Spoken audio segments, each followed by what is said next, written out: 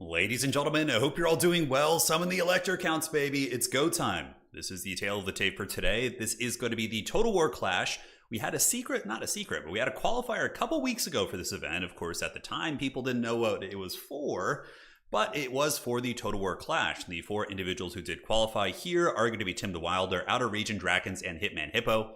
And they're going to be playing two sets of best of threes, followed by a best of three third place match, and a grand finals, which is going to be best of five as well. It is going to be domination mode, and the maps are going to be maps that are a combination of standard maps as well as Total Tavern Tournament pack maps.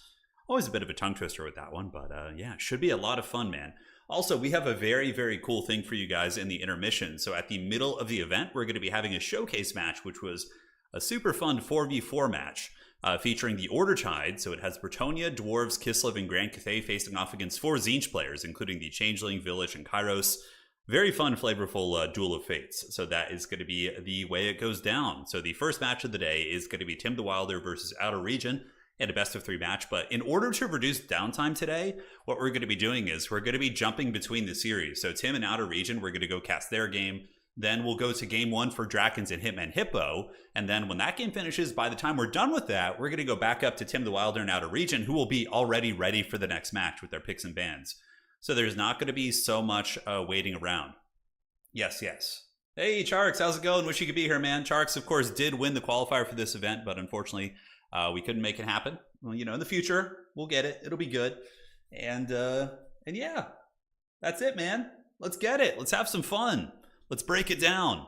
So going to be joining into the first match here today, which is going to be Tim the Wilder versus Outer Region. All right, so we're going to join the lobby. Hopefully they don't have some secret password that blocks me out. Any Lizardman mains this tourney? I would say you are very likely to see Lizards today. That is most likely going to be going down. So let me tag Outer Region and Tim. And tag those two gentlemen versus Outer Region, Tim the Wilder. It's go time. Get in that lobby with... Okay, cool. So switch on over to the perspective of the tournament. Thank you guys all for joining today. This is going to be our first match. It is going to be on border low landing, so the players, I would imagine, are going to be ready in just a moment. I started the stream about 5 minutes early, so, you know, I kind of ambushed them. So just give them just a minute, and we should be all good to get this going. Yes, yes. Yeah, so also, in terms of special rules today, obviously we're playing domination mode, so we're not going to need engagement rules and things like that. However, we do have one special rule for the event, which is going to be Katarina on her ice sled is going to be banned because her hitbox is basically trying to shoot her on her sled. It has a very strange hitbox. Like all the missiles will shoot at the front of the sled and they don't really hit. So we are going to be having that being restricted. So Katarina's sled is not going to be available. However, you can play Katarina on the Frostworm, which is actually a very decent terror-causing mount that gives her a lot of HP and armor. So there's plenty of options. But aside from that, pretty much everything is a go. Yes, yes. Any plans on single faction tourney soon? Yes, we will. We got a lot of fun stuff on the horizon, my friends. A lot of fun stuff on the horizon. Where's our God King of Domination, Houseplant? Houseplant did not play in the qualifier. I believe he was out of town that weekend, so unfortunately he did miss out. But I'm sure he'll be back. We're going to be having our season finals of the Total Tavern season 4, I think it is. I don't know, man. I'm getting old. I can't remember stuff. But we're going to be having our season finals, and he'll for sure be in that as well. So we do have our first match. Oh my god, I think it's a Kislev mirror match. It could very well be. Now, something about the mirror matches and whatnot, players cannot play the same faction. Oh, this is interesting. It's going to be a Kislev Civil War here in the first game. All right, then. Let's see how this goes. Should be fun, man. It's going to be Tsarina Katerine with the Golden Knight facing off against an upstart Ice Witch here who's going to be trying to usurp the Tsarina. And thankfully, they did pick different banners as well. So it is going to be on Border Low Landing. Understandably, everybody's very excited to play the new stuff. And on top of that, Kislev is probably the strongest faction of the game right now. So, you know, mirror matches are going to be, aside from Greenskins, I would say Greenskins obviously have a decent chance against Kislev. But yeah, it is going to be a Kislev mirror match here in the beginning. We could see the Frostworm from the Tsarina. It's a little bit dodgy considering the Little Grom on the other side. And Kislev does have a lot of hybrid shooting as well. So big targets, Kislev is very, very good at killing. So that could be a risky dragon if we do see it being the case. Yes. I know, brothers and sisters betrayed. Yeah, it's just like the trailer. Yeah, I know. One of them needs like the Mark of Corn or something like that. I was expecting Kislev to be banned. So we do have a pick and ban system, which I'll show you guys in between rounds. If you guys are a little bit newer to multiplayer, I can show you what the pick and ban system looks like for competitive multiplayer, and we can go from there. Hey, dude, at least, so mirror matches between factions that have shooting and cavalry and dynamic rosters isn't that annoying. But when you have mirror matches between factions that just like to blob, for example, and have like only melee, oh man, that can get rough for sure. Yeah, it should have been Kostalton on the other side. So our region is going to be playing the Ice Court facing off against Kostalton subfaction, who's going to be sending his Ice Witch. Of course, he didn't feel like showing up himself. But it is going to be the Tsarina Katerine, and she is going to be on her Warbear. As far as spells, interesting. So this is Death Frost. Death Frost is kind of like a Spirit Leech effect. So you use this on an enemy character, single entity, and that's where it's really going to be shining. It'll be pretty terrible against like infantry units, but it is going to be Tsarina Katerine on the bear with the Golden Knight Nyarska Alesia. So what abilities did she bring? So she brought the Totem of Ursus, which is going to be a silencing effect. So this is going to be negating magical damage nearby, which isn't super relevant, you know, for her herself. Well, I guess it does help for the physical resist thing, but she also makes the nearby enemy unit silent. So if she's chasing an enemy wizard, they straight up can't cast spells. Now, it could come in. It's not going to be the most consistent thing because it's very short range, but still a very powerful effect. On top of that, we do have the Tsarina's Guardian. So the Tsarina's Guardian does give physical resist and ITP. Or immune to flanking, ITF to nearby units. So pretty cool. And of course we have a Patriarch. Patriarch's going to be doing the passive healing item. And Outer Region's army is going to be pretty mixed arms here. He does have the Armored Kossars backed up by basic Kossars.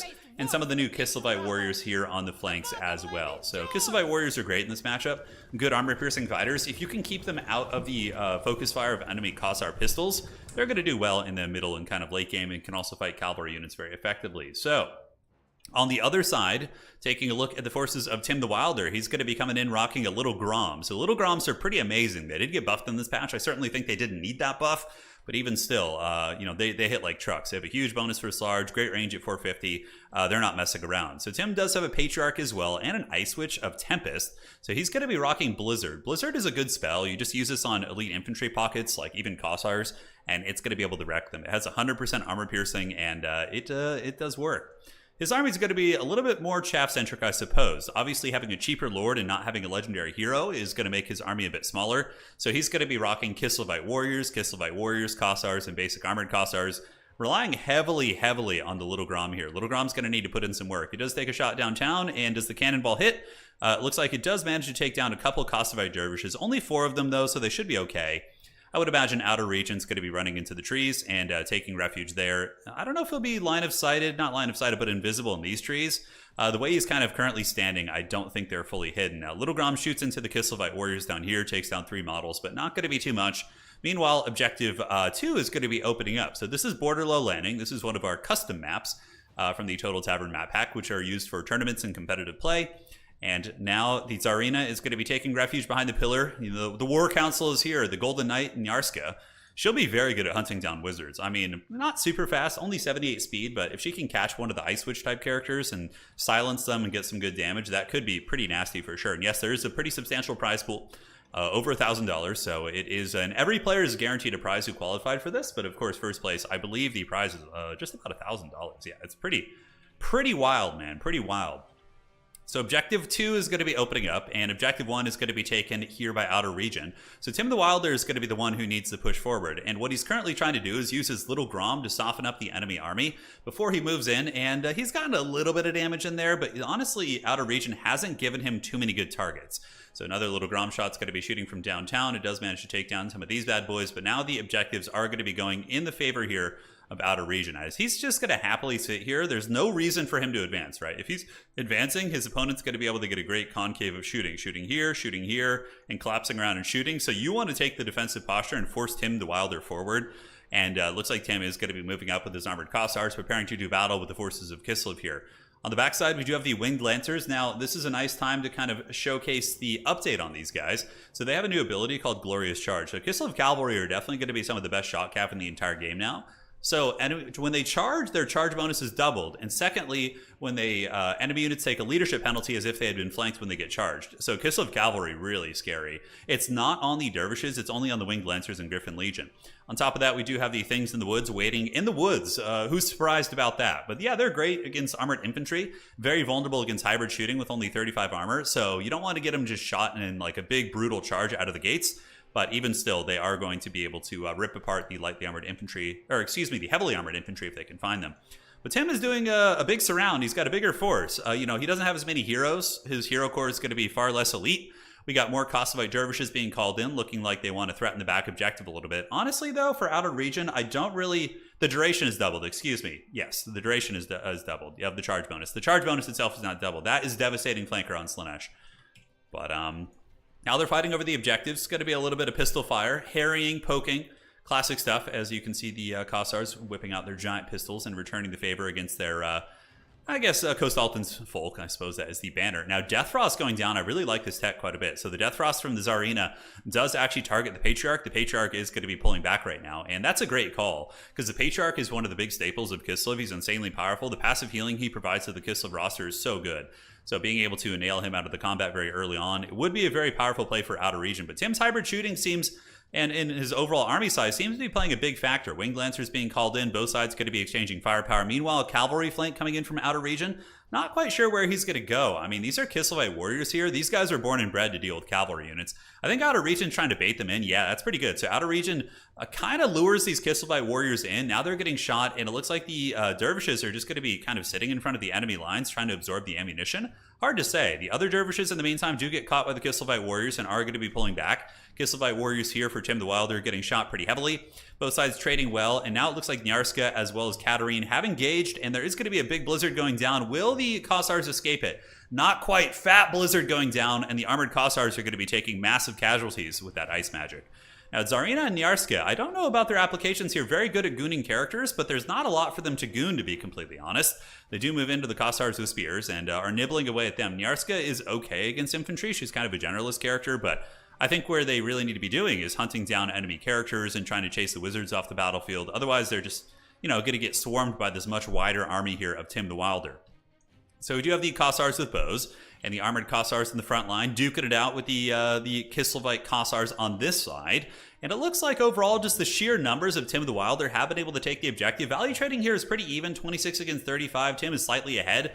Nyarska and Katarine are taking a little bit of a beatdown here, but they are occupying several units. Nyarska is holding down a Kossar with spear and a Kislevite warrior here, and Katarine, unfortunately, she didn't bring any crowd clearing. If there was like an Ice Maiden's Kiss or something, that would just be doing devastating damage against these Kossars. But alas, that is not going to be the case. The one mistake I think we're seeing from Outer Region is the fact that he's calling in a lot of cavalry units here, whereas the cavalry are just running mostly into Kislevite warriors and armored infantry units, which is what they're really not good against. So charge is going to be coming in with the Mordheim Beowulfs as well being brought to bear. So Outer Region does have some scary werewolf people here. And yeah, they're quite good against infantry, but again, the new Kislevite warriors seem to be doing very well at holding the cavalry and the monstrous units at bay. And there's going to be another Death Frost. So Outer Region does get the Death Frost onto the Patriarch. So Katarine's magic seems to be playing a big role here. Will the character sniping here of Outer Region pay dividends? He does manage to get the Patriarch down, which is going to be taking the healing away from Tim the Wilder. Value trading is 45 against 55. And it looks like Narskia, the Golden Knight's going in for the kill on the Patriarch. She does have her big scary sword and does silence the Patriarch as well. So the Patriarch is taken down. He is not going to be a factor. So Tim the Wilder is certainly not going to be having the same degree of healing that Outer Region does. But how can Outer Region really... Oh, there's no battle sound. Let me check this. Hold on. There we go. Sorry about that, guys. Thank you for the catch. Sometimes I hit the hotkey on accident, but now we should have some battle sound as well. Thank you, thank you. But yeah, obviously sniping the character is pretty big there. The Patriarch is down for the count. Outer Region has incredibly good micro as well. He's going to need to escape the Tsarina and the Patriarch and his Golden Knight out of this engagement if he can, and maybe go try and track down this Ice Witch. The Ice Witch is on foot, so wouldn't really have too much counterplay. So if you're able to find the Ice Witch of Tim the Wilder and take this character out, that would get rid of the Blizzards. It would also apply a leadership penalty to the Kislev army of Kostaltin's forces. I think that would be just very, very nice. So taking a look at the middle, though, Tim the Wilder does have the numbers advantage. Obviously, Outer Region's been calling in a lot of heavy cavalry, which maybe they're going to be able to kind of find some openings as the game gets a little bit more chaotic. So far, his cavalry and his monsters have been just kind of getting ground to dust by the Kislev warriors. They haven't really been able to find too many homes. But they are going to be charging into the Kossar Spears here. So the Dervishes lead the charge, and then the Winged Lancer is going to come in and get the big pounding attack. So they do move in. Looks like they were maybe targeting something a little bit further on, yes. So they're going to be clashing here with the Winged Lancers of Tim the Wilder. Maybe. They do get a surround on the Ice Witch. And where's Narskia and Katarine? Okay, so Narskia and Katarine are going to be maneuvering around, looking to find their way onto the Ice Witch here. But overall, Tim the Wilder's got a massive cav core of his own, and he surrounds those Winged Lancers, extremely punishing. But Death Frost is going down. Death Frost activated on the Ice Witch of Tim the Wilder. Katarine, as well as the Golden Knight, are going to be making their way through to try and goon this character. Pretty awesome to see the Golden Knight in action. But Tim the Wilder detaches his cavalry units. He moves in and is able to screen out the Golden Knight as well as Katarine, but not before the Death Frost does some substantial damage. And Katarine, in this update, she now can summon a Snow Leopard. She didn't have the ability to do that before, but it looks like a Snow Leopard is going to be getting called in. A decent little anti-large monster, which has the tools it needs to chew through the cavalry unit. But Tim the Wilder's just so ahead in value. His wider build proved to be more effective. Basically, Outer Region spent a massive portion of his army composition on trying to goon characters. His entire build was just, hey, let's go in, let's kill their lord, let's kill their support characters. He was probably expecting Tim the Wilder to go with a monster build, right? Coming in with maybe the Elemental Incarnate, something like that. But Tim just went super wide, brought a much more diverse army, and was able to use his superior numbers as well as his artillery to do very well. Little Grom sitting at about 1200 value so far. So I think at this point, the army of Outer Region probably will be collapsing out. The points are still close. So Outer Region has a little bit of time to try and claw his way back into this game, but man, oh man, I think that's going to be tough. We got Tim the Wilder moving for his back objective here with an armored Kossar, so these giant jacked muscle Slavs are going to be heading back there, and they will grab that objective pretty easily. And over on the middle side, we do see Tim the Wilder with pretty complete dominance on the objectives. The spamming of the monstrous infantry, I just don't think was terribly effective. Maybe heavy war sleds could have been better. I think if he had come in with like 2 or 3 heavy war sleds instead of cavalry, using their armor and the fact that they benefit a lot from healing to do this, that could work out very, very well here. But we do see Tsarina and the Golden Knight duking it out and still just being surrounded by all these cavalry units. And is there a Patriarch still left for the forces of Outer Region? Hard to say. Oath Brothers of Tor called in. Oath Brothers of Tor are a good armor-piercing unit. They can certainly kill armored Kossars, but it looks like they're trying to make their way over to the Little Grom to shut down that cannon, which would be a very, very good call. Back objective has been taken. Outer Region is currently down by about 2,000 value and is down on the objectives pretty heavily. So it's going to be hard for him to scrap this back. What is he going to be calling in? The new Kislev warriors so far have been big, big MVPs here. Stanky has been reworked. She's completely fine now, in my opinion. Still very powerful, but the Stank was nerfed pretty heavily, so she's fine. The only thing that's limited in today's event is going to be Katarina on her sled, because she has a bugged hitbox where you can't really shoot her, so that's the only thing.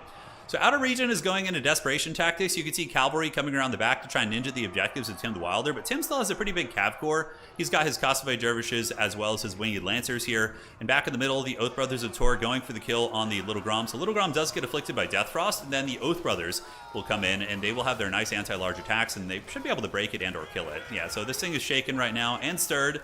It's running with about 600 HP left. Death Frost doing good work, and Outer Region obviously force pathing in, but we are going to be getting to things in the woods, and even though they are an anti-infantry unit, they still pack good AP, and if they're backed up by these spears here of the Kislevites, they're going to be able to fight off the Oath Brothers of Tor absolutely no problem. But Little Grom does get broken off, so that's going to be getting rid of the artillery, and now Outer Region's going to be sweeping across with his Oath Brothers. Value is still about a 2,000 difference, and I don't know if there's been a Patriarch. I think the Patriarch of Outer Region did die as well, so unfortunately that is going to be the case.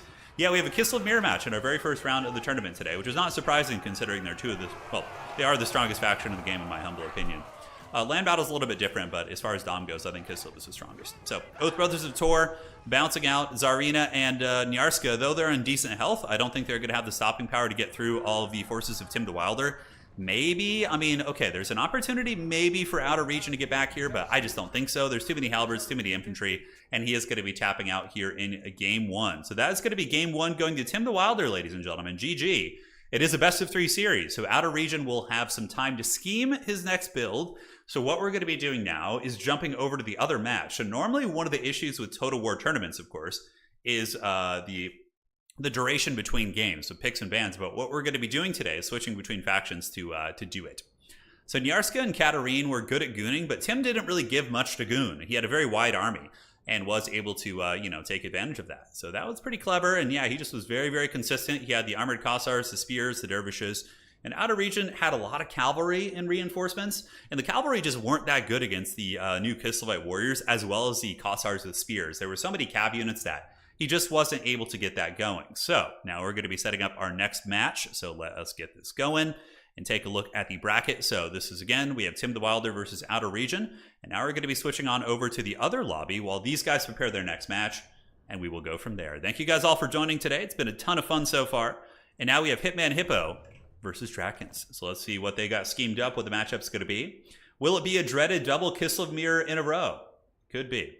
It could be. So no, it's actually going to be Lizardmen versus the Kislevites. Okay, that's pretty fun. So we got Drakens here, and it is going to be Hitman Hippo. All right, Hitman Hippo. And here we go. Let's do this and switch back to the lobby for the players.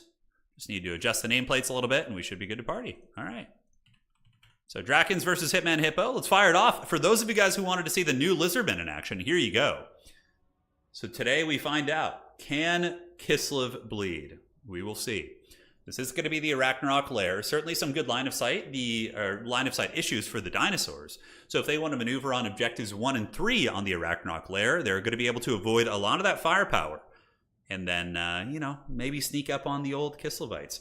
Lizardmen got buffed pretty heavily in this update as well. There's now a synergy between Kroxigors and Skinks. Rampage has been reworked, and that also been reworked for the Saurus Warriors and different things like that. So, yeah, man. Force him to switch to Kislev. Why would you wish that evil on us, dude? Why would you wish it? Can you cast the game, but instead of doing gameplay, just turn the sound off and you just do all the sound effects? That would be interesting. That would be an interesting one. I know, 0 downtime between matches. It's weird. It's weird. So Lizardmen are great. They were one of the top factions last season, and they're very good now. And let me show you how the rework works. So we have the Saurus Warriors, but Kroxigors, they do have some cool stuff. So we have the Spawnkin. So if there's a skink within 35 meters of them, they get base weapon damage of 10%. And for these skinks, if we take a look at them, they actually cause fear. So I believe he has some skinks around the map. Yes, he does. So the Spawnkin. So if they're near a Kroxigor, they cause fear, which against Kislev is not like super good because their leadership is so high and they're basically unbreakable, but it still can lead them to triggering their unbreakable buff sooner. So then they can get through that and you can do some good work as well. So it's a good time. Yeah, Temple Guard got silver shields. They're better at guarding characters. There's lots of good stuff. I mean, Lizardmen just got some nice buffs. So Hitman Hippo does have the Slan Mage of Life. Slan Mage is going to be rocking Awakening the Wood. That's what she said. He does also have the Earthblood and the Flesh to Stone. So all good abilities. Flesh to Stone gives Fizz-Res. So if you're about to get like blasted by a cavalry charge, you pop this on the unit that's about to get charged and it can do some good work. And Rampage has been reworked as well. So even Primal Instincts, right? So this is a pretty interesting one. Instead of just having the predatory or the old primal aspect that Saurus have, now they have 2. So when they drop below 50%, they get a buff, which isn't quite as powerful as the one they got before, but it's been split into 2 categories. So now they get melee attack, Fizz Res, and charge bonus when they go below 50%, which is basically just lasts forever. It's quite good. And then on top of that, they get predatory fighter. So if a unit that they recently fought is routing, then they get a, I believe they get a speed buff and a melee attack buff as well. So when they're chasing down a routing unit, they can hit them a little bit harder as well. For the army here of Drakons, it is going to be armored Kossars in the front, and man, what a boon, right? Getting Kislevyte Warriors in this matchup is massive. Kislevyte Warriors are such a good answer against Kroxigors and big dinosaurs. That is huge. Not that Kislev had too many problems with that before, but there's going to be an Ice Witch of Tempest looking to drop some fat bombardments, so we do have the Blizzard and the Hailstorm going to be going down on Saurus, at a Patriarch who's going to be accompanying these sleds to heal them up a little bit as well. So we do see the Salamander on the low ground. It is going to be the Ancient Sally. Ancient Salamanders are really good against armored infantry, but obviously don't want to be getting shot by these sleds and whatnot. So he's going to be pulling back into the trees while the heavy war sleds maneuver down to the low ground here. We will have to see. Yeah, I really like the changes to the Lizardmen. I think they were great. It's a really good flavor win for sure to have these skink cohorts teaming up with the Kroxigors. I think that's quite a bit of fun. So Ancient Sallies are pretty hard to kill, and there is healing on the Lizardman roster. So he's just going to be hiding in the tree line, mitigating some of the shooting, which is quite good. Kislevyte Warriors and Halberds going to be moving up. And again, shout out to our lovely map makers here in the community for making all these great maps for us to use in the tournaments. This one is the Arachnarok Lair. You can see there's some cool aesthetics around the map. We do have the Arachnarok spider dens and all these webs around the map, and this cool little battleground over here in the middle, which is very, very fun. Yeah, dinosaurs are really good, man. They're a solid faction. I mean, very, very smooth to play. Also, we got a Feral Bastillodon being called in. One of the cheaper, more cost-effective monsters, in my opinion, on the Lizardman roster. At only 650 gold, this thing does a fair amount of damage against infantry. It's got 140 armor. You just kind of plop it in the middle of your opponent's formation, let it tank some shots, let it tank some spears and halberds, heal it up, and live your best life. So you can also send in the Feral Bastillodon, let your opponent surround it with, halberds, for example, and then you can use the Sland Mage of Life to drop a banishment on top of the blob, which can be very powerful. So Salamander's going to be shooting his first shot here, so here it comes. And a 1, a 2, no, it looks like he wants to maneuver a little bit closer and target down some of the armored Kossars, which is certainly the right idea. Now, Saurus Warriors are pretty jacked. They're basically, 9-foot-tall steroid lizards, and they're going to be moving in to do battle with the armored Kossars. And honestly, they'll trade pretty well, despite the fact that the Kossars are fairly armored, because Saurus Warriors themselves do rock 60 armor. They're not the squishiest, right? So the first Salamander shot from downtown, here it comes, baby, and it looks like it was dodged. So the armored Kossars were able to get out of the kill box here, and we do see the Feral Bastillodon moving in. I would imagine that Hitman Hippo, who I played a fair amount of games with the other day, he's certainly very practiced. Oh man, the Bastillodon coming in, he didn't hear no bell. He moves right through there, and he goes in after the Ice Witch, trying to get some damage and sniping the Ice Witch. Interesting. I wouldn't have expected this, but Kislev is going to be calling out a Snow Leopard here. Snow Leopard is a very good anti-large fighter and will be quite good. On top of that, Draken's doing an excellent job with his chariots, running over the Saurus Warriors and doing some respectable damage to them as well. The Kroxigors definitely need to get in there and help out, but Saurus have insane leadership. They're super, super hard to break. So Saurus Warriors going to be moving up. Now, I think the right idea against Saurus Warriors is to engage them with the armored Kossars. Engaging them with Kislevyte Warriors is not good, because Kislevyte Warriors will get absolutely smashed by Saurus Warriors. It's not going to be a good one. So it looks like there's going to be a Blizzard getting popped right here, which is going to do some nice work against these Saurus. Meanwhile, on the low ground, we do see the overcast damage going down to the Ice Witch. She had to roll in the miscast table, and that Blizzard, though, is going to be nice and sweet. Blizzard is going to be doing a lot of damage against the Saurus, which are normally an extremely difficult unit to kill. But now you can see, since they're below 50% HP, their primal instincts are going to be kicking in, so those guys will be getting a slight buff, but even still, they get run over by chariots, and instantly their leadership is going to be getting crumped. However, on the low ground, Saurus and the Bastillodon seem to be putting up a good fight against the Kossars here, and the Stum and Snow Leopard should be disappearing here relatively soon. Objective 3 is under the control of the Lizardmen, but probably not for long. 2 Kislevyte Warriors going to be maneuvering around. We do also see some heavy cavalry being called in. It is going to be the Oath Brothers of Tor. So the Oath Brothers of Tor here for Drakons are going to be heading up, and they will do great work against the Kroxigors, who seem to be running out of support in the front. I almost think maybe going more skink heavy to mitigate the effectiveness of the sniping might have been the way, but we'll have to see. Value trading is very even, and remember that the Lizardmen have a ton of healing, and these Kroxigors are absolutely taking these armored Kossars to Poundland. They are doing a ton of work, but big charges coming in. Kislev gets a nice flank with the heavy war sleds, and yeah, the Kroxigors do not want to be fighting against the Bear Cavalry unsupported, but Shield of the Old Ones is going to be the Lizardmen response. A very, very good ability, gives ward save as well as leadership. And now Lizards are going to be calling in Coldland Spear Riders. A very good answer against any of the Kislev large units. Banishment going down. Wow, big banishment going down from this land over here. Absolutely tears through the Kislevyte Warriors. That is absolutely nasty. Also hits the armored Kossars, providing a much needed support system over here to these Saurus Warriors, who are pretty heavily outgunned in terms of just sheer numbers. Now, Skink cohorts will trade fine versus Kislevyte Warriors. Honestly, probably a better engagement for the Skink Warriors overall. A second Skink is going to be flanking them, so these little guys, not with their big Kroxigor buddies, but they are good at maneuvering around. They're high movement speed in the 40s. They got their cudgels out, and they will be swarming and enveloping the Kislevytes in the back here, so here they come. And that is going to be a big, big rear charge, which will probably mean the demise of that unit. Now, remember, guys, the dinosaurs have a triple cap. So even if they're down on value a little bit, as long as they can just maintain their caps long enough, they can certainly win the game on points. And lizards have a ton of healing. They have the Earthblood passive, they have Regrowth, which has been getting spammed. We see Cold on Spear Riders as well as Croxagors moving in. And these Spear Riders are going to be moving up as well. So the Kislev Mass is going to be forced back. We see the Velociraptor Cavalry. We got dinosaurs riding Velociraptors. Pretty cool stuff. A lot of the bears are going to be getting mulched. Heavy War Sleds do not want to stay in this fight either. They will get melted pretty hard by those Golden Spear Riders. Nice Blizzard coming in from Drakons. That's going to be hitting the Saurus Warriors right here in the center mass. As far as the far side objective goes, Kislev using its new and improved Winged Lancers to flank into the Skink cohorts, taking those bad boys down. And now it looks like Kislev is going to be able to wrestle in objective number 3. So what the Lizards are probably going to want to do at this point is consolidate in on the middle of 2 objectives. So Lizards want to come to objective 1 and 2 and stop trying to play all 3 objectives, focus on the value trades and just getting the game going in that way. So Flesh is Stone cast here. Giving Fizzres to the Croxagors, which unfortunately are running. Cold on Spear Riders being overwhelmed. Dinosaurs calling in another Croxagor unit. I'm surprised we haven't seen the fancy one, the Power Fist Croxagors, the sacred ones. They do quite a bit of work against Kislev as well. But Croxagors intercepting here the cavalry flank. Shield of the old ones going down. Saurus Spears just being absolute raid bosses. Just super tough to kill. Pretty high melee defense, but tons of HP. Really, really good leadership. Nibbling down the Oath Brothers. But the big problem here for the dinosaurs is Kislev's healing is pretty insane too. This Patriarch, it does have his passive healing item here, so all these units are going to be getting healed up, and that is going to give them just such good sustainability here. So we'll see how this ends up unfurling. Side objective looks like it could be taken by Kislev. It's kind of undefended right now. Maybe the Coldon Riders of Hitman Hippo could move down there. We'll have to see, but we do see the Horse Archers of Kislev making their way down there to grab the point. Meanwhile, the Coldon Spear Riders are going to be trying to intercept the Heavy War Sledge, which have overextended a little bit here in the middle. We do see the Awakening of the Wood going down, and that is going to be slapping the passive. So whenever you cast a spell with the Lore of Life, it heals your entire army a little bit, which is quite good. Ancient Salamander caught up in melee, which is a bit of a blunder here from Hitman Hippo. I think he should have had this thing behind his army, bombarding the entire time. Having it in melee is certainly a big waste of its prowess, but maybe that's going to be bait for a banishment. We'll have to see.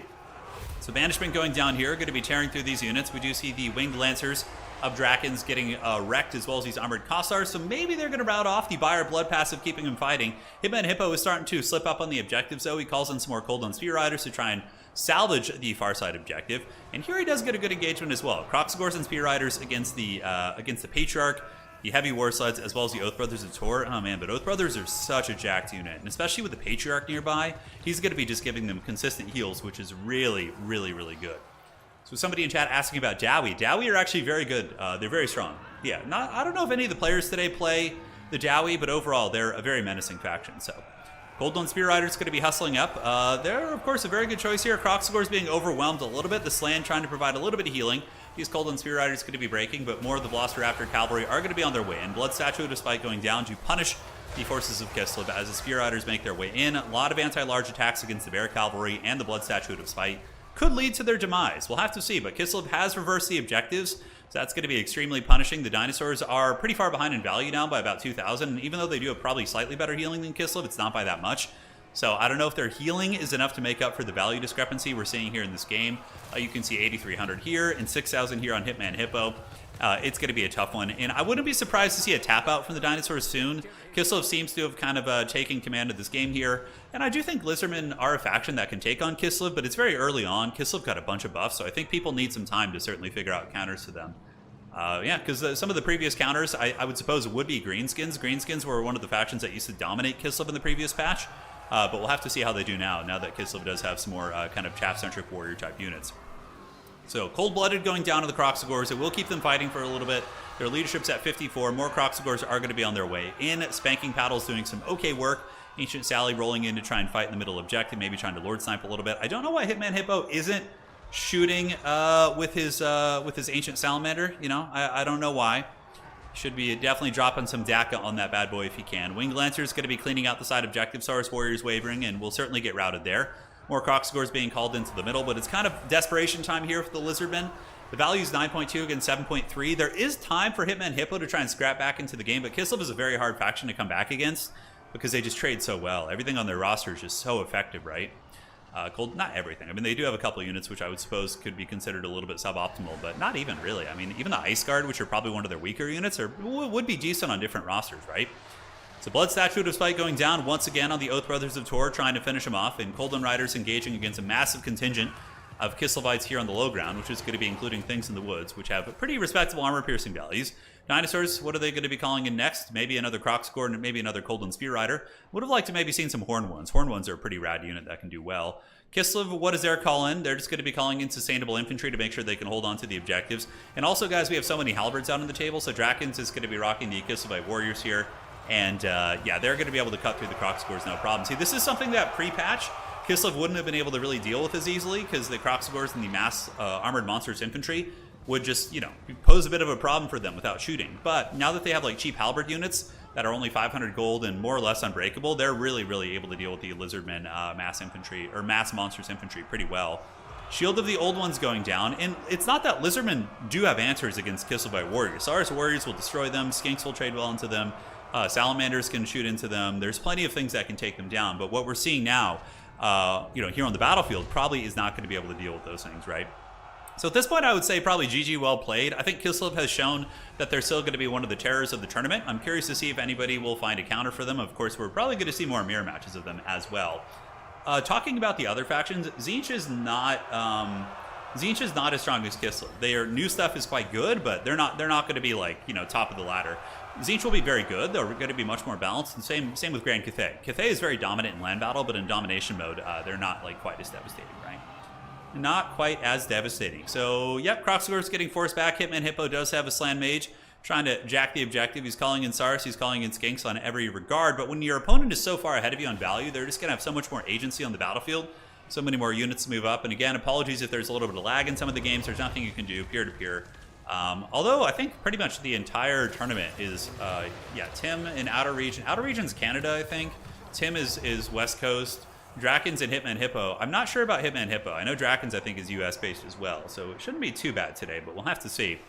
But that is going to be it for the dinosaurs, man. They're going to be paying the troll toll, and the old Slan Mage of Life is probably going to get routed off himself.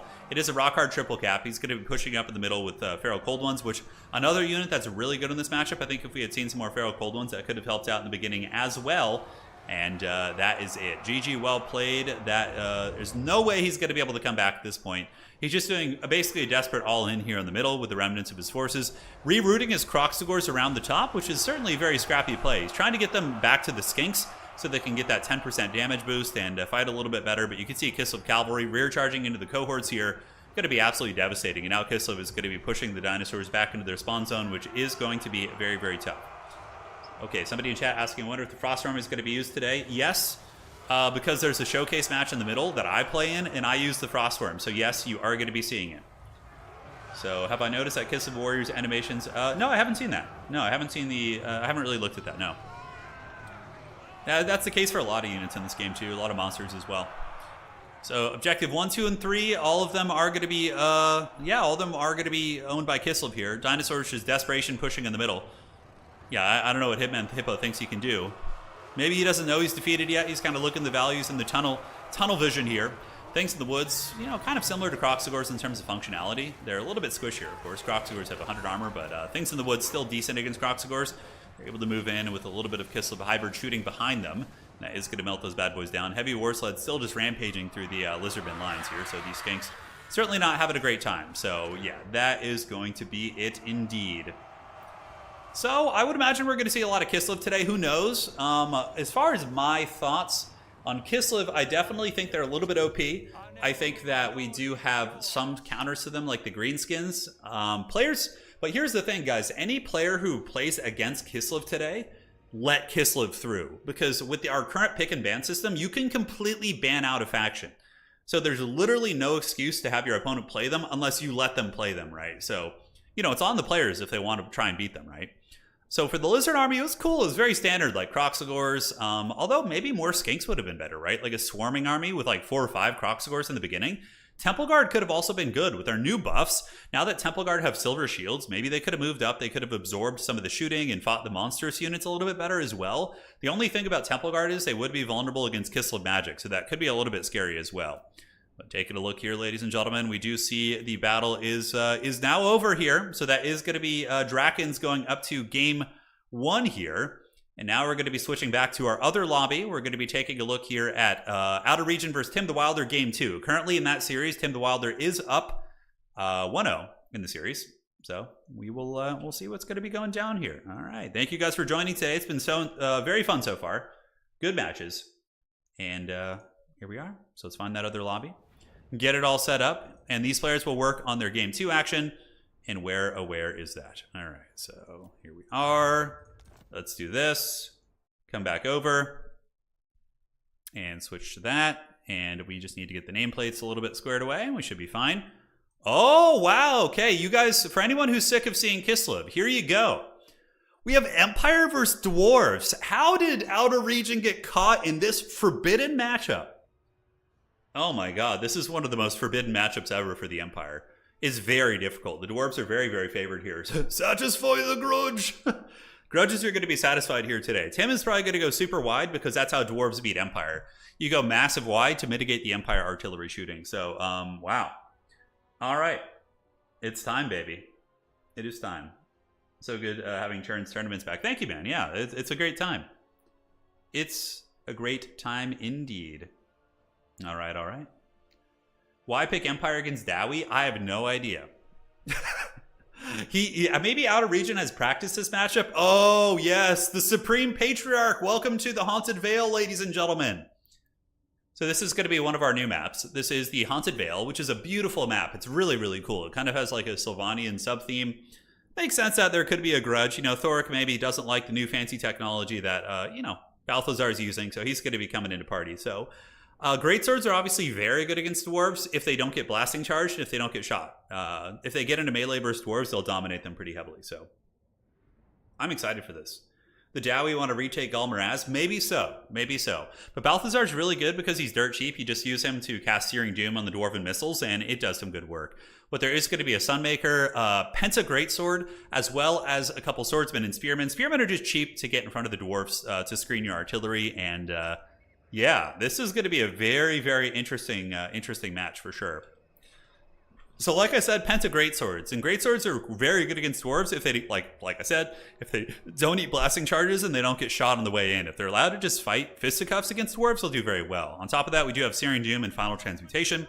Searing Doom is an excellent spell. You just drop this bombardment right on top of Dwarven missiles like Thunders and Quarrelers, and you'll do some work. And occasionally, Dwarf players go with a hero box.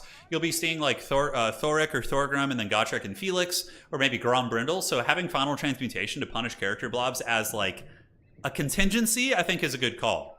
So for Tim the Wilder, knowing that he's going to be getting blasted because the Empire actually usually beats Dwarves in a straight-up artillery fight because of the Hellstorm rocket batteries and their range advantage they have because they do have 480 range. The Dwarves usually just go super wide and trying to overwhelm the Empire with pure armor. So Tim's going to be rocking Quarrelers, Dwarf Warriors with great weapons, obviously expecting great swords. He's got more Dwarf Warriors. And Thoric Ironbrow has been nerfed, by the way. So he was pretty OP a while back. He basically used to buff the entire map and give your entire army just a huge melee attack and fear buff, but now he's just going to be used here for Rune of Wrath and Ruin, as well as Rune of Slowness. So if any Empire heavy cavalry get close to him within 100 meters, he's going to be able to slow them down, allowing the dwarves to react much easier. So I like that. Now that Thoric is like a little bit more of a fair character, it's very, very fun to see him in action. Yeah, it should be. It should be indeed.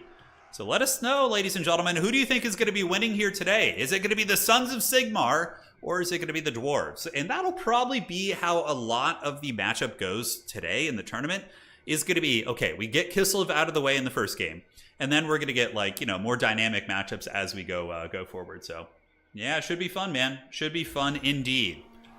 All right, guys, the battle is on. The Sigmarite's going to be emerging from the trees. Tim the Wilder is going to hide in the trees for as long as possible, which is totally fine. He can sit back here and let the Empire triple cap him. And then he doesn't want to move out now, because if he does, he's going to be eating Hellstorm rocket battery charges before the objectives open up, right? Which is not something he wants to be doing. The Hellstorm rocket battery is so devastating against dwarves. It is absolutely brutal. I mean, the Sunmaker, this thing packs a huge punch. It has 480 range, which is one of the longest range artillery units in the entire game. And it just wrecks dwarf units. If this thing's able to shoot at the Quarreler, that's what you want to be doing. You want the Hellstorm rocket battery to be shooting at like Quarrelers and Thunderers, and that will let your greatswords win the engagements. Also, if Tim the Wilder is going to be not contesting the objectives initially, you're going to want to sit back as he, you're going to want to get a triple cap if you're out of region. So Balthazar Gelt's going to be doing a little bit of scouting. He knows the chores, the chorfs, no, we're not the chorfs. The dwarves are in the tree line here. He's going to be eyeing him. The ever watchful eye looking at Tim the Wilder's troops. And yeah, love this map, by the way. So this is the Haunted Vale. It's a Sylvanian map. You can see the vampire spires and a little bit of a vampiric city over here as well. And also, yeah, look at that, man. These maps are so good. They're so good. Hope they get added to the base game someday. We will see. I'm working on it. I'm working on it, ladies and gentlemen. Demogryphs with lances have had niche applications in this matchup, but you're probably going to see baseline Empire Knights just to disrupt the missiles. The Greatswords are the hard carry piece. That's the unit in the army that you want to be doing very well. So look at this, grenade launchers coming out here. So we got a little bit of harass on the flanks as the Empire calls in grenade launchers, a little bit of Steel Faith and gunpowder here. The dwarves do ambush with some Bugman's Rangers, so the Bugman's Rangers going to be forcing these guys back, and also some Dwarven Miners did come out of Vanguard. And Outer Region takes a little bit of damage, but not before he... That was a good play, because even though he took some DPS here, he only lost one grenade launcher, and he forced two very awkward summons out for Tim the Wilder here, right? So that was good. That certainly was a little bit punishing as well. So side objective here going to be taken by Swordsmen and Spearmen. Grenade launchers going to be supporting. Grenade launchers are very good against dwarves. I typically run 3 or 4 of them in the builds that I use against the Dowie as well when I play Empire. But you have to watch out for the Dwarven missiles. But if you can find isolated Dwarven infantry on their own, you can really, really punish those guys pretty heavily. So Tim looks like he's going to be making a play for the far side objective. The Empire is going to be getting a triple cap right out of the gates. And if the Empire is able to get enough points to the point where they can win by simply holding 1 point, that is going to be very scary for the dwarves. But I think what's going to happen is the Empire is just going to yield objective 3. That's what I would do in his situation. I would yield objective 3, let the dwarves have it when they push it, and then just fall back in a defensive concave around your artillery and just play the 2 objectives here. Also, if you're going to be using the Sunmaker, you have to be very, very careful you've got to be really careful not to friendly fire your greatswords. Because if you're shooting at the dwarves and they are hanging out there, ooh, man, on your greatsword units, you're going to have an extremely, extremely bad time. So we do see the Sunmaker getting in position. It's eyeing the far side objective. It wants to make sure that the dwarves don't get that for free. So if they advance on that, Tim the Wilder is going to get punished. And Tim obviously being very cautious here. He does not want to engage in a suboptimal way. He's gathering around. He's trying to get his dwarves to pump their very short dwarven legs and get in position to outflank without getting nuked too heavily. So yeah, I do like the cautious kind of play with the dwarves, but he is going to be falling pretty heavily far behind in points. But this is kind of Tim's playstyle. He's always very slow to engage. He's got the Elder Millennial playstyle, you know, not so much a sweaty early micro, but more so just very cautious, you know, slow and steady wins the race for old Tim the Wilder. So grenades going to be on their way in. We got more grenades with the, what, do they outrange these? They do. Yeah, they have 100 range. And the blasting charges only have 55 range. I really like this tech actually here. Using the grenade launchers to just kind of poke at the dwarven lines and just antagonize them a little bit feels pretty good. But we got Penta Greatswords here and Swordsmen holding the flanks as well. Out of Region is saving a ton of resources. Yeah, I was waiting for all of you guys in chat to start saying the short thing. Yeah, short. It's so good, man. It's so good. So grenade launchers are now in, and there's going to be, ooh, a Rune of Slowness from Thoric. Look at that, Thoric in the bushes. He does get the Master Rune of Slowness, 60% speed slow, and that's 40 seconds. Man, that lasts a long time.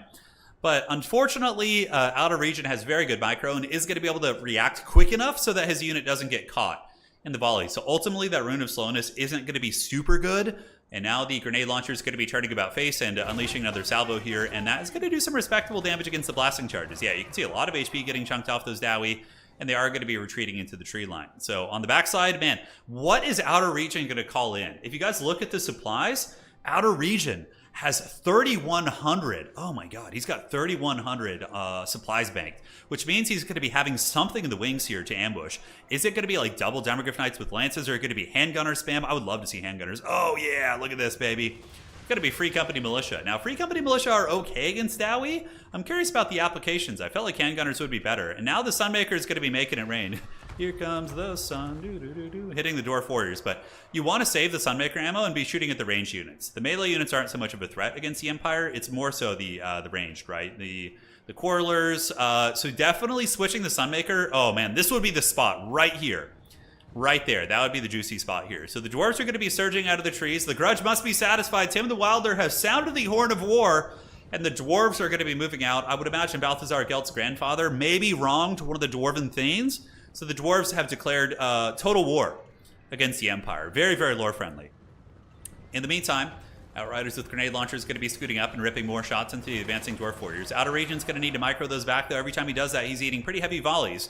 Now he is shooting into the Quarrelers in the backfield with these Sunmakers, so the Empire artillery is singing into the Dwarven lines. And just like we talked about, he is going to be yielding the objective number 3, which I think is a very, very smart play. I think trying to contest the Dwarven armor on too many fronts is going to be extremely precarious. We do see the Free Company Militia preparing here while the Sunmaker shoots into the Quarrelers here. Tim the Wilder trying his best to dodge it, but the Dwarves are not the most maneuverable, right? So they're going to get pounded pretty good by that Sunmaker. Granted, it's already at like half ammo, so I think shooting at some of the Quarrelers in the more immediate vicinity would be good. And now we have the Knights of Sigmar. Here they go. So the Empire Knights are in position, and they're going to be ready to blitz through the lines. And with good micro, they should be able to easily move through here and maybe get on some of the missile pieces. We do see the Free Company Militia moving in and shooting at some of the Dwarf Warriors. Free Company Militia will lose that fight pretty decisively. And now the Sunmaker is going to be rerouting its firepower here onto the Quarrelers. And is it going to be getting any damage? Yeah, a little bit. Certainly tickles the pickle on that unit. Empire Knights, I don't know what he's trying to do here. Outer Region with a little bit of rough micro here. Very uncharacteristic of him. Does get both of these Empire Knights caught on Slayers, which is not what you want to be doing. And they're going to be pushing through, which they might be able to. They do have pretty good mass. Over here in the middle, we got Greatswords engaging against Dwarf Warriors here. Blasting charges coming down from the Dowie. Greatswords have engaged against the Dwarf Warriors with Great Opens. And they will win that, but it's going to be a decent trade for the Dwarves, considering they only cost 500. So many of the Greatswords will fall here, but not before they put up a good fight against the old Dowie. Quarrelers going to be concaving in, doing nasty damage against the Greatswords. We do see the value lead favoring Outer Region, but not by much. If you want to beat the Dwarves as the Empire, you need to be very, very far ahead of them, right? But the Empire Knights do get into the secondary. The Sunmaker is wearing down a lot of these units. One of the Empire Knights units does hit this Quarreler force, but is being intercepted by Slayers. But so far, Outer Region has taken down one Quarreler in the backfield, and now it's going to be surging through with the other Empire Knight. So his backfield harass is actually going surprisingly well. It looks like it was going to be very disastrous in the beginning. Here we see a bunch of Dwarf Warriors being shot in the back here, very dishonorable by these Free Company Militia. And the Empire Greatswords are holding it down in the front line, but the Dwarves have pretty much overwhelmed the flank over here. Granted, big final transmutation from Outer Region. Does nail Thoric Ironbrow and does help support the Greatswords and the Swordsmen. So will the Empire be able to kind of fight its way back here? In the meantime, the Empire Heavy Cavalry does take down another Quarreler in the backfield. Balthazar Gelt trying his best to shut down these Quarrelers, while the Empire Knights now going to be surging across to two potentially vulnerable missiles. So we do see one Quarreler here and one Quarreler here as well. And yeah, I don't know. He did recover from that initial kind of rough engagement, but more Empire Knights are going to be on the way up. The hybrid shooting from the Free Company Militia able to do some good work against the Dwarf Warriors, forcing them off the edge of the battlefield. But if you're the Empire, you really don't want to be losing the objectives against the Dowie. The Dowie are very stubborn, very stalwart, and incredibly hard to get the objectives back from. Here we see the Hellstorm rocket battery ripping fat shots into the side here of these missile pieces. Meanwhile, the Greatswords fighting valiantly for Sigmar. 89 kills, up to about 500 value, so they've taken out the equivalent of a Dwarf Warrior unit. And the other Greatswords here are doing pretty well, so it does seem like the Empire is taking a pretty substantial value lead, but I can't tell you how many situations I've been in as the Empire where I'm like, oh look, I'm ahead on value against Dwarves, but somehow they just use their resilience to hold the objectives and win, which is very, very tough, right? So Greatswords chewing through the Dwarf Warriors here, and the Hellstorm rocket battery still getting great value against the Quarrelers. As far as the missile pieces and the missile core of the Dwarves go, it has been pretty heavily devastated. After that initial micro blunder from Outer Region, he's pretty much been impervious with these Empire Knights. He's been catching these Dwarves unaware, rear charging these bad boys, doing really, really good work, and he's got another one slipping in as well. So I play with Outer Region quite a bit. When we play tournaments, I run into him quite often. He does have insanely good mobility micro, typically. Like with Khorne Fleshhounds or whatever he's playing, his mobility micro is very, very good. So on this side, it looks like another final transmutation going down, and that nails Thoric Ironbrow. Who would have thought we'd see the Dwarf Lord getting nuked here? Empire Greatswords fighting against these Dwarf Warriors with Great Opens, but the shooting of the Quarrelers here seems to be helping quite a bit. The Empire Heavy Cavalry going to be responding to that. Now, there is a reverse triple cap, so the Dwarves were able to get all three objectives, but that's not a huge deal. There's plenty of time to get it back. Empire Knights do manage to find these Quarrelers here, going to be taking them down most likely. And now the Empire needs to find a way to get some objectives back. Slayers are just all over the battlefield, too. Slayers are the answer against Empire Heavy Cavalry. Very, very tough to deal with in general. Balthazar Gelt's going to be engaging in combat versus the Bugman's Rangers, and he's not the best fighter in the world, 34, 38, 300. But, you know, it's better to have him in combat, you know, disrupting these units. Thoric Ironbrow going to be retreating back to his war tent, which is fine. But now the Dwarves aren't going to be having a leader character. There's going to be no ruins on the battlefield, so certainly not the best situation in the world. Free Company Militia hustling up. Greatswords have won their fight, and where, oh where, is Outer Region going to reconsolidate his forces? I think he's going to maneuver this way. Yeah, looks like he's maneuvering his entire Empire Corps here to try and get objective number 2, supporting Balthazar Gelt, rallying to the banner of the Lord. And the Empire, do they have any units trying to get this here? It doesn't look like it. Empire Knight's really rampaging on the battlefield. We see one Empire Knight right here. These guys doing great work. These ones doing great work as well. And if these Greatswords can engage against the Slayers, that's super cost-effective, right? Bugman's Rangers going to get worn down by the Empire Knights and the remnants of the Greatswords here. But the Empire does need to find a way to get some objectives back here. Pulling back on the western engagement, or eastern engagement of the battlefield, I should say, are the Free Company Militia. And the Dwarves are going to be surging forward, so we do see the Slayers moving up, securing that objective. And yeah, a lot of the fighting is probably going to be taking place over here on objective number 2. But man, Dwarves are so hard to get off the objectives. It's so hard. We'll see if the Greatswords can do it. The Empire is going to be stealing objective number 3, though. And they do... Oh, the Hammer of the Witches! What is this? He called in a cannon against Dwarves? Cannons are typically good against large targets, and the place he called it in is very strange. We're going to see what kind of work it can actually do. But he does manage to get objective 3 back, so the Empire is back on the table, ladies and gentlemen. It was looking a little bit dicey for them, but maybe that cannon will get it done. So Balthazar Gelt and the heavy Empire Cavalry now being tar pitted by Slayers a little bit. I have no idea why he called in the Hammer of the Witches. That's a very strange call-in for me. I feel like using that to get some infantry out, some Greatswords, would be a little bit of a stronger play, but, you know, I could be wrong. Dwarves getting hammered here by heavy cavalry, but we are going to be seeing some Dwarf Warriors come in. Dwarf Warriors will lose the Empire Knights pretty decisively, though. They don't really have the damage output to get through the durability of the Empire Knights, right? So more Empire Knight play here on the far side. We get the Empire Knights running into the Quarrelers here. Now Empire's just going to be rerouting all its forces to the middle objective here. Balthazar Gelt, and what is the cannon shooting at? Is it just shooting at, like, random Slayers? Okay, it's gotten 10 kills and 42 value so far. It's shooting at Slayers. Okay, that's not a bad idea. Free Company Militia are honestly pretty good in Slayers as well. And grenade launchers are also very good. When the battle becomes very scattered like this, that's when you're going to be seeing the grenade launchers doing well. As they do grenade launch, unfortunately, some of their own units here. Slayers getting nuked by that. Far side objective is going to be the Empire Knights coming in to try and rout off the Dwarf Warriors. And they get a nice charge and do some damage, but Dwarf units are very hardy. They're able to take that like absolute champions. And this feels so similar to so many games I played against Dwarves where you're up in value, but it's not enough to really bully them off the battlefield because the Dwarves are just so tough. More Empire Knights going to be coming out of the tree line, routing back the Dwarf Warriors here. We do also have these Slayers. And now it looks like Outer Region's going to make a play for this objective. He does have grenade launchers coming in to shoot into the hide of the Bugman's Rangers. And yeah, shooting Bugman's Rangers is a very strong play. As a matter of fact, these Empire Knights should move into the Bugman's Rangers here. Although it looks like there's going to be another unit doing that. So this objective is going to get flipped. He's going to pull the Empire Knights back. Maybe the Empire's going to find a way to snake objective 2 and maybe objective 1 as well. That cannon misplay might have cost him the game, honestly. This thing is expensive, and it's only, like, it's shooting into trees. This is, like, the most haggard cannon I've ever seen. Mortars are much better against Dwarves. Yeah, much better against Dowie. The cannons are not really good at all against Dowie, which is a bit of a strange pick. Outer Region should know better, for sure. But Outriders with grenade launchers circling about. More Outriders with grenade launchers here, shooting into the back of the Dwarves, while the Empire Knights continue to try and get these objectives back. Maybe they will. A lot of Slayers in the battlefield. Value is 10.2 against 8.1. Really not that big of a difference. So Balthazar Gelt's going to be cruising over. He's probably running a little bit low on Winds of Magic. Outer Region trying his best to ninja objectives where he can. And the Empire Great Cannon still shooting into Slayers. And has it gotten more kills? It has. It's up to about 153 value, which is decent. The Empire needed to reestablish its infantry corps. They needed to find a way to get their greatswords back online, resummon some of those guys back into the battle, instead of calling in like that type of play. We'll have to see. So another final transmutation going down to the Dwarves, does some respectable damage. This objective starting to flip. Free Company Militia, of course, do have a full capture weight, which isn't going to be bad. He's running out of time, though. Tim is going to get to the point where he's going to be able to win on one objective pretty quickly here with the triple cap.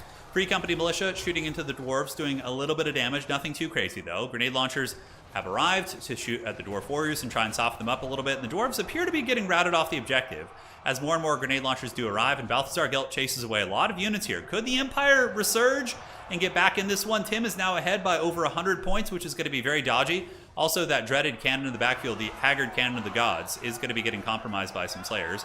Obviously, the Greatswords and Swordsmen will defeat them, but yeah, this cannon like had so many downsides. It killed the momentum of the Empire, and on top of that, he's having to allocate resources to protect it, which is such a waste, right? It's such a waste. Yeah, Hellblaster volley guns are actually really good against Dwarves. But yeah, the cannon, not so much the case. Objective number 1 here is going to be being held by the Dowie, most likely. Balthazar Gelt trying to force these forces back, but You guys are seeing why this is a cursed matchup. The Dwarf Infantry are just so tough for the Empire to remove. It's always been the case since Warhammer 1, and it continues to be the case to this day. Tim the Wilder's up pretty considerably. The Empire is up 11.2 to 9.3 in terms of value, but the Dwarves held the triple cap for a long time, which is going to make it very, very tough for the Empire to get this one back. But the Empire has gotten this objective. Free Company Militia battling it out here. Grenade launchers doing good work. Can the Empire sneak this objective here? Dwarf Warriors are shaken. They are being attacked, of course, by Free Company Militia and some remnants of Greatswords, but I don't know if they're going to be able to get that in time. The dreaded cannon is here, and it's gotten about 300 value so far. We do have more swordsmen on their way up, guys, and it is going to be tough. What has Gelt done this match? So Balthazar Gelt has done a lot of bombardments. His Searing Doom and Final Transmutations forced the Dwarf Lord off the battlefield. He got 1,500 value, and he probably only cost 11 or 1,200 to bring on his steed there with 1 or 2 spells.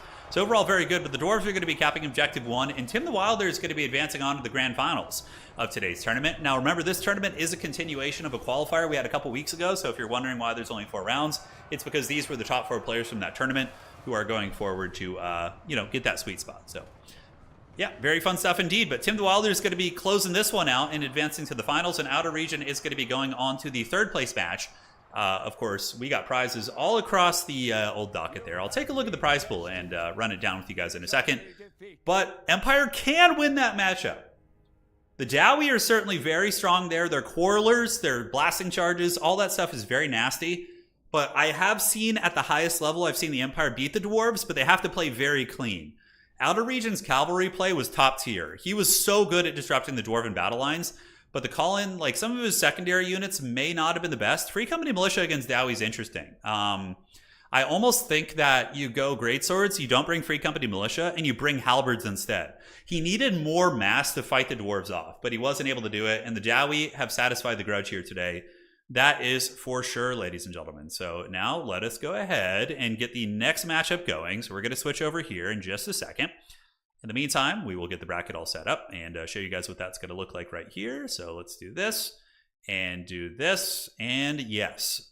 So there's going to be almost no downtime here today, which is going to be super fun. So Tim the Wilder, he has advanced on to the Grand Finals. Now we're going to be doing the 3rd place match here after, well, we have a lot more stuff first. We have the conclusion of the other best of 3. And then, of course, we have the intermission. The intermission, man, we have such a good match for you guys in the intermission. It's really good. It's a showcase match with a bunch of our top tournament players playing a 4v4, a thematic 4v4 with Tzeentch versus the Forces of Order. So that's going to be pretty fun, man. That's going to be pretty fun. All right, so 1 second here, guys, just coordinating with the players. And yeah, should be about ready. All right, there we are. So for the brackets, we have Tim the Wilder in the Grand Finals. Outer Region's going to be the first in the 3rd place match. And let's go find our goodies. Grudge is satisfied. Balthazar Gelt's grandfather has been punished. That's my headcanon for that matchup. And now we got Hitman Hippo versus Drakens here. This is the next match here in the best of 3 between them. So we're jumping back to this series now. So Hitman Hippo is going to be on, no, it's going to be Drakens. Yes, yes. Hey, Flash Flood, thank you for becoming a channel member. I greatly appreciate you, man. Thank you for donating. I really appreciate it. Hitman Hippo. Oh, Slanesh versus Bretonnia. See, now we're starting to get some fun matchups, guys. We're getting a little bit of the spice. We're getting some of the flavor. And it's going to be good. Draken's name is too powerful. I have to drag that down here. All right. And this is going to be on the Imperial Road, another one of our awesome pack maps. Should be fun. Well, Pwn, there was a couple top tournament players in it. Not everyone, but there was a couple. Really nice to see how Turin casts about this cursed matchup. The cursed matchup is fun. Yeah, CA is sponsoring the tournament, yes.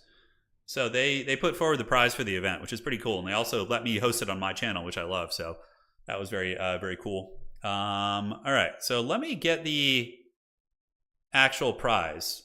So I'm going to break that down real quick. All right, 1 second while they load into the game here. So it's 1,000 pounds, which is, yeah, it's 1,000 pounds for first place, 500 pounds for second place, 250 pounds for third place, and 100 pounds for fourth place. So even just qualifying for this event guaranteed you a prize, which is pretty cool. And that's pounds too. So if you were to convert that to dollars, it's going to be a little bit of a different beast. So pretty substantial prizes, yeah. I'm very happy to see it, man. Any support for the multiplayer community, I'm happy to take. All right. So, ladies and gentlemen, let's take a look at the forces of Drakens. Draken is going to be on Bretonnia. For the lady, it's go time. Men-at-arms in the front, spearmen. Foot squires are very good against Slaanesh as well. Sometimes you need to deal with those pesky Chaos Warriors, so having a little bit of AP is always good. We do have a unit of Grail Knights. Oh, yeah. I love that Grail Knights are good now as well. Yeah, I know. It's a pretty serious prize pool, right? Yeah. £1,000 for first. That's quite a lot. I know it is. I know. So Grail Knights are in. Anti-large. Armor piercing. Honestly, pretty good against infantry as well, if they need to. And yeah, they're just the Terminators, right?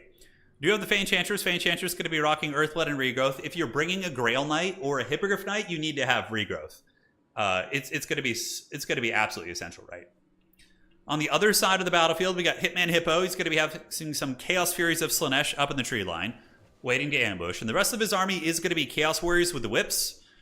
And yeah, they're great. One of the best infantry units in the entire game. Armor, durable, they have poison, they have immune to psychology, they have physical resist, just insanely good. So it's going to be mass Chaos Warriors with Hell Scourges, including the Mirror Guard, and we actually get a Greater Demon of Slaanesh. Oh, this is going to be cool. So, we get to see the new Rampage in effect. So the Exalted Keeper of Secrets has the new Rampage. We have the Pavane. So you can Rampage the Grail Knights and pull them to their death, potentially. Oh, that's so cool. So Rampage works differently now. A Rampage unit will attack the nearest unit possible. You don't have to do any damage to them to Rampage them now. You can Rampage them at full health. And on top of that, if there's no nearby enemy units, Rampaging units just wander on the map. It's pretty hilarious. So you can do some good work with that. He does have the Seductive Glory, which is another Rampage effect, and the Ballet of Blows and Pavane. So he's literally just going to be looking to Rampage Bretonnian Cavalry to their doom. So if you can like Rampage a Grail Knight into, let's say, some Spears or Seekers or, something that has good AP and can really drag them down, that's going to be pretty cool. It's that damn Hansel. He's so hot right now, yeah. It's basically Slaanesh, yes. All right, so the Slaaneshi forces are going to be doing a classic back objective push on this map. This is very meta on this map. You basically go through the trees and pressure your opponent's back objective while safely defending your home objective. And more aggressive armies like Chaos are usually going to be able to get away with this very well. The Chaos Furies of Slaanesh are also really good here against Grail Knights especially. They're able to kind of jump on them and they do good armor piercing. You don't want a head-up fight, but if they can rear charge a Grail Knight who's busy in combat, that could be pretty cool, man. Could be pretty cool. So Chaos Furies are lurking. We got the old Bretonnians preparing to do battle with the Heretics. And that's going to be a big force span. That is a lot of whips. That is a lot of scary armor. 100 armor on these. 80 leadership, immune to psychology. Hellscourge Warriors are nasty. The back objective here is going to be anchored by some Devoted Marauders. So going to be leaving just some junk units to hold objective 1, which is a good idea. You send the junk units up to objective 1, right? And when you do that, let's say your opponent thinks, oh, look, that's a freebie. I'm going to bring some knights. Well, Slaanesh is one of the fastest factions in the game. They can then call in Seekers to counterpunch you in the face really, really quickly. So you got to be very careful. You got to be very, very careful, ladies and gentlemen. So now objective number 3 is going to be grabbed by Bretonnia for the lady. Draken's going to be trying to grab this one with his Grail Knights. And Slaanesh is preparing to push.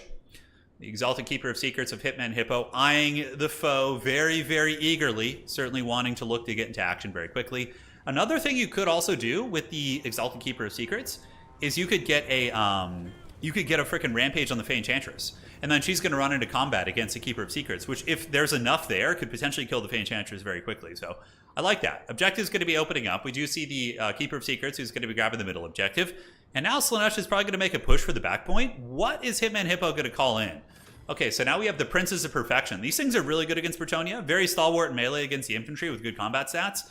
And they can also deal with the cavalry to some decent degree. I mean, they lack AP, but they're very decent spear units. If you're looking for a spear, they're going to get the job done. They're going to get the job done. Yeah, whip it good. That's what's going to happen here. Exalted Keeper of Secrets going to be bouncing around, looking for Rampage opportunities.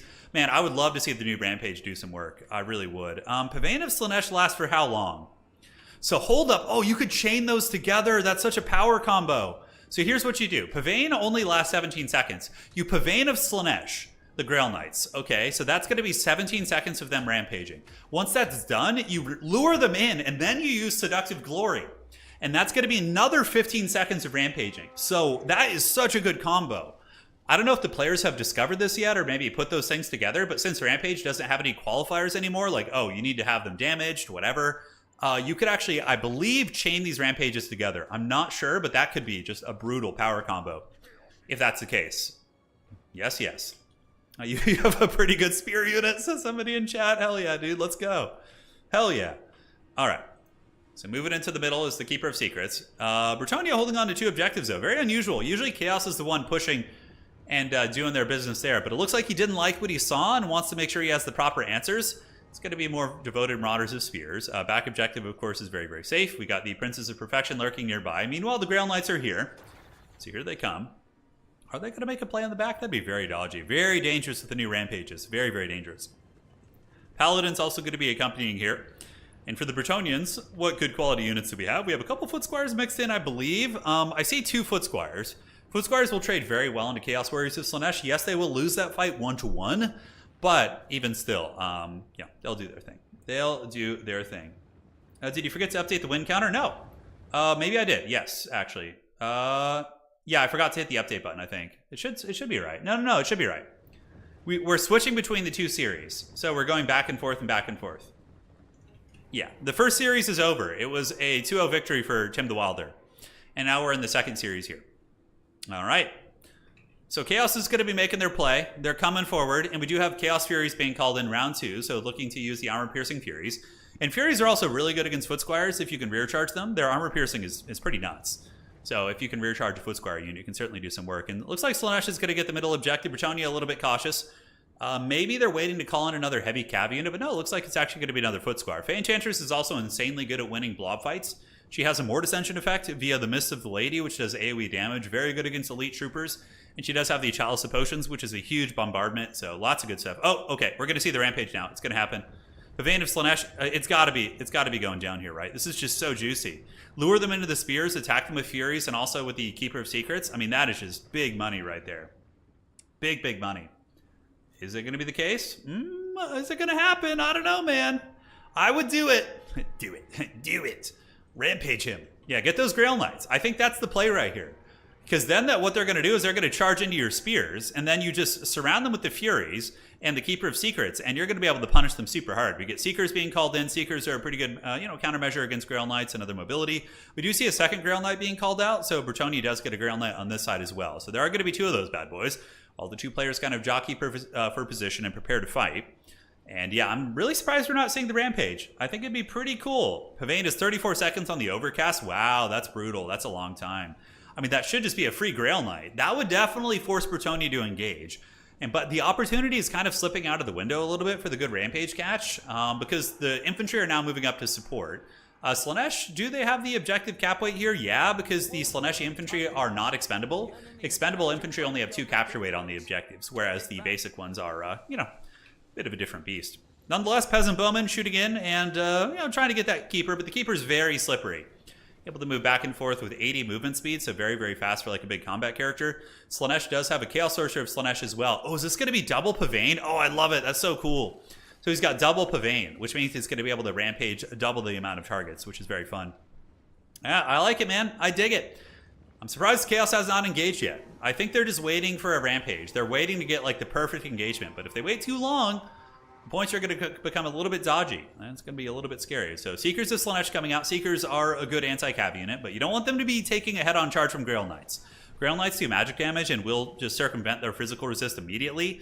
And that would be just incredibly devastating. Incredibly devastating indeed. So Bretonnia pulling back. Chaos looks like they're going to be sounding the horns of war. I think we're going to be seeing a Pavane over here. Maybe. It looks like he wants to do it. Yeah, he keeps kind of creeping up. He's teasing us with the Pavane. It does have a 100-meter range, which is pretty respectable. Fae Enchantress is nearby, so even if it did get Rampage, the Fae could probably heal them and go in and support them. Slaanesh able to hold down the objective here, and it looks like there could be a Knight of the Realm charge up in the high ground, but I don't see that being good against all these spears. Devoted Marauders holding down the objectives pretty well, and it looks like the Chaos Warriors are now going to be sounding the Horn of War. So the Pleasure Prince is getting ready to go.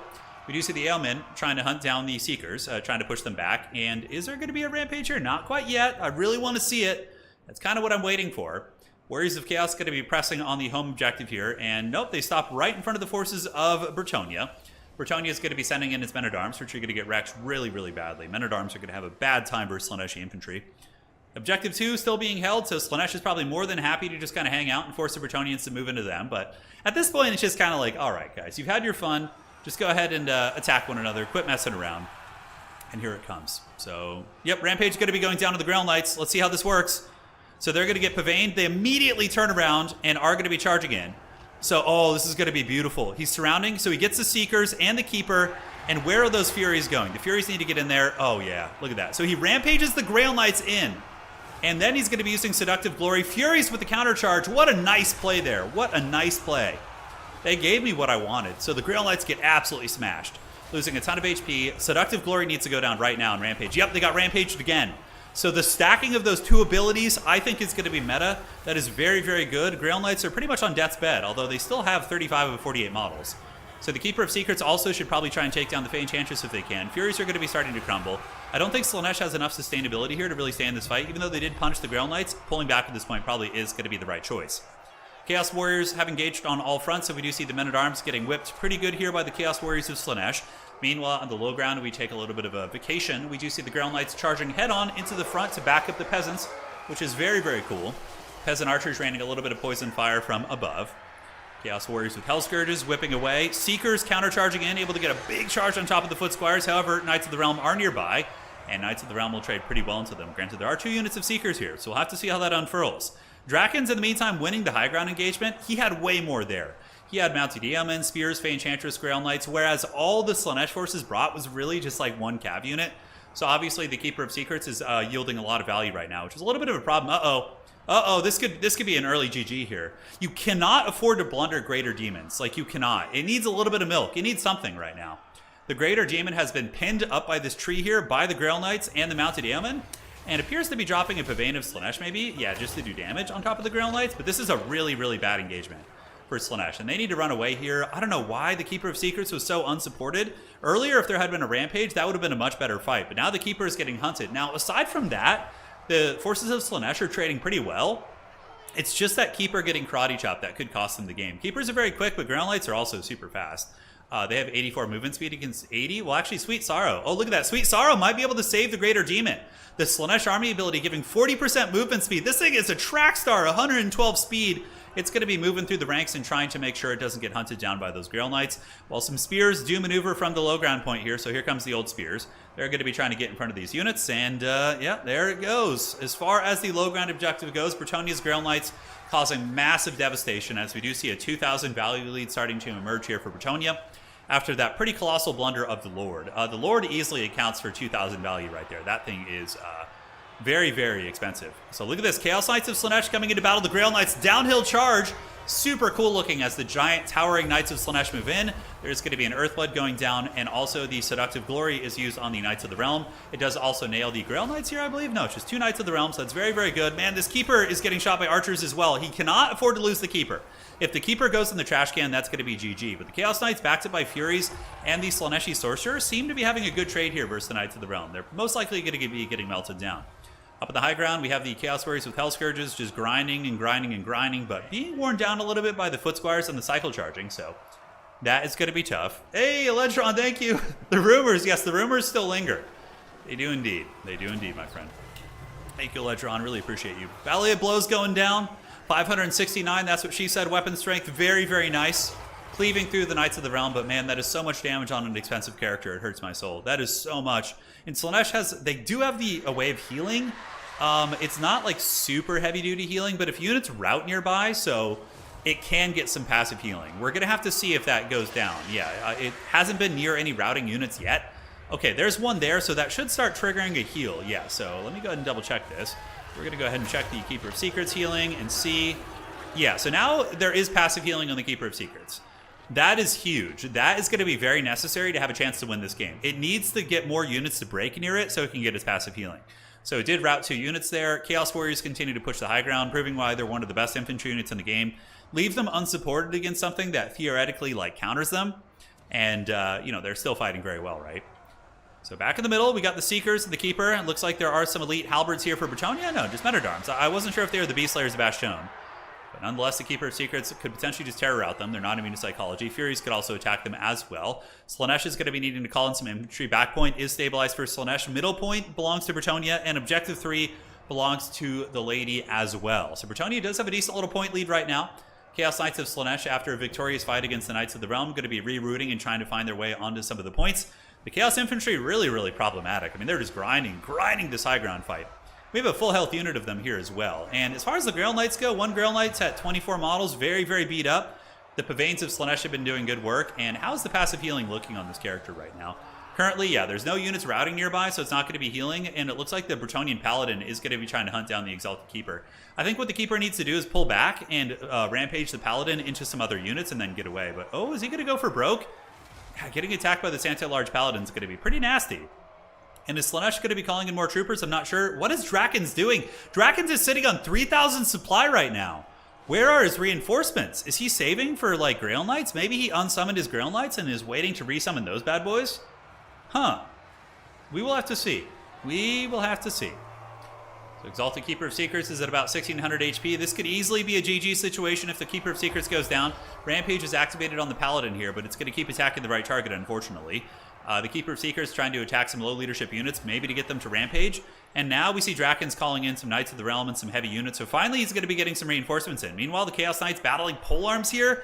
This is a big oof here. These polearms are going to be so good against the Slaaneshi Knights. They're going to have an incredibly bad time here. We see 80, 79 models. I mean, the Slaanesh Knights are pretty beast mode, so they will still drag down some of these models, but that's a disastrous fight. That was very, very unfortunate for him. So Keeper of Secrets is going to be biting the bullet, and there's not a lot of healing on the Slaaneshi roster, so with the Exalted Keeper of Secrets going down here, I don't know. It did manage to get 3k value, so it paid for itself, which is good, but man, no magic, no monstrous presence, no terror anymore for Slaanesh. There's a lot of things that are going to be missing. Oh my god, it stabilizes at 1 leadership. Oh my god, a 19 HP. Unsummon it. Run it off the battlefield and unsummon it right now. Oh my god. He gets away with 19 HP. Oh my god. I've never seen a demon stabilize like that. That is insane. Oh, but a peasant archer. A peasant archer drags it down, I think. I think a loose errant arrow hit it. I'm not sure. Something got it, which is absolutely hilarious. But anyways, Chaos Knights here are going to be attacking men-at-arms, which is what they should be doing. Meanwhile, the Chaos Sorcerer is going to be duking it out with Battle Pilgrims. I think Bretonnia's got this one in the bag. They're looking very, very good here. Slaanesh certainly had the opportunity to win this game. It just needed some more surgical engagements. You know, it needed to find some more points where it could get in there and really butter Bretonnia's bread, but it didn't quite butter them. I think maybe ignoring the back objective and just playing the middle and having a more like square formation and counterpunching Bretonnia could have been better, luring them into more rampages. I felt as if a lot of his army was overextended here, and there was like some awkward engagements in the trees, different things like that. So some of the positioning was a little bit tough. But in this case, Drakens is going to clean this game up. Without the Greater Demon, which is the big anchor of the army, Slaanesh's forces are probably going to be falling apart here. We do have some warriors still fighting. You know, Chaos Warriors up here and some Hellscourge Warriors who've been doing great, mind you. These units are just beast mode. Only 600 value beating down peasants, but, you know, it's still better than nothing. So that means we are going to be wrapping up our first 2 matches, most likely. And now you guys are in for quite a treat. We're going to have our intermission, which is going to be about 19 minutes and 30 seconds long, if memory serves. It is a showcase match featuring pretty much all the new stuff. So we got everything in action. Really, really fun one. And yeah, that peasant, whoever that peasant archer was, should be promoted to like a Grail Knight immediately. Like even the Grail Knights usually probably don't have a greater demon under their belt. But that one peasant archer, you know, he came out of his mud hut with his unwashed clothes and the malnutrition, and he just took that greater demon down like an absolute champ. Dude, I'm so excited to play Slaanesh now. I'm like getting schemes. I'm kind of like, ooh, that like rampaging, luring people in, that's such a good tech for Slaanesh, and it's so flavorful too. It's so flavorful. Pavane is going to be very, very powerful. All right, so that's it though. There's no chances, right? Like Slaanesh moves in some Seekers, but the Grail Relic is going to be anchoring the Bretonnian forces. The polearms of the Lady going to be poking away, and that is going to be it. Love the Tourney. The peasants need all you can eat. Yeah, the peasants, I mean, the only problem with demons is, of course, if you're looking for nutrition, is there is none. They just disappear back to the warp when they go, so yeah. Yeah, a little unfortunate, but it is what it is. GG, well played. Bretonnia, the Lady has done it, has banished Slaanesh back to the shadows.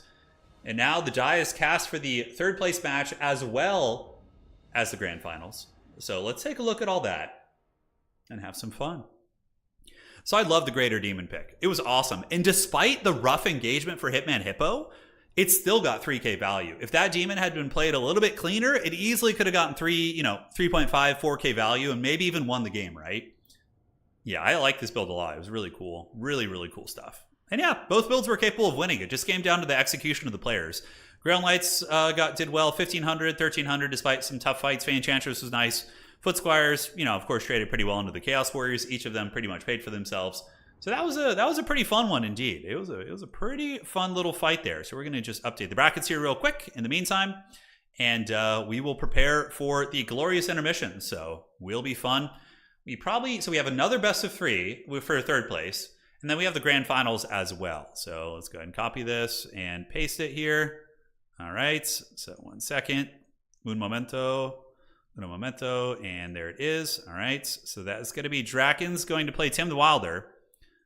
2 RTK players in the grand finals. No surprises. RTK practices a lot, and they have a lot of really good players. And that is a big thing. Like, a lot of the high-level players will have, like, little pods of players that they practice with, myself included, and it makes a big difference. If you're practicing with good players and bouncing ideas, and, people are good at different factions, it can give you, like, hey, I'm about to play this guy in a tournament. He's really good at this. Can you help me practice, in this matchup? It's an invaluable skill. So that is going to be a 2-0 matchup for Drakens, but there's still a prize on the line for our 3rd place champions as well. So don't worry for them. They'll be feasting well tonight. And let's go ahead and do this and show you what this looks like now. All right, cool, man. Cool. So here's the bracket. Take a nice look at it here. We got Tim the Wilder versus Drakens in the grand final, fighting for the $1,000 first place prize. And 3rd place is going to be Outer Region and Hitman Hippo. 3rd place, of course, is 250 pounds. And 4th place is going to be 100 pounds. So we'll see how this all goes. Buy that peasant archer a flagon of the finest Bretonnian wine. He deserves it. Yeah, I'm really excited to play Slaanesh now. That Rampage rework, it seems really good for them. All right, ladies and gentlemen, I just want to thank you all for the first half of the tournament. It's been a great time. We got to see some very sweaty Kislev games. We got Empire and Dwarves, which was an absolutely ridiculous matchup. And then we had Slaanesh Britannia. That's very fun, too. So 4 fun games. And now, don't go anywhere. Get some popcorn. Grab some tea if you're into that kind of thing. If you're American, make sure to microwave that tea. Fire up that water. And it's go time. We got our show match, which is going to be great. Here you go. Enjoy. And we'll be back with the 3rd place match in about 15-20 minutes after this showcase. So here you go. Enjoy. And we'll see you guys soon.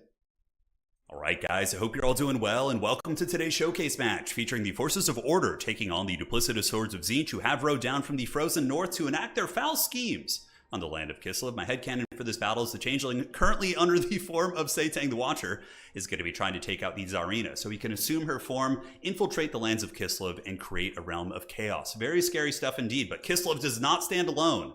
They have sent a call to the north and the south and the east as well for allies, and the call has been answered. So it is going to be the Tsarina Katarine leading the forces here from her mighty Frostworm, which of course is a new unit here in the update. Very powerful combat monster, which makes her very durable and good for long fights, and it also looks incredibly cool. The Norse dwarves have also answered the call, and they are going to be led by Grombrindle, the White Dwarf. The Norse dwarves, of course, understood how serious of a threat this was to the old world, so Grombrindle has arisen from wherever he dwells and has come to help the Norse dwarves. And, what old world story would be complete without Gotrek and Felix? And if you guys have read the books, Gotrek and Felix do appear at the Siege of Prague, and they certainly have a lot of interactions with Kislev as well. So Gotrek and Felix will be assisting Grombrindle's forces in combat. The Fey Enchantress has also arrived. The clarion call has been sounded, and the knights and peasants of Bretonnia have answered the call. So the Fey Enchantress is going to be leading a massive horde of peasants. Washed and unwashed. We got some battle pilgrims here, basic men-at-arms, and the Hippogriff Knights have flown over the Great Mountains here to assist in battle. And last but certainly not least, it is going to be the forces of Grand Cathay. We, of course, know there is quite a rivalry. Well, I wouldn't call it a rivalry, but perhaps hatred or conflict between Tzeentch and Grand Cathay. Tzeentch always trying to enact its schemes, especially with Village and Grand Cathay here. So Miao Ying, the Storm Dragon, has arrived, and she has brought Setang the Watcher, who is going to be able to keep his eyes on those tricksy forces of Tzeentch, revealing all their hidden tricks and traps, which you'll be seeing in just a moment. The forces of Tzeentch, all of their scary heroes are here to bear. We do have the Changeling currently assuming the form of Setang the Watcher. Kairos Fate Weaver is going to be leading from the back, of course, whereas I'm sure he likes to lead back there, scheming, shooting magic missiles, and seeing the past and the future, but not the present. So he certainly is going to have to figure this one out.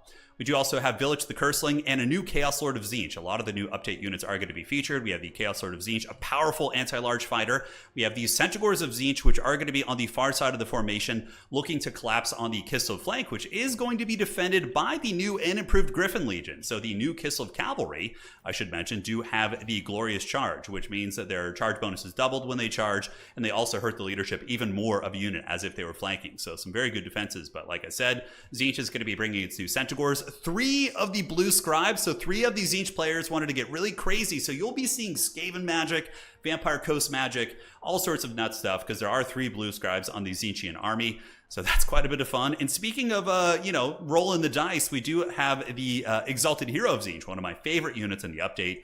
This bad boy does have the Book of Buna, as I like to call it, because you're basically just hoping to get Fate of Buna every time. But every time he uses this, which is up to 3 charges, it's going to be imbuing Fire Weakness, Enfeebling Foe, or a Fate of Buna. So you roll the dice, it's random every time, which is hilarious.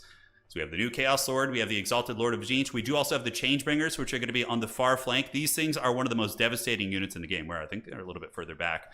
We'll find them. They're lurking around the battlefield somewhere, but the Changebringers are just an absolutely devastating unit. They, of course, yes, here they are, very, very sneaky. They were on the ground, that's why I didn't see them. So they just do massive damage, and they have all the big weakness of Flamers in general was the fact that they couldn't get a good angle to shoot, but these things float overhead, and they just do disgusting damage. So if we can't take these down, they could easily collapse our western flank. I love that they have Satang. And by the way, check this out. So there's double Satang, right? And you see this eye going over the entire army of Tzeentch here. That means that our Cathay player, Professor Pone, used Satang to reveal. So we see everything in the trees. We see all the ambushes. Grand Cathay has brought its kind of mystical powers here to certainly help the Order Tide. Very, very good stuff indeed. So we see the entire army, but the most hilarious part is that Satang, aka the Changeling, is going to be doing the exact same thing, which reveals my ambushes in the trees. Absolutely hilarious. So without further ado, let's waste no more time and see if the Order Tide is going to be able to fend off the forces here of the Changer, or if Kislev will fall into ruin, disarray, and, we don't want any of that. So the battle is now on. The Severed Claw going to be leading the forces of Tzeentch up the middle with the Chaos Warriors and also Aeson the Fallen. So this guy is a pretty powerful fighter. It, of course, is going to be a standard Mutolith beast, but a little bit stronger. It does now have its Mortis Engine effect that its cousin has, as well as some nice AoE abilities. And look at that. So Satang, the Watcher of Tzeentch, trying its best to crash my computer, reveals my entire army as well, or our Order Tide Alliance. And you can see the Griffin Legion is going to be revealed in the tree. Very, very ridiculous stuff for sure. And also, on top of that, the Blue Scribe's going to be dropping a Skaven spell. So they did roll the Skaven spell, and the Horned Rat going to be lending a little bit of help to his evil homies here, as the Iron Drakes are going to be taken by the Skaven Plague, and that will be doing some big work. So on the western flank, the Tsarina going to be anchoring down the position here with the Hippogriff Knights of Bretonnia. So we have the Griffin Legion, as well as the new Kislevite Warriors, who are here with their halberds in the front line. So the Kislevite Warriors stand at the ready, stalwart, high melee defense, very, very good at throwing into cavalry and mobility, while the Tzeentchian Centaurs, a new unit on the roster as well, they, of course, are really quick. They have perfect vigor, very much like a Centaur with great weapons, but they have a bonus 800 HP of shields, and also do magic damage, and have the Arcane Charge, which is very powerful. When this is in full effect, and it pretty much goes off instantly with Tzeentch, when you cast spells, your entire army, not your entire army, but your entire Centaur unit is going to be getting a combat buff, and they can go over 40 weapon strength, which is pretty nuts. But nonetheless, I'm forced to retreat my Griffin Legion due to the duplicitous schemes of Satang the Changeling. And now the Tsarina Katarine is going to be trying to intercept the Zangor flank. Zangor's coming in under the hail of gunfire, but I also forgot to mention the Golden Knight is here. So we have Narskia, and she's going to be fighting with Katarine, the Tsarina, trying to defend the flank, while the other central engagement is going to be anchored down by the dwarves, and big damage coming down from the Tsarina, who is also going to be using a Heart of Winter here in a moment. Now, in the center, the dwarves and the Bretonnians have taken the brunt of the charge. The mighty Bretonnians, they're doing their thing. The dwarves sent the Bretonnians in first, let them kind of soften up the Chaos Warriors, and now the mighty Longbeards of the Norse dwarves do engage against Aeson the Fallen, but thankfully the dwarves did come with a lot of firepower. Hadres, our dwarven lord, has brought 2 organ guns to the fight, both of which are doing big damage. Iron Drake's also going to be shooting in, and Aeson is going to be falling back into the warp. The dwarves celebrate a victorious center engagement. Meanwhile, Gotrek and Felix, you can see Felix Jaeger here with his trademark blue and white striped pants and his red cape, fighting shoulder to shoulder with Grombrindle, but the tides of heretics are certainly endless as they move in, get into the secondary line, and you can see the peasant bowmen are going to be under heavy pressure. On the flank of Grand Cathay, Seitang the Watcher and the Storm Dragon prepare for battle. Seitang and the Cathay Grand Cannon shooting into the Lord of Change, and he has been doing some good damage. Seitang is an excellent anti-large sniper, and here he comes with the jump shot, baby, from downtown, from the three-point line, and the Lord of Change there is going to be taking big damage. You can see it's starting to crumble, and that is going to be a big, big victory here for the Forces of Order, taking down a Greater Demon of Tzeentch. Also, we do have the Moonbird, the Great Moonbird. The Cathay Phoenix going to be attempting a bombardment here, but it overshoots its target a little bit. You have to time it a little bit, and it does miss its bombardment, but it does kind of tickle the pickle here of these pinks. Over here on this flank, Grand Cathay seems to be holding very, very well. Their Iron Hail Gunners ripping shots into any heretics, but the Bretonnians are really the ones who are eating the brunt of the damage. In the front line, the Bretonnians and Dwarves being afflicted by the foul magic of Village the Curseling, who's going to be engaging in battle with Miao Ying. So we have the Storm Dragon versus the Twisted Twin here. And the Twisted Twin is a very good fighter, but the Storm Dragon is literally a dragon in human form. So she's going to be able to put up a very, very good situation in that fight. In the middle flank, the dwarves are being pushed very heavily. We see Grombrindle, the white dwarf, being overwhelmed, but, he is basically, he stands alone, but he has no problem with that. He's very beat up, but Grombrindle has no fear. The entire dwarf army is going to be unbreakable as he takes on the Tzeentchian Lord on disc. The heroes of the old world valiantly fighting here, but being pushed very, very heavily. Will the dwarves be able to hold the center? We will have to see. Felix Jaeger is nearby. He's going to be providing some healing as well. And Tzeentch has broken through. The organ guns are exposed here. But guys, a very intense situation. We did have the Changebringers come over here, almost overwhelmed the flank, but the Dwarven organ guns got in position, ripped some massive shots, and melted down the Changebringers. They lined them up like absolute bowling pins and saved the Tsarina's life, with two Changebringers shooting at the Tsarina while she was afflicted by the Ash Storm, which makes her weak to fire. That would have melted that ice very, very quickly.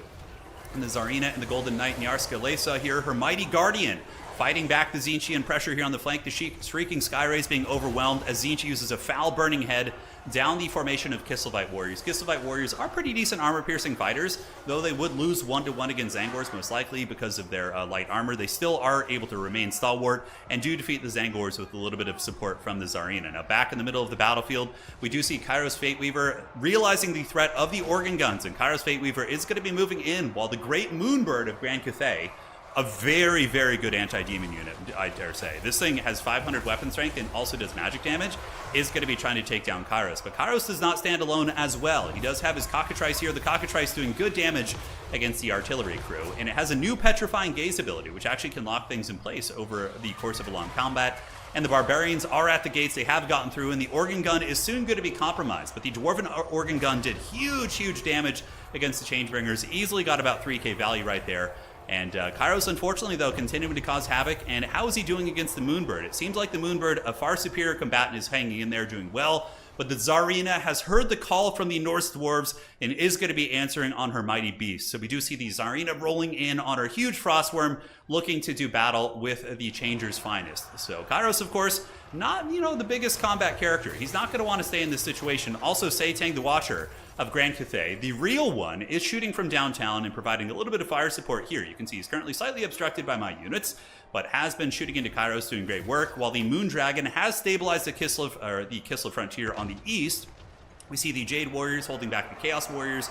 Iron Hail Gunners, unfortunately, do get compromised by some of the Centaurs of Tzeentch. So Tzeentch's new mobility playing a big role here in this battle, as the Iron Hail Gunners are going to be taken down, backed up here by a Cockatrice, which does have the Petrifying Gaze, can certainly snare these things in position. And Cathay calling for aid from their allies, and the Kislevight Warriors going to be surging in to help against the onslaught of the Chaos Warriors, while the Watcher sits in the shadows. Not really the shadows, more in the kind of cinematic backdrop here, and continues to rip shots at whatever he can.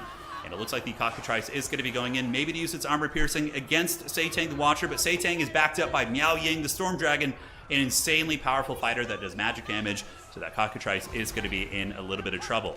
Now, back on the other side of the battlefield, the Tsarina Katarine was able to banish ye old Kairos back to the Shadow Realm.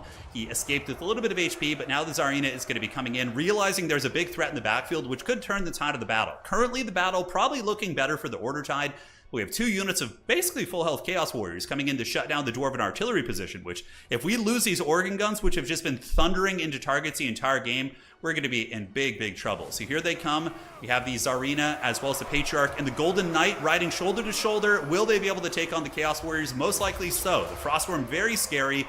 but they are going to be summoning the power of Urson, and there is going to be a Heart of Winter going down, which is going to be hitting all these Chaos Warriors, freezing them to the very bone. Also helps banish some of the blue horrors here who are caught in the magic, and the mighty dwarves also able to rout off these Angors as well, and they are going to be surging forth these Slayers as well as the Longbeards, preparing to meet the Tzeentch onslaught head on. And these Slayers, of course, looking to fulfill that sweet oath. But the Chaos Warriors do get routed by the Tsarina Katarine in the backfield. Meanwhile, the Changeling, seeing how the battle is going, certainly a little bit nervous back here. He does have his big missile shots, trying to snipe Grombrindle. Not a bad idea. Grombrindle is very low. The Chaos Lord of Tzeentch, who's been doing very well, mind you, and he did also rout off the Fey Enchantress a little bit earlier in the game. The Fey Enchantress was sent away. He's done very good. 1800 value on his disc, is going to be looking for an opportunity to get a good pick here in this game, despite being very beat up. But the Hippogriff Knights are hot on his tail. They are going to be getting a regrowth from the rallying Fey Enchantress, and the Great Moonbird is also going to be an excellent hunter against this low-held target. So will the Chaos Lord endure? The Moonbird, and Lord, I suppose, comes in. Big attack. Chaos Lord is going to be wavering and is most likely going to be breaking here, potentially going down. He does use Change or Die, which is very cool, and Colossal Strike, which makes him ITP. But at the end of the day, he is probably going to be meeting his end. Now, Bretonnia has rallied over here on the eastern flank, and the forces of Grand Cathay have stabilized. Much of the artillery is offline, however, but Tzeentch the Watcher trying his best to finish off the big scary Lord. Kairos Fate Weaver getting popped. No, he dodges the shot. Very, very well played. The dwarves are resurgent in the secondary as the Tsarina Katarine sees the threat of the Blazing Squealers and the Pink Horrors, knowing that that's a lot of the shooting power left in the Tzeentchian army. The Frostworm's going to be moving in with the Golden Knight, trying to take it down. However, we do see some big damage going into the Tsarina, coming in from the Changeling, aka Tzeentch the Watcher, who's done great work. 2400 value has just about paid for itself, even with the tax from the Changeling that you're paying to turn into units. But Kairos Fate Weaver, is he still alive? Is he around the battlefield? It looks like he was just shot down. So Kairos Fate Weaver picked off with Tzeentch the Watcher. That was some disgusting damage right there as he picks her off. And now Tzeentch is going to be switching his targets onto the Blue Scribes. The Blue Scribes, there were 3 of them, but now there's only 1 left. Tsarina Katarine getting healed by the Stalax Lullaby, so the Patriarch is certainly doing his duty. While Grombrindle, who looked like he was on death's bed earlier, has teamed up once again with the heroes of the old world. Gotrek and Felix pushing back the Tzeentchian forces. A very atrocious Pyrrhic victory at best here for the dwarves in the center, but the resilience of the Dowie is certainly known across the realm, and it has done a great service, helping hold back the tides of chaos here. Now Tsarina Katarine going to be setting her sights on the Changeling here in the backfield, who's been doing disgusting damage in the form. Wow, look at that. Sundered armor, big hit. The Golden Knight not going to be abiding any threats to the Tsarina. Up in the sky, the Blue Scribe is going to be crumbling down, while the Golden Knight Nyarska going to be popping Urson's Claw, which will actually freeze the Changeling in place. Now the Changeling is going to be attacked by the Tsarina, and the Foul Imposter is going to be sent back to the Frozen North, or the Warp. I suppose he's a demon, right? So probably going to be sent back to the Warp, as the Changeling is the last thing on the battlefield. The forces of Grand Cathay have anchored it down here. Village the Curseling being chased off here by the not Tsarina Katarine, by the Moondragon. So you can see here that Miao Ying certainly did very well on this flank. Village the Curseling was quite good, I would imagine. 3,000 value on Village, but it was not enough to carry the forces of Tzeentch. GG, well played. What a fun match that was. And man, 4v4 is so cool. Like these big thematic battles. That was some of the most fun I've had playing Total War in months, honestly. And, you know, CA, give us servers, please. So we can do this. The only issue is lag. But we met up. We got 8 players in our Discord. So we had myself on Kislev. And, man, our Bretonnian player, he was a beast. He, hands down, I think him and Hadries, I think had the most value in terms of damage on our team. Those Hippogriff Knights were just absolutely terrorizing the flanks and supporting. And also the organ guns were brutal. But we had NC Skaven, greatest best, yes, yes. Hadries on Crackadrack, Professor Pone on Grand Cathay, Leechlord, one of our top tournament players in Dom, playing the All-Seeing Eye in Village. And no surprise that he got 2,900 value on Village. Absolutely crazy. We had Thundag here, who, of course, did have, I believe, Kairos. Kairos was kind of on the run this game. He got hunted.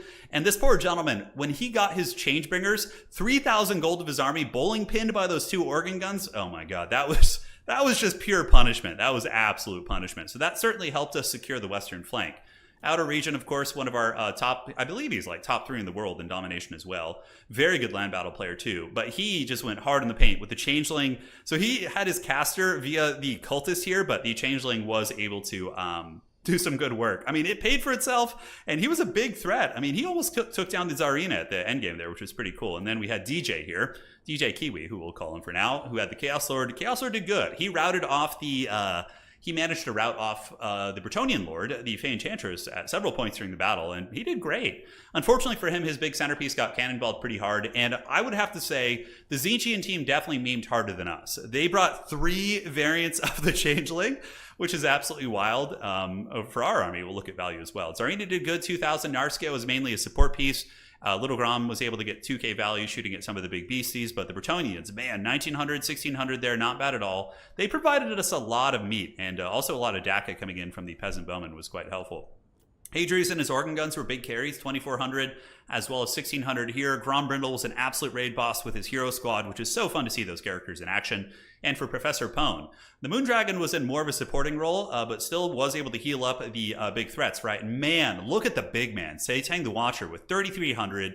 And here we got the Moonbird. Didn't quite do as much as we thought it would, but it was still very healthy. So if the battle had raged on, it would have been a big player. And over at the Forces of Tzeentch, we of course had Village just being a monster, the Exalted Hero, Abuna doing well. We had Kairos have a little bit of a problem, but the Blue Scribes, hey, 1,400 value ain't bad. And Outer Regions Changeling was a big carry for him.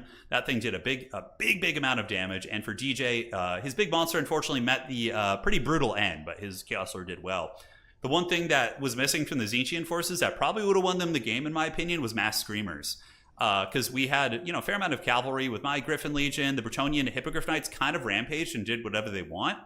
And also the Screamers would have been good against the Moonbird as well as Seitang. So I think if these guys had brought like maybe 4 or 5, 3 Screamers each, there was only one among all their armies. I think that we would have been in big trouble. But it was a great match. Hopefully you guys enjoyed that showcase. And if you want to see more thematic battles like this that have a competitive element to them as well, like where there's a theme, but players are also trying hard like this, let me know. We'll certainly incorporate them. Now, hopefully you enjoyed that. Quick break from the old sweaty tournament. And now, ladies and gentlemen, we're going to be heading on to the 3rd place match as well as the grand final. So hopefully you enjoyed and prepare for some super sweaty Warhammer, my friends.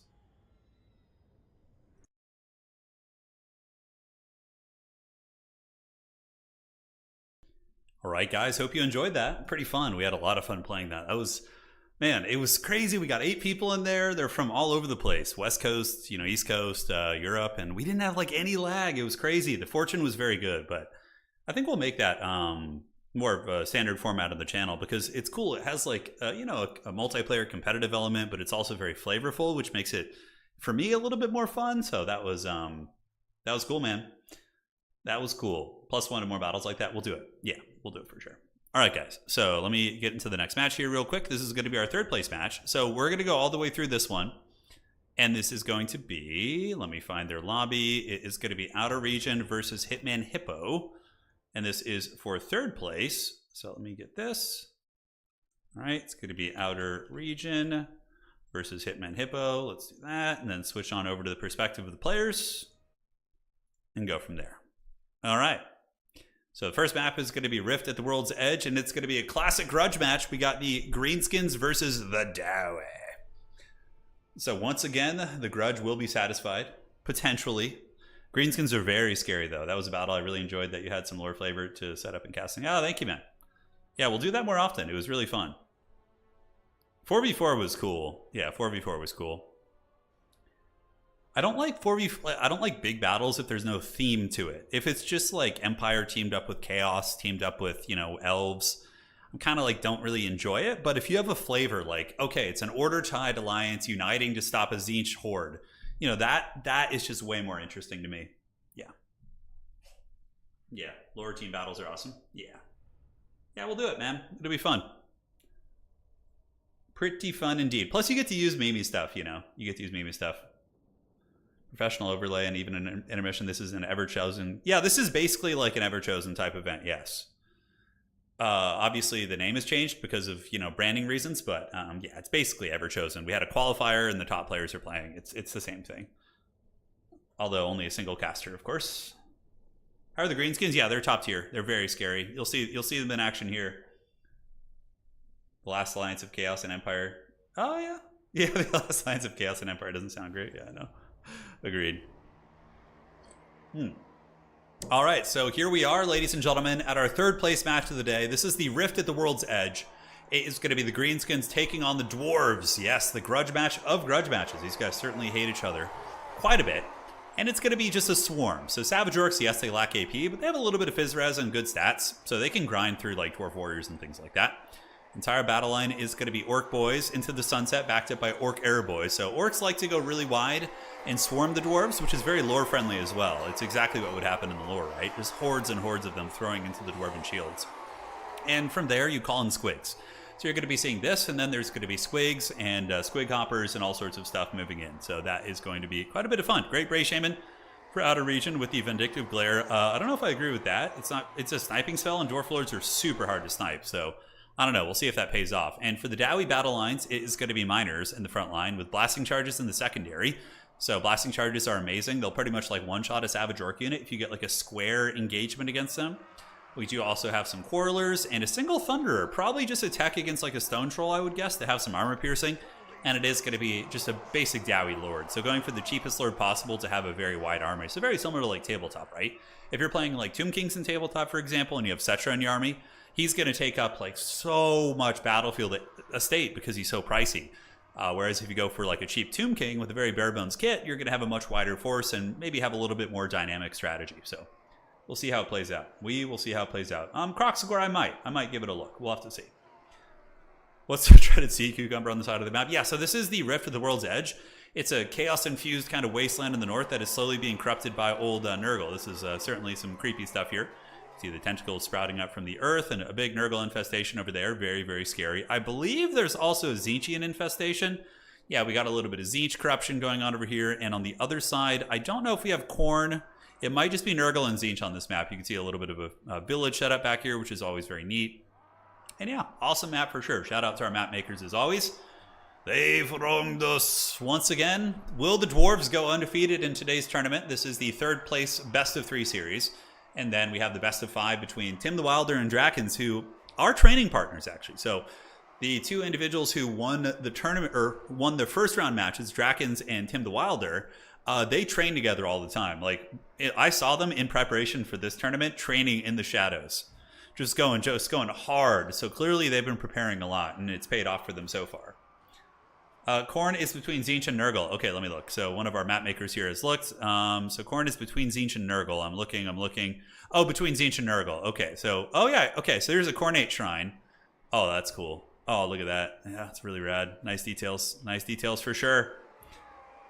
All right, guys. Who do you think's going to win? You rooting for the Dwarves? You rooting for the old Greenskins? I would say Greenskins might be slightly favored here, but it's not impossible for the Dowie. The Dowie certainly got some good fighting power. They just got to watch out for those Squigs. Those Squigs are a monstrous issue for them. Squigs as well as Squig Hoppers just annihilate Dwarven troops. Orc War Boys could also be used as well, just the basic variant to go after the armor. They have decent AP and a charge bonus and all that sort of good stuff, so it does. The tentacle is quite suspicious indeed. I agree. Let me just make sure they're not waiting for me. Are we good? I think we're fine. Checking. And yeah, I think we're fine. Just check it around here. I got a couple pings in the old Discord, but it was for other things. So we're back. All right. So the Dwarf Lord brought the armor of Star Metal. Yeah, Star Metal plate. It's a really good one. It gives -8 melee attack around him. So it's a good aura. You just plop him down on an objective there, and he's going to be able to debuff the melee attack of everything around him. So yeah, it's a good item. It's a good item. So the Dowie Horde is going to be surging forward. Here they go. Miners with blasting charges, as well as Quarrelers. And yeah, Quarrelers are very good against Savage Orcs, mind you. I would imagine that Outer Region is going to save up a lot of resources and then suddenly pump out like 3 or 4 Squigs and just charge. That's usually what the old WA is going to be doing. I can't help but think Outer Region made a pretty considerable mistake with his Goblin Great Shaman here. His magic is going to be next to useless. I mean, maybe he can snipe the Dwarf Lord a little bit, but I would think Curse at a Bad Moon might be better, or just going with an Orc Shaman instead, even Wurzag. Probably not Wurzag anymore, but maybe the Orc Shaman or Azag. Azag is a good fighter, and also you could use like, Fate of Yuna, or not Fate of Yuna, but maybe Purple Sun on top of the Thunderers and Rangers and different things like that. That could be the way. Something to experiment with for sure. But you know what? Like a big Lord, Greenskins are going to be able to shoot it down pretty easily. And the Dowie are just going to play 2 objectives, which is very normal.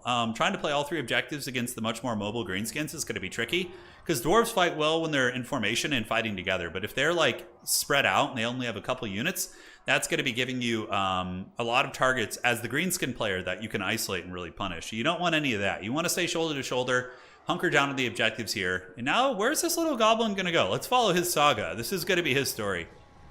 Definitely this goblin's been skipping leg day. He's going to be running over here. Okay. Is he going to shoot a little Vindictive Glare? I'm curious to see what kind of damage it's going to do. Okay, so he's going to be summoning the Vindictive Glare. It goes into the guns back here. Yeah, not the best spell selection against the dwarves, in my opinion. I mean, maybe he was expecting like a Thoric type character or something. I'm not sure. Hard to say, but objectives 3 and 2 are going to be opening up here. We do have the Savage Orcs and Orc Boys and Goblins at the ready on the flank general. And here it comes. Squigs and Chariots. Ooh, Pump Wagons. Okay. Haven't seen these things in a while. Look at that. So we got the Pump Wagons. Yeah, all right. Well, they have good AP. Of course, they were insanely OP a while back, but they've since been fixed. But yeah, still a decent AP tool. I think Squigs are a lot better, but I would imagine he's going to bring both, right? Yeah, he's got Squig Herds out here and more Pump Wagons. So he's got Snotling Pump Wagons and Squigs. Okay, I did miss the Squig call-in. If we take a look at his current Squig inventory, he's got 1, 2, 3, and 4, I believe. Let's go ahead and double check this. Oh, do we have a little bit of lag? Oh, no, it's still going. Okay, good. There was a tiny bit of lag there while the players have a bit of a stare down. The goblins just kind of rattling their spears and shields and waiting for the order from the war boss, the greatest war boss ever. Clearly, this man is somehow he rose up to command an army of orcs and goblins. Don't ask questions, but yeah, we'll see what he does. Yeah, nice damage against these guys. Yeah, it was something. The Dowie going to be calling in the Royal Air Force, so we do see the Gyrocopters of Doom. Gyrocopters are not decent here. You just have them shoot squigs and trolls. That's what they're there for. And they can just kind of sit in Overwatch. You kind of set them in your secondary line and just blast anything big. And Chariots, like Pump Wagons, are also going to be a good target. Yeah, Pump Wagons used to be, they were like kind of buggy. Yeah, they had a really weird hitbox thing, and it was like, but that was a long time ago. That was like almost a year ago, probably. Yeah, so the Greenskin's moving up. The Wa is on, and, well, we won't hear the Wa quite yet. They need to fight a little bit first. Blasting charges going to be saturating forward, getting ready to nuke into the Savage Orcs, so we're going to see what kind of damage we get here. So here they come. Are they going to get it? Is X going to give it to you? Find out in today's episode of Dragon Ball Z as they move forward. And here comes the first blasting charges. Are they going to release them? Come on, Dowie. Oh, no, he didn't use the blasting charges. Okay, he just kind of positioned them there. Interesting. But the Greenskin Wa is going to be very hard hitting against that Miner front line. Miners are a relatively weak unit. On the flank, we do see Squig Hoppers coming around, so Outer Region's going to be flanking around the side. He's got the Squig Hoppers looking to get into the Dowie battle lines, and if they get into that backfield and there's no Slayers there, you're going to have a bad time. There are some Slayers back here, though, so Slayers are ready to fight. And we do see the Quarrelers shooting into the Orc Arrow Boys, getting a bit of damage in, and now the Pump Wagon Onslaught has arrived in the front line. Blasting charges coming out from the Dwarves. Going to get some big damage into the Savage Orcs, but the Squig Hoppers do flank in and start to absolutely annihilate these Dwarven Miner units. They're going to take huge casualties. We see the other Miners moving in with the Pump Wagons into the secondary. Slayers trying to respond, but not before the Dwarves take a massive amount of damage. Here are these Quarrelers at 76 models, dropping very rapidly. Slayers have gotten into contact, and the Wa is going down. The Greenskin army is pissed, and they have certainly gotten into combat quite effectively. On the flank, we got some Orc Boys moving in. Hitman Hippo needs to rally some of these units and intercept them, and he does. Very well played. Thunder units are ripping shots into what appears to be Squigs and Pump Wagons, but man, oh man. That is going to be a lot of pressure coming in from Outer Region as the Dwarves are being pressed very, very hard. I think having like an Organ Gun or something, or maybe even like a Wild Flame Cannon, probably Organ Gun could have been helpful against this. But yeah, they're going to start getting their secondary line pounded very, very hard. There's going to be some teeth getting collected here as the Wa moves in, and the Pump Wagons are rolling. They're straight up Limp Bizkitting these guys. Quarrelers taking it like champs, though, but some of the Orc Boys have made it onto the Quarrelers back here. Over on this objective, the Dwarves are holding valiantly, but man, it's looking tough. The second Wa is going to be going down. They're fighting so much that their Was are regenerating, not instantly, but very, very quickly. Currently, the Dwarves are holding on to this point. Slayers have engaged in the front, but Slayers versus Savage Orcs is a very bad fight. Savage Orcs will uptrade into Slayers all day. The Slayers need to be kind of exclusively going after the big targets, but that's easier said than done, right? It's so hard to keep up with them. Here we get Night Goblin, Squig Hoppers, and Savage Orcs taking these Slayers to Pound Town as well, so these Slayers are going to be getting poisoned and are going to be losing this fight 2v1 most likely. And all three objectives have now flipped to the Greenskins, and we see the value lead is pretty substantial for the old Wa. As the Dwarven front line takes a massive beating, we do see the Miners with blasting charges barely holding on. These Miners getting wrecked. This flank engagement not looking super good. And the Greenskins are also enveloping, like they're coming all the way around. They're punching openings in the formation. And it's looking very, very tough for the old Dwarves here, ladies and gentlemen. Hitman Hippo does have his Dwarf Lord here with the Star Metal Plate, but the Wa has a big value lead. They're just doing so much more damage. The Squigs penetrating in with the Pump Wagons. Their Arrow Boys have been able to shoot pretty much non-stop. We see Gyrocopter here dying to a single unit of Orc Arrow Boys. There's a lot of stuff that is not going well for them. And now that there's chaos, the dwarves do not thrive in chaos. They thrive in order. When there's formations, when everything is holding in certain areas, when every gear is turning properly.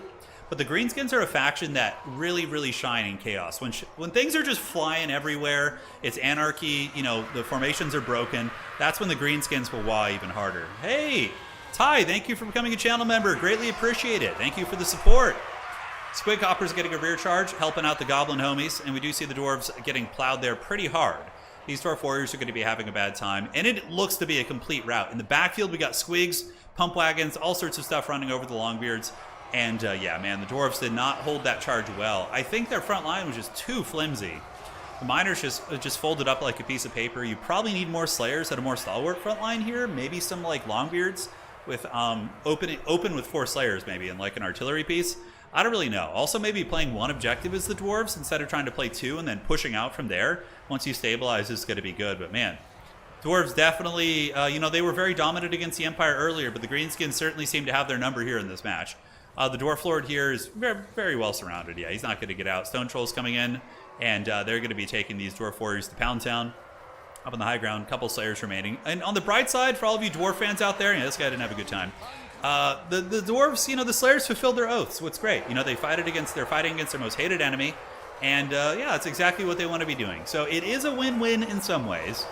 You know, if only the dwarves had the ingenuity to put an axe on the end of a long pole. I know. Yeah.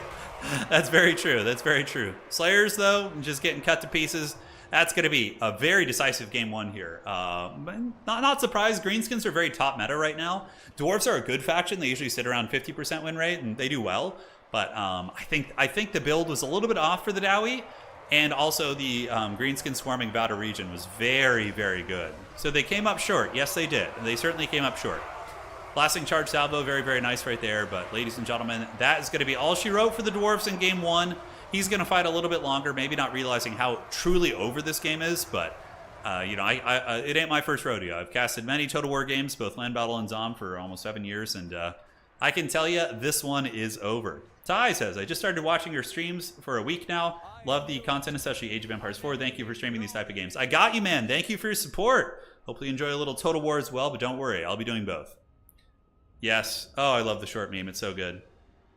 Yes. Well, this has been very meta top 4. Yeah. Well, it's a high stakes tournament. There's a lot of money on the line, so clearly the people are going to play for the meta, which is you know, we have you know, more casual tournaments, more sweaty ones. This is somewhere in the ballpark of sweaty. Brutal greenskin wall. Pump wagons were awesome. I didn't even think of the pump wagons. Not that they got a lot of value, but they still punched through. And squigs and trolls, to be expected. I think the dwarves need a more stalwart battle line. I think you need to go with like longbeards, maybe like ironbreakers even, and just like hold. Need a little bit more holding power, I think. Because man, their front line just folded like a piece of paper. I mean, of course, it's very cheap stuff, right? Like you look at all these guys, it's tough. Yeah, very, very tough indeed.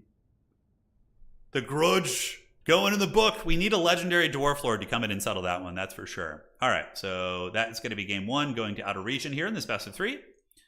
And now we're going to hang tight while they do their picks and bans for the next match, which is going to be on Itza, is it? Maybe it's on Itza, I'm not sure. I haven't seen that deacon. I'll have to take a look. Pump wagons disrupted the Dowie formation, which let the rest of the stuff get some value. Yeah, Electron's right. There definitely was some very good disruption there. I wonder what they'll play next. Outer region is a Khorne main. He used to play Khorne, but Khorne is probably the worst faction in the game right now. They're so bad. Like, you don't... here's the thing. Khorne doesn't have magic, and they're not even the best melee fighters in the game, right? Like, that. Like, they should be the terrors in melee, but they're just, like, kind of average. I mean, they're slightly above average in melee, but... yeah. Can you repost the 4v4 on its own? Yes, I will. I'll put it up on the channel tomorrow. Yeah, I'll put it up on the channel tomorrow. Just another Elgi scheme. It truly was. The Elgi probably lured the greenskins there. So the elves lured the greenskins to that battlefield and let them overwhelm the Dowie. Although, like, even though I know some folks have said it's very meta today, in some ways it's not. Like, Slaanesh versus Bretonnia is not a common matchup, and neither is Empire versus Dwarves. So clearly there has been plenty of off-meta play today. Lizards lost a pretty hard game against Kislev earlier. It was potentially winnable, but it was lost. Yeah, it was lost. Lizardmen are very good, though. They're very good. Yeah, very strong. So we have a little bit of downtime. I know you guys have been spoiled today with the lack of downtime. We could alternate between this and the finals, but I kind of want to give the finals its own shine. So we're going to go through this just the standard way where we hang out. And now is a really good time if you guys have questions to hit me up and let me know if there's anything you need to know about Total War multiplayer, whatever. We can go from there. One Ton Hammer, thank you for the donation, man. Really appreciate that. Would a 2v2 domination tournament work? Yeah, it could work. The only problem would be lag, because lag in team games is very, very tough to avoid.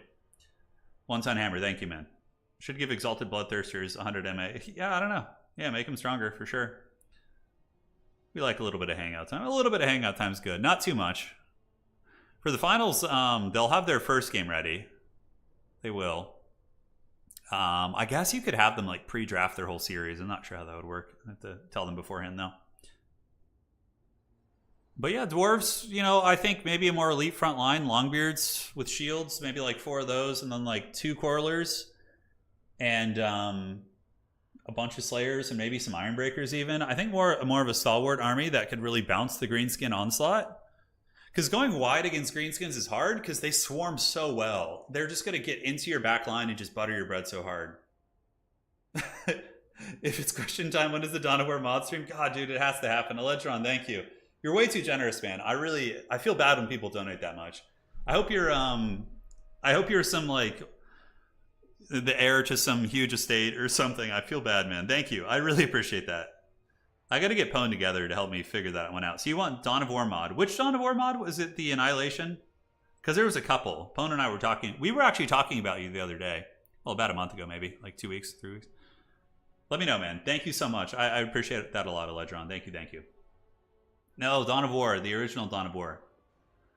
What do you think Khorne eventually needs to be good? Honestly, I just think Khorne needs to be really gnarly at melee. They need to be like the Terminators at melee. And they're just not, you know? Like, they're okay.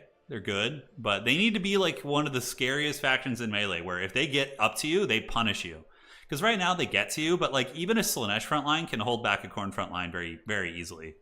You know? Yeah. So something like that. Something like that. Apocalypse. Okay, Apocalypse mod for Dawn of War 1 Soulstorm. Got it. Thank you. Thank you, thank you. So yeah, Khorne needs to just find some better melee prowess. Maybe some more units that can help them deal with ranged and magic better. That would be pretty cool. Maybe if the Khorne Soul Grinder could shoot more accurately, that would be better.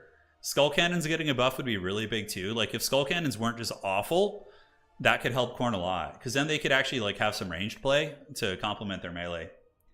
Because Skull Cannons are just terrible. And the Soul Grinders, you can't control what they shoot. Like if that wasn't the case, and you could use the Khorne Soul Grinder like a cannon, and have the Skull Cannons also be a cannon that's maybe a little bit more anti-infantry focused or something. I don't know. You could do some good work indeed. Yeah, like if maybe like you buff the other elements of Khorne's roster too, right? Like the cavalry, the Skull Crushers could get like a bit of a rework. The cannons, there's a lot of things they need. Bloodthirsters are very mediocre, that's right. A lot of the greater demons that aren't lords are a little bit haggard because they don't have a lot of the same stuff that makes the lord variant really good. The Marquis of Masochism is okay. You see that thing occasionally. The Great Unclean one is not very good because it doesn't have a Mortis engine like the legendary one, or like the lord version. Bloodthirsters are just kind of janky, honestly. Their animations are weird and they seem to get stuck on things. The Zeech Greater Demons are decent in line battle. You see them in Dom sometimes, because they can at least fly around and goon things and have good bounce spells. What new lords do you want in Thrones of Decay? I would like to see Tamarkon, the big ogre tyrant who's been infested by Nurgle, riding a toad dragon. That would be my power fantasy. And Tamarkon would be cool. For the dwarves, I don't really know. I would like to see maybe Malachi Mykosin would be really awesome. He's a Dwarven Slayer Engineer. So that would be really cool. If he came in and added some like constructs to the dwarves or like special type of war blimps, like a Dwarven blimp type thing or something, that'd be really rad. But again, it depends on what GW is willing to allow because they have strict kind of guidelines as it pertains to, the IP. And then for the Empire, I mean, there's a whole bunch. You could do Elspeth. You could do...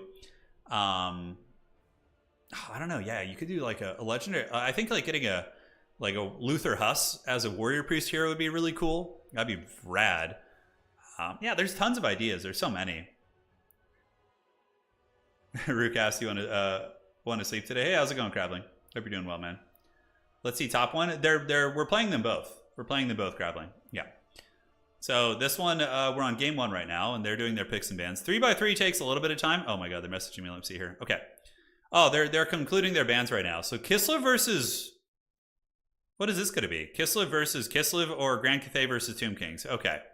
So it could be another Kislev mirror match from what we saw earlier, or it could be Tomb Kings versus Grand Cathay. Hopefully they'll just play the Tomb Kings Grand Cathay match.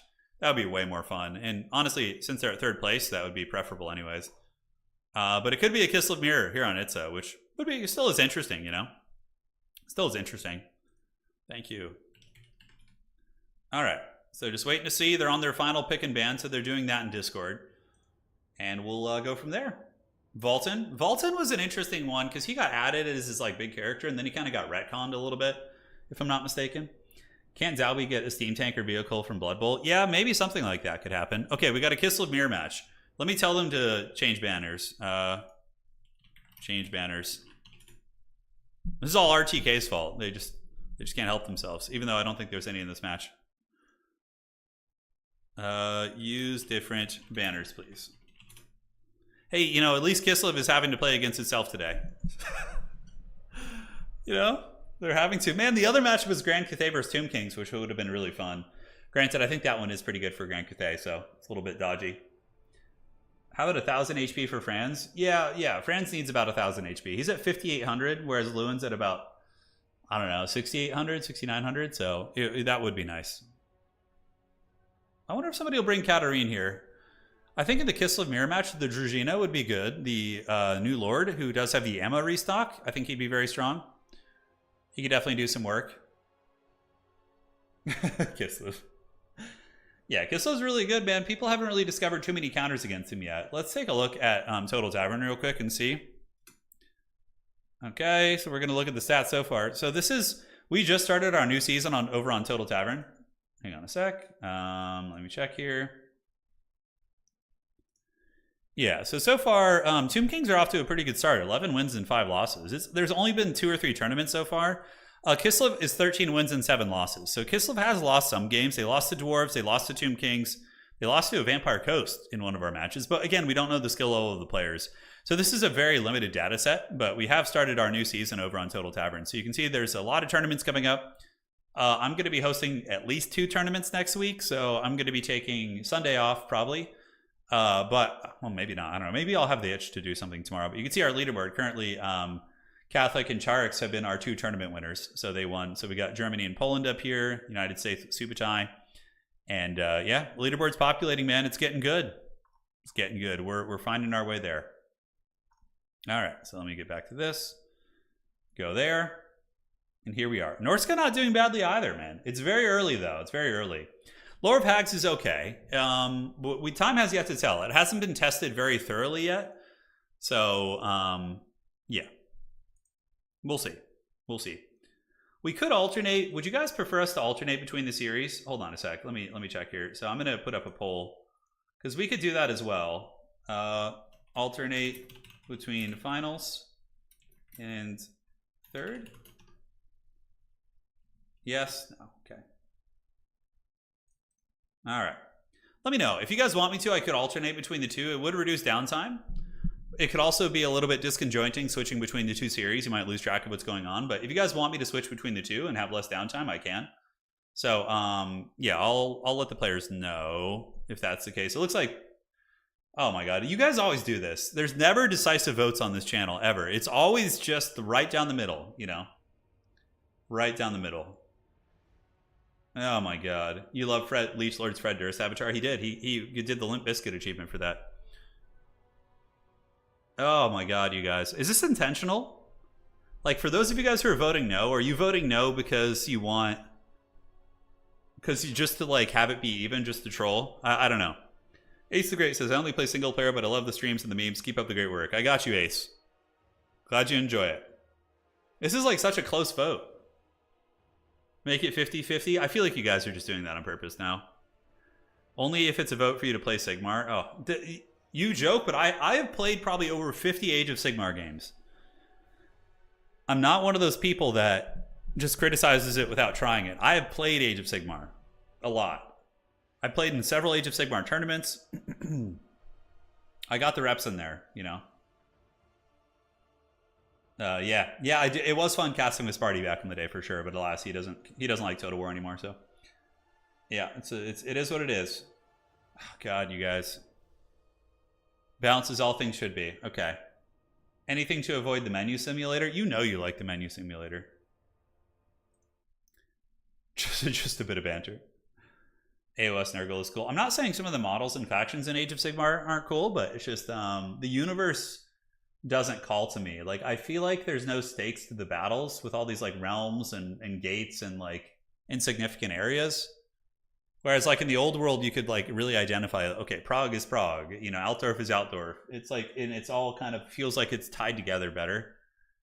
I also really dislike the Stormcast Eternals, like really dislike Stormcast Eternals. I just think they're awful as a protagonist. You know, like if they had launched with maybe Seduce of Sigmar out of the gates, it could have been maybe more interesting to me. But I know some people, one criticism people have of like Warhammer Fantasy is that it's very derivative of the real world, you know, like factions are clearly inspired. Like Bretonnia is like, you know, a mixture of France and England with Arthurian myth. You know, the Empire is obviously the Holy Roman Empire. Kislev is, you know, Eastern Europe, Slavic countries, Poland, Ukraine, Russia, you know, all that. But I personally, that's why I like Warhammer Fantasy a lot. I love history. And seeing like historical elements being incorporated into a fantasy setting and fighting against fantasy creatures to me is like the power fantasy. Like, oh, how would a Central European army of, you know, whatever year it may be, you know, using kind of Launchneck and Zweihanders and, you know, cannons and guns fight against like giant monsters is so cool, you know? Like, it's so cool to me. I like the element of Warhammer Fantasy that's very derivative from the real world. I think that's super fun. Anyways, that's just my standing in my soapbox there for a second. Harmon, thank you. Hey, Turin, longtime lurker here. Keep up the great content. Obligatory question. Can the Golden Knight be used in a competitive build? Yeah, I think so. I think it can. I used the Golden Knight in a couple of matches and have had some success. If you know your opponent's going to be... it's a good addition to a Kislev Goon Squad, is all I'm saying. Norse because of Minnesota? Yeah. Yeah, it's fine. All right, guys. So I'm going to leave that poll up. Is the poll still going? Where'd the poll go? Did I cancel it? Hang on a sec. Okay, so it looks like you guys want to. I'll talk to the Grand Finals players and check it out. Ladies and gentlemen, we have the dreaded... Oh, it's going to be Rasputin. Okay, at least it's a different lords. You know, at least we got different lords talking. It's going to be armored Kossars. So we got triple armored Kossars in the front with a Patriarch. Patriarch's going to be hanging out in the bushes. And, oh, the double Patriarch. Okay, they're standing next to each other here.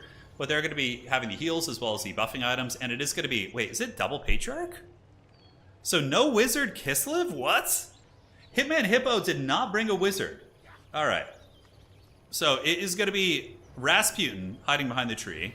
And he's going to be rocking Ursun's Ward. So if he gets low, he starts healing. And he's going to be here with double Patriarch. So it's basically the Orthodoxy. Like battling against the Ice Witches. Okay, so this is actually cool. We have like a fun flavor matchup. It's like the Orthodoxy trying to stop the Witches. Very, very good flavor in this fight. Not even a caster for Hitman Hippo. Armored Kossars, backed up by Zargard with great weapons. So we have some heavy hitters. Zargard, of course, are very good at killing armored infantry. A very beast mode unit. They're kind of like... Is it just me or do they look like... Have a little Batman aesthetic going on to them? I feel like the cape and the mask they wear kind of looks like that. Now, over on the other side, it's going to be the forces of the Ice Witches, and they're going to be backed up with a bunch of Kislevite warriors. So cheap halberds, armored Kossars, Kossars in the back rank, and more Kossars. The Ice Witch is going to be bringing Blizzard or Deathfrost. Okay, so looking to snipe the Patriarchs. That's not going to be easy because there are 3 Patriarchs, so yeah. All right, this is actually going to be fun. And at least we're not watching Kislev bullying another faction. It's going to be Kislev bullying Kislev, which is very much in flavor here. So the Legions of the Ice Court, or the Daughters of the Woods, as the faction logo is going to be going out to battle, we'll just say the Orthodoxy for now. Keep it a little bit more simple there. Yeah, Patriarchs are kind of like life casters, yes. Did they bring the Salax? They did. So there's going to be a lot of healing in this army. Initially, the Ice Witches are going to move up. Really, really going to be, Outer Region's going to be hardcore regretting the fact that he did not bring Blizzard. Blizzard would be so good against these Zargard, because now Kislev, the Orthodoxy, has a bunch of really, really powerful great weapon infantry, and there's not too many efficient ways to kill them outside of combat, so yeah, we'll see how it goes. We will see how it goes. Objective 2 is going to be opening up. Objective 3 soon to open, all of them at the same time, of course. That's also a change I think would be good for domination mode in general, would be to have the objectives open instantly, so you just move up and fight right away, and it would get rid of all the posturing, which I think would make the games a little bit more action-packed. Just an idea. Just an idea. Yeah, Kostalton on foot is pretty cheap, though, and he's an armor-piercing fighter, too. So Kostalton, he can... If you sit him amongst like some Zargard with Grey Opens, that's going to be a very, very good fighting position. You know, Old Man Rasputin, he's got his mace there, and he's ready to go. So over on Objective 3, Kislevite Warriors going to be anchoring that one down. You definitely want to get Kossars with bows shooting at the Zargard Great Weapons. That's going to be your best bet. We have a couple Streltsy mixed in too. Streltsy, of course, pack a big punch, and they could just start shooting at the Kislevite Warriors here, Patriarchs, whatever. And now the Daughters of the Woods are going to be calling in the Mordheim Beowulfs. Very good, because there's a ton of healing in this Kislev build, or in the Orthodoxy. So having the healing punishment on the Mordheim Beowulfs, the Dark Tainted Blood, I think is going to be very, very strong indeed. So we'll see what ends up happening there. The sleds are good, but there's also... Kislev is good at stopping sleds as well. They have cheap halberds now, but you can see Hitman Hippos getting great volleys, shooting into the Kislevite Warriors who have no missile mitigation whatsoever. The Kislevite Warriors definitely want to be sitting in the secondary. All this firepower they're taking for free is certainly not great. Now, the Zargard with Great Opens could be the answer here if those bad boys move up and start kind of chopping through. First call in here for the Orthodoxy and Hitman Hippo is going to be the Oath Brothers of Tor. So the Big Bear Cavalry, very, very strong. They will be able to mulch a multitude of targets, including the Things in the Woods if they get an engagement with him. Yeah, they have faith. They don't need magic. That's right. They got, you know, it's a little... I wish the Warrior Priests were a little bit better. I hope they get reworked in the Thrones of Decay. I feel like they're so haggard compared to the Patriarch. Patriarchs, you know, obviously their healing capabilities are pretty insane. But yes, the clash is soon to be on. The Kislevite Warriors going to be surging forward to battle the Armored Kossars. Armored Kossars picking off a lot of them as they do charge in, which is very cool to see, very thematic. Then they draw their blades and will be engaging against the Kislevite Warriors, who really had a bad time on the charge, down to 96 models from 120. Ouch. Big fights on all fronts, though. You do get the Zargard with Great Opens moving in, and I honestly would have to say, if I'm looking at the two builds, I would say that maybe Hitman Hippo's build might be slightly favored in just pure fighting, but Outer Region can still win on objectives. Oh, does he have Heart of Winter too? I did miss that. Okay, sorry guys, I missed this in my analysis. But there is a Heart of Winter here for the Ice Witch. So the Ice Witch gets a big Heart of Winter, and that is going to be tearing apart the elite infantry. They're certainly not going to be able to escape it, right? They're going to have a bad time.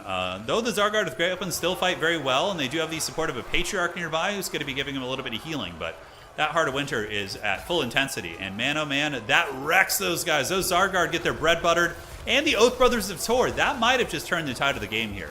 Oath Brothers of Tor and the Zargard getting wrecked by the Heart of Winter, and we do see a Snow Leopard summon coming out as well. Snow Leopard, very good at nibbling through the Oath Brothers and those type of units. So, yeah, very neat stuff indeed. Meanwhile, the fight rages on across the battlefield. Zargard with Great Opens, you know, absolute chads hanging in there, but the other Zargard have been focus fired. Look at this. This is so clean from Outer Region. He got his Kossars on the side and is just shooting these Zargard in the back. And now we get the Winged Lancers coming out. So the mighty Polish cavalry have arrived. Here they come. And the Hussars are here, and they're going to be running down these Zargard, punting them into the Shadow Realm. And there you go. So Zargard are unbreakable right now. They're going to be having some issues with leadership. Most likely will be shattering. As Outer Region starts to pull ahead a little bit in this game, the Orthodoxy did get punished by magic very, very hard in the middle. Just like in tabletop, you pretty much always want to bring magic. Magic is such a valuable tool. It's such an asset to, you know, be wasting, essentially, right? Such an asset. So the Ice Witches have emerged victorious in the middle. Their magic was able to melt the Orthodoxy's units. The Streltsy, getting some cost-effective shots, it would appear into the Winged Lancers, and so too are these units. But we do see a substantial value discrepancy. Not that substantial, actually, only about 700 or 800, give or take. So it's not the realm of no return. They both also have access to Patriarchs, and Rasputin is going to be surging into the secondary line. You could also try and take out this Patriarch, this traitorous Patriarch who's betrayed the Orthodoxy. We'll have to see if he does that. But all three objectives do belong to Outer Region and the Daughters of the Forest, the Things in the Woods, and the Mutant Monsters. I don't know if they coordinated this, because this is like so flavorful. Like the Ice Witch is using literally these werewolf beasts, the Things in the Woods, and yeah, like the Orthodoxy is not using any of those type of units. They're using Griffin Legion. It's pretty much on flavor. But the Griffin Legion charges in, hammering charge into Outer Regions units. Griffin Legion are really good now with the Heroic Charge ability or Glorious Charge. The charge bonus duration is doubled, like I said, and the leadership penalty, as if they hit something in the flank, is so good. I mean, Kislev just got buffed. What I think is going to happen is I think in the next patch, whenever that might be, I think Kislev's going to get a pretty big balancing pass. You know, the pipelines of communication we have in terms of passing on balancing information will be certainly quite hot, and I do think that we'll be seeing Kislev getting some good balancing changes as well. But who knows? The season is still early. We'll see how they fare. We'll see if they remain tyrannical. In the meantime, Armored Kossar is going to be moving up, chasing into the Streltsy here, and will they get in contact? Find out today. At this point, though, I mean, it looks like the Ice Witches have complete control over the objectives. The Orthodoxy is trying. They do call it some Streltsy, but they're going to be pinned back in their deployment zone. And it looks like Hitman Hippo is going to be dropping the series 0-2 today. So that probably will be a third place placement for Outer Region. And yeah, he certainly earned it. Played very, very well in the series. His builds were pretty consistent. I just think the not having magic is such a big fault.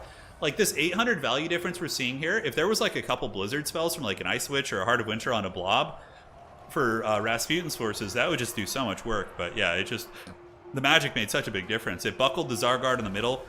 I didn't think it would. So I was predicting that the Orthodoxy would win the middle, but I didn't see the Heart of Winter. So when we saw the Heart of Winter, that obviously explained that. He's completely pushed back, triple capped at this point, ladies and gentlemen. And I would imagine that Hitman Hippo probably will tap out here in a second. I mean, he's going to be trying to scrap here, but yeah, he's just being overwhelmed on pretty much every front. The Mordheim Beowulfs finally do break, and Rasputin is getting a little bit of work in there. He does manage to take down the Ice Witch, but it's going to take so long to get these objectives back from the Daughters of the Woods. There's going to be almost no chance to get that. So you're going to have a pretty bad time. This is looking like it's pretty over, ladies and gentlemen. Looking like it's pretty over. Rasputin waving his banner around. You know, he's the battle standard bearer for the army here. And yeah, trying to keep his troops fighting a little bit longer. But, you know, the Kislev Civil War, the second one we've had today, seems to have been won by the wider and cheaper army both times, right? Whoever brought the wider, cheaper force seemed to trade a little bit better here. And also, yes, somebody in chat was asking, Zarina's sled is banned for the tourney.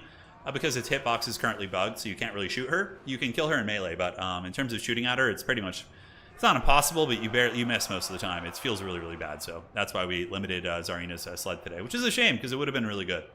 Would have been really good. Who won between the Greenskins and Dowie? You had to step away. The Greenskins. They were able to wall all over the face of the Dowie. So every single series we've had today has been a sweep. We've had 2 2-0s, and the third place match is about to be a 2-0. And then we are going to be getting our grand finals, which is going to be between Tim and Drakens, who of course are training partners. So yeah, we're gonna see how that goes. We are gonna see how that goes. Kislevite warriors, armored Kossars are broken in the back. Rasputin's trying to rally some forces, including some Zargard with great opens, but yeah, not enough time. It's gonna be 1,000. It's a triple cap situation at this point. So Hitman Hippo would have to capture all 3 objectives from his opponent to have any chance of winning. So. I'm surprised we're not seeing as much Stank. Yeah, Stank isn't as good in the Kislev mirror match, though, so she got nerfed. Mother of Stanky lost 2,000 HP. She lost her missile resist, I believe, or no, she lost her ward save, and she got a new lore of magic, which is people still aren't used to yet. I personally would use Mother of Stankia myself. I think she's very good, but I am also a big cat. Now that Katarine has a Snow Leopard summon, and some really good mount options, I think she would probably be, I don't know, they're both good. Like, Mother of Stankia does way more damage than Katarine, but is way squishier. So it's not like she's some raid boss tank anymore like she used to be. So, yeah, he really played in character with the Orthodoxy here. He really did. I don't know what he thinks he's going to accomplish. In a lot of RTS games, it's very clear when you've been defeated, but sometimes in Total War, it's easy to get in the zone. But this is a extremely clear defeat. There's 0 chances of him getting back in here. Outer Region has massive control over the game. He's going to be calling in more things in the woods, which will eviscerate these Zargard with great opens. And overall, you're going to have a bad time. The new cheap Kislev infantry seemed really good. The Kislevite warriors, just for kind of a cheap chaff piece to have more battlefield agency, more battlefield control. Kairos is not banned. No, Kairos is only really problematic in land battle, because in domination the game has like a set time at which it usually ends, but in land battle it's not the case. So the Lore of Death passive is extremely broken. You're essentially able to get almost infinite winds of magic in land battle, which you can really be nasty with Tzeentch. All right.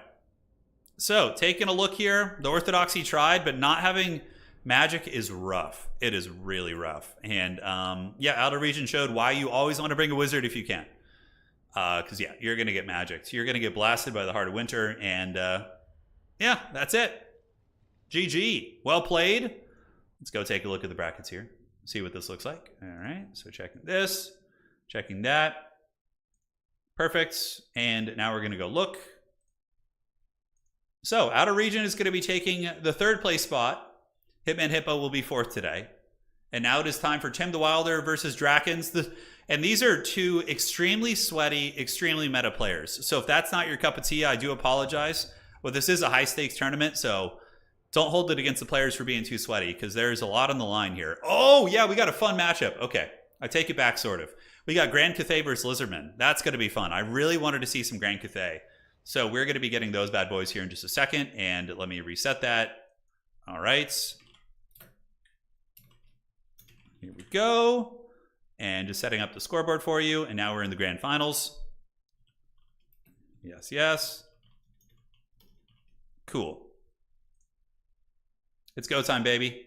Grand Cathay is back on the menu. Let me get the nameplates looking good. Yes. All right, looks fine. And we are in the finals and best of 5. All right. We got it, baby. Let's go. Grand Cathay versus the Lizardmen. I wonder if we're going to see anything new from Grand Cathay. Maybe one of the beasts. I don't know. Which one would you bring? The Moonbird, probably not. Maybe the Celestial Lion. Probably going to be a lot of the old stuff, though, I would wager in this matchup here.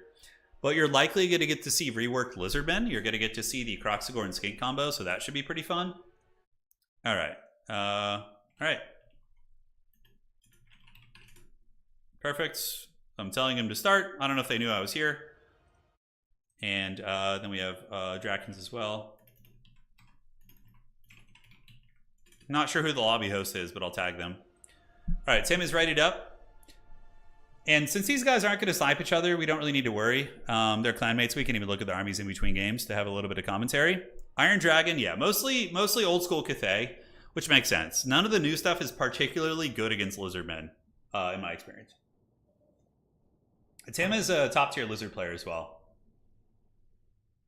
Hey, it's okay, Outer Region.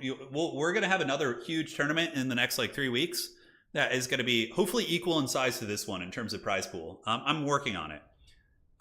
It's going to be the season finals for the last Total Tavern season. So Outer Region, you'll likely have a chance to battle Tim again. So don't worry.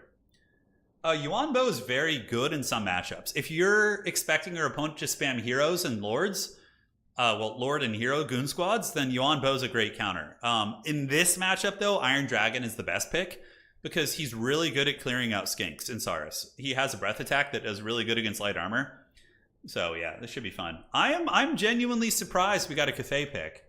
I didn't think it was a sweaty enough faction for old Tim, but we're going to see. How many wizards can you bring in this format? So you could bring 2 wizards. Well, 3 technically, because you could have a legendary wizard and then 2 basic ones. But the thing about spamming wizards in this game is you have a limited amount of Winds of Magic, so it's not as good. Whereas in tabletop, for example, if you're playing Warhammer the Old World or the new Warhammer Fantasy, you can bring 3 wizards and they can all cast all their spells every single turn. So it's a little bit different. So taking a look at the Lizard army, guys, it's going to be a huge Skink army. And you know what that means. That means that Drakens is going to be playing a Croxagore build. So he's going to start with Skinks, and then he's going to be calling in a Dread Legion of Croxagores. Because they'll get these spawnkin, so they're going to be getting fear, and the Croxagores will get 10% damage as well. How's it going, Jay? Hope you're doing well. All right. Mazda Money ordered some Chinese takeaway. Oh, my God. So Mazda Money's going to be here. He does have Banishment, Ruination of Cities, Comet of Cassandora to nuke down the Cathay Infantry and Missiles, and Harmonic Convergence for any important fights. Yeah, mainly going to be a Skink-based army, looking to just swarm. Some red-crested Skinks also going to be in the back of the army as well, so they got their hammers out, and they're happy little guys, man. Skinks are such adorable little creatures, aren't they? For the Grand Cathay Force, it's also going to be a big army. We got the Iron Dragon, so he's going to be going dragon form and breath attacking these Skinks. Jade Warriors backed up with a Grand Cannon, nothing like a Cathay Grand Cannon. These things are so cool. The sound effects they make when they shoot, it's just chef's kiss. It's very, very good. Aside from that, we got some Peasant Bowmen on the side, so he probably, these guys train together. They're training partners. So I think that Tim expected Drakens to go very wide, so he wanted to match his width so he wouldn't get swarmed. So we'll see how that works out for him. So somebody asking about tabletop, saying, do tabletop wizards have common Winds of Magic pool? No, they don't. You could just cast spells nonstop. Yeah, it's pretty great. It's a lot of fun. So magic lists are quite good. But in tabletop, your opponents can also attempt to deny your spells nonstop too. So it's pretty fun. It's pretty fun indeed. The battle soon to be on here on the Haunted Vale, one of our awesome Sylvanian maps made by our glorious map-making community. It has certainly rekindled the competitive community, I would say. Prize pool for the event is £1,000 for first, 500 for second, 250 for third, and fourth is going to be £100. So every player who qualified for this event, now, back in the day, Ever-Chosen style events, which this is, Ever-Chosen style events used to basically be invitationals in the very early days. But here on out, I'm going to have qualifiers for any sort of a special event. There was an open qualifier for this event that anybody was welcome to play in. And we had that a couple weeks ago. So, yeah. In the future, like all my big events or big money events, whatever, or the season finals, they're all merit-based. We're not going to be doing any invitationals, except maybe like just if we're doing like a meme event or like just showing, we want to show funny units. But if there's any prize pool on the line, they're usually all going to be open and anybody's going to be welcome to join. So, yeah, just making sure they have no questions. Nope, just taking their time to set up. And now the battle is going to be on and both sides are going to be moving forward. And here they come. The Peasant Long Spearmen, Peasant Archers, and the Grand Cannon of the Cathay is going to start shooting immediately. Going to be blasting into the Skink cohorts if they can. Trying to get some freebies. The big Kroxigor is going to be coming in to support their little buddies. This is literally a full Skink army. I'm not seeing too many Saurus in action. There are a couple. This is, I suppose, in flavor as well. So you have the Elite Saurus. And these are Saurus spears. Yeah, okay, so he's got some spears, which isn't a bad idea. You have the spears kind of hold down the side point here, right? So they just kind of park over on Objective 3. They sit there, and if any Jade Lancers or Mobility tries to steal that from you, they're going to be kind of hard to get rid of as well. Spell canceling is also contingent on many wizards have. Wizards are... Yeah, well, the thing is you can... in Old World Tabletop, you can... One wizard can cancel as many spells as he wants in a turn, if I'm not mistaken. He just needs to be in Dispel range. So as long as he's in Dispel range, you can do that as well. Yeah, that's good, man. It's good indeed. So Skink's hanging out, waiting for the objectives to open. No surprise. Anytime your opponent has a massive artillery advantage, you're going to want to make sure that you, play it very cautiously. Because if you move out before the objectives are open and you're getting blasted in the face, you're giving your opponent, freebies, really. Because you're not fighting over anything at that point. So waiting until the objectives open to use your superior numbers to swarm out is going to be very, very good indeed. So Iron Hill Gunners are cruising. We got double Iron Hill Gunner. I love to see it. Iron Hill Gunners are the Punishers. If these things are allowed to shoot any target, they're going to melt it. Even against the Skinks. If they can get like a square open shot on the Skinks, they'll do some good work. But that's not what they want to be shooting. Saurus are good targets. Pterodons, monsters, Mazda Chungus. All those guys are what you really want to be blasting. Are you sure about that, Jay? I'm pretty sure it's not like that. I could be wrong. But I think wizards can deny multiple spells per turn.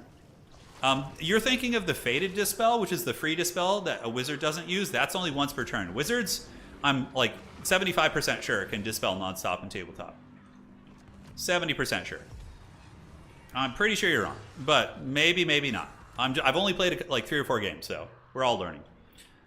All right, guys. So, cannon shots from Grand Cathay. This is how you play Grand Cathay. You hunker up and you just slow push out. I really like the positioning of Tim's army. We have a little bit of skirmishing here. Iron Dragon's just being a troll, using his breath attacks, just roasting through these Skinks here. Nastiness from the Iron Dragon. Zhao Ming, the absolute Punisher. And he's got to be careful, though. A lot of Skinks poking him here. Kroxigor's coming in with their spanking paddles. And that is going to be the call-in, right? We're going to be seeing Kroxigors getting spammed out all day. And it is going to be a big enveloping swarm. So they're going to come all the way around and be pressing into the Cathay flanks. And what Skinks can also do is they can go in very tight formations and they can move through here. They can weasel their way through here, and they can find openings in the formation to try and get their way in. Yeah, wizards have unlimited dispels. Yeah, that's what it is. The Old World Tabletop game is so fun. I love it. I'm addicted to it. Unfortunately, the people I play with, the closest person is an hour away, so it's like a pain in the butt. It's a lot of gas money to drive out there and just play and stuff. But yeah, tabletop channels on the horizon, pretty close. We're just painting the armies, and that's not very quick, We got 2 armies fully painted. Once the 3rd one is fully painted, that's when our first battle report's going to be going up. Skink unit being sent back to heal, and the Iron Dragon continuing to troll. Oh my god, he's roasting these Skinks. He's doing so much work. So he's punishing here. He's punishing pretty hard. Skink cohorts with javelins are chilling back, and now we're going to be advancing up. Are they going to be sounding the Horn of War? Cathay does manage to get 2 objectives here while the Iron Dragon just continues to disrupt. No salamanders, no pterodons, nothing to really poke him. He's kind of able to do whatever he pleases, but he is losing HP. And if you get him low enough and proc his Burning Van Braces, it will heal him. But the nice part about that is you get it off the table. So if you can get that out of the way quickly, that is going to be quite nice indeed. So huge Lizard army going to be surging out. Although the Cathay army is just as big, 22 against 20. As a matter of fact, the Cathay force is more or less equal in size. So Lizards are going to be grabbing Objective 2, which is going to be forcing Grand Cathay forward. Grand Cathay is a very defensive faction. This is like how the Dwarves should have played against the Greenskins earlier, I would say. We saw the Dwarves earlier go very wide, so they created a wide battle line, which allowed them to be enveloped. But the way Cathay, they're only playing one objective, and then they're going to slow push out towards the other one, using their cannon and their character to accrue value. However, Dwarves can't really do that. They don't have like a big dragon character, but Lizards are going to steal all 3 of the objectives. They're going to triple cap Grand Cathay here, and honestly, just sitting on the objectives and, you know, absorbing what you can is probably going to be the way to do it. We do get some Skink Cohort Javelins going into the Peasant Archers, and the Iron Dragon with another brutal breath attack. Man, Tim has been the absolute terror here on Zhao Ming. He has been getting a lot of damage out, man. A lot of damage. Yeah. So Zhao Ming, the Iron Dragon, pouring in once again. Oh, there is going to be a big bombardment coming down from Mazda Chungus, though. That is going to be a fat one. Oh, God, that is so wrecked. Here it comes. That is a big Comet of Cassandora and Ruination of Cities. Absolutely crushes those Jade Warriors right there. So those Jade Warriors instantly wavering. And the Ruination of Cities went through here and killed the Peasant Archer unit. So Mazdamundi really showing the magical power of the Lizardmen. But he better be careful. There's a fat dragon nearby. He could get swarmed for sure. So Croxagor's moving in. And did the Lizardmen get this objective? Oh, big blunder here. The Dinos did not get that objective. Drakens needs to get a couple of these units up and grab this point if he can. So objective 1 needs to be grabbed. He hasn't gotten it. That's a big shame. Triple capping Grand Cathay here would be very big. You have the Red Crested Skinks making their way in. The Iron Dragon's going to be using a big breath attack to roast them, while the Jade Lancers charge into the Croxagors. Not a great fight for the Jade Lancers, but he's just trying to keep them from penetrating in too deeply. Saurus Warriors have now come back from their defensive point that they were sitting on and are going to be getting into the combat. We also see Ripperdactyls coming in. So Ripperdactyls are a very, very powerful anti-infantry unit. They're going to make very quick work of these Jade Warriors if nothing else comes in to assist. And the Jade Warriors, yeah, they are losing fat models. And now he's going to be jumping over to the Iron Hill Gunners. You can't let the Iron Hill Gunner shoot. Crossbow shooting is one thing. Oh my God! The Comet of Cassandora with the steel chair once again. Drakens has been just the Lord of Magic. Absolutely punishing those Iron Hill Gunners and those Jade Warriors, causing just huge disruption in the battle lines. And this is getting real crunk, ladies and gentlemen, in the words of the great Little John. All 3 objectives captured. Iron Dragon with another breath attack down the Chameleon Skinks and the Saurus Warriors. In the meantime, we do see the Apotheosis going down, or Harmonic Convergence on the Ripperdactyls. And they're just bouncing between all the different missile units and just causing so much havoc. Tim the Wilder seems to be struggling with his positioning. He's got Iron Hill Gunners like right on top of his melee, not shooting. And man, Drakens is swarming all over the battlefield with his flyers, keeping the value very, very close. And neither side does have healing. So it is a relatively true value depiction here. And neither side has crumbling or demonic instability. So what you see is what you get. Feral Cold Ones coming in, Croxagors and Skinks pushing all into the battle lines. A lot of the shooting of Grand Cathay is offline. And even though they're trading evenly-ish, Grand Cathay may be slightly out-trading the dinosaurs on the defense here. They do not have any objectives. So that's the downside of like corner camping, right? So like in land battle, for example, you can't camp the corner of the map.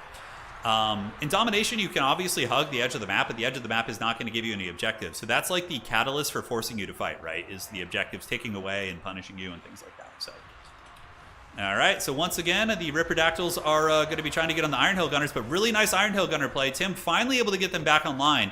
And these Ripperdactyls are going to get loud. Oh, God, this is going to be bad. Oh, God, that's so much damage. Those Rippers are going to get shot to pieces. They're going to start losing models really quickly. Drakens is obviously microing very sweaty on the battlefield, but a lapse in micro here costs him an extremely expensive unit. So Tim the Wild, they're able to stabilize that one. Over here, the Iron Dragon, brutal breath attacks here on the Skink Cohorts and the Feral Cold Ones, but they continue pushing through. Back on the objectives here, we got Feral Cold Ones and Skink Cohorts, making sure that Grand Cathay doesn't get the objectives back. Mazdamundi under a little bit of threat here. We do have some Peasant Horsemen and some Jade Lancers and Spears who are close by. And they might be able to kind of shank the Toad. The other 2 objectives are in the clutches of the Dinosaurs. The Dinosaurs will probably, I think oh man, this is so close on value trading. It's so hard to say. The thing is though, the Dinos likely win this because of their objective play. What is that? It's a Feral Bastillodon being called in. Okay, that's cool. But they're going to be able to probably defend their back objectives and continue to push Grand Cathay. Grand Cathay is not very good at taking objectives over. That's one of the downsides of playing the way Tim did by sitting back very cautiously. But I guess Tim did have the objectives initially. Yeah, so he didn't build up too much. Yeah, he didn't build up too much. A lot of firepower, though, coming out of Grand Cathay. My god, that's a ton. Peasant archers, bows, Iron Hail gunners just mowing down so many of the Lizardmen units. We see Tim pulling a slight value lead, but it's pretty much negligible. Mazdamundi has been casting Apotheosis, has he? No, he doesn't. Okay. So no heals for the Battletoad either. No heals for the Battletoad. Flamethrower Breath going down from the Iron Dragon is able to hit the Chameleon Skinks. As far as Collins go, we got more Croxagors, Croxagor Dundee coming out, and in the backfield it's going to be Jade Lancers. And man, Grand Cathay just trying its best to tear out the dinos, push these objectives. But the Lizardmen are such a resilient faction. Even their little skinks, they can hang around for a while. You can see these red-crested skinks have 85 leadership. God damn. Oh, they get a bonus when they're charging. That's pretty cool. Okay, that's fun. Oh, that's pretty cool. Immune to contact effects. Look at those guys. Isn't that adorable? But now they're up in combat. What's going to happen is they're going to get breath attacked. Iron Dragon is trying to pick off the big Battletoad. I can't tell you how many games I have lost trying to kill Slan. I'm like, oh, it's a squishy caster that can't fight back. But somehow these Battletoads always get away. They have so much HP. They have 7,000 HP. They're really, really tough to take down. Iron Hail Gunners getting a couple nice shots here. Tim's going to have to start playing the objectives very soon because what's going to happen is this is a triple cap situation at this point. So the Lizardmen are just going to start sending Saurus and resilient units over to objectives 3 and 2. And that's going to make it very tough for Grand Cathay to get those points. In time. I mean, maybe eventually. A lot of good bowfire for Grand Cathay. They're moving up. Somewhat harmonious. They have harmony in some areas. In other areas, they do not. So, you know, it's a little bit chaotic here, which is certainly not what they want. But this objective being held onto by the dinos all day. Draken seems to be in a very, very good position here. His Croxagors are teamed up with their little skink buddies. How adorable is that? And they're going to be getting that sweet 10% damage and 10% AP damage, which is quite good. So that'll make them wreck these Jade Lancers a little bit harder, which is great. And Croxagors are okay against heavy cavalry. Their high armor in tandem with their armor piercing makes them a pretty respectable choice. More skinks on the way in. Tim is going to be using his Jade Lancers to try and shut these down, but Grand Cathay's kind of creeping back on this one, guys. It's going to be a little bit scary, actually. So he does get this objective. Tim goes up about 800, 700 value, give or take. So this goes to Grand Cathay, but the question is Grand Cathay going to be able to push up and get all 3 objectives in time? Okay, Tim with some really good backcapping play. He does have some Peasant Horsemen here. The dinos cannot afford to lose these objectives. This is Helm's Deeping time. I think the time of trying to fight Grand Cathay and a straight-up fight is over. I think you need to start playing the objectives very heavily. He could Helm's Deep on Objective 2 as well, but the only downside of doing that is Tim's got a huge box of pressure coming this way. You can see the crossbows and the Peasant Legions. I mean, they're doing great, man. Grand Cathay's missile play is very good. I mean, they have good gunpowder, they have good shooting, a very dynamic faction that certainly is not messing around. So shooting into the Croxagors, the dinos are going to be calling out some skinks. Will they get there soon enough? And these are Peasant Horsemen, so the skinks will actually defeat them in combat if they manage to get there in time. I think, though, if you're Drakens, you have to Helm's Deep on Objective 3. Send everything to Objective 3. Fire everything, unleash every cannon, but ooh, if he loses Objective 3 to these Peasant Horsemen, that's going to be the most haggard thing. Oh my god, he's rushing towards it. This point in a little bit of danger as well. Grand Cathay is concaving in. Dinosaurs kind of running out of steam a little bit. Though they do have their Feral Cold Ones and Croxagors still paddling away here. But man, that is so much firepower for Grand Cathay, man. Mazdamundi, and this is the thing about a character like Mazdamundi. Oh my god, oh, is he going to get it? Oh, it's so close. Oh man, he's not going to get to it. Well played, but he moves off the objective. Grand Cathay moved off the objective.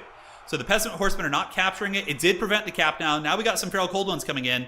But this objective is very close to being captured by Grand Cathay. We see Saurus Warriors moving over. Jade Lancers are moving. These skinks need to force path through. Screw the Peasant Horsemen. Force path, force path, force path. You got to get through there. So Objective 1 goes to Grand Cathay. Objective 2 also going to be going to Grand Cathay. Tim the Wilder did not hear any bell. And this is where the Iron Dragon and his Halberd boys are really starting to get value in the late game.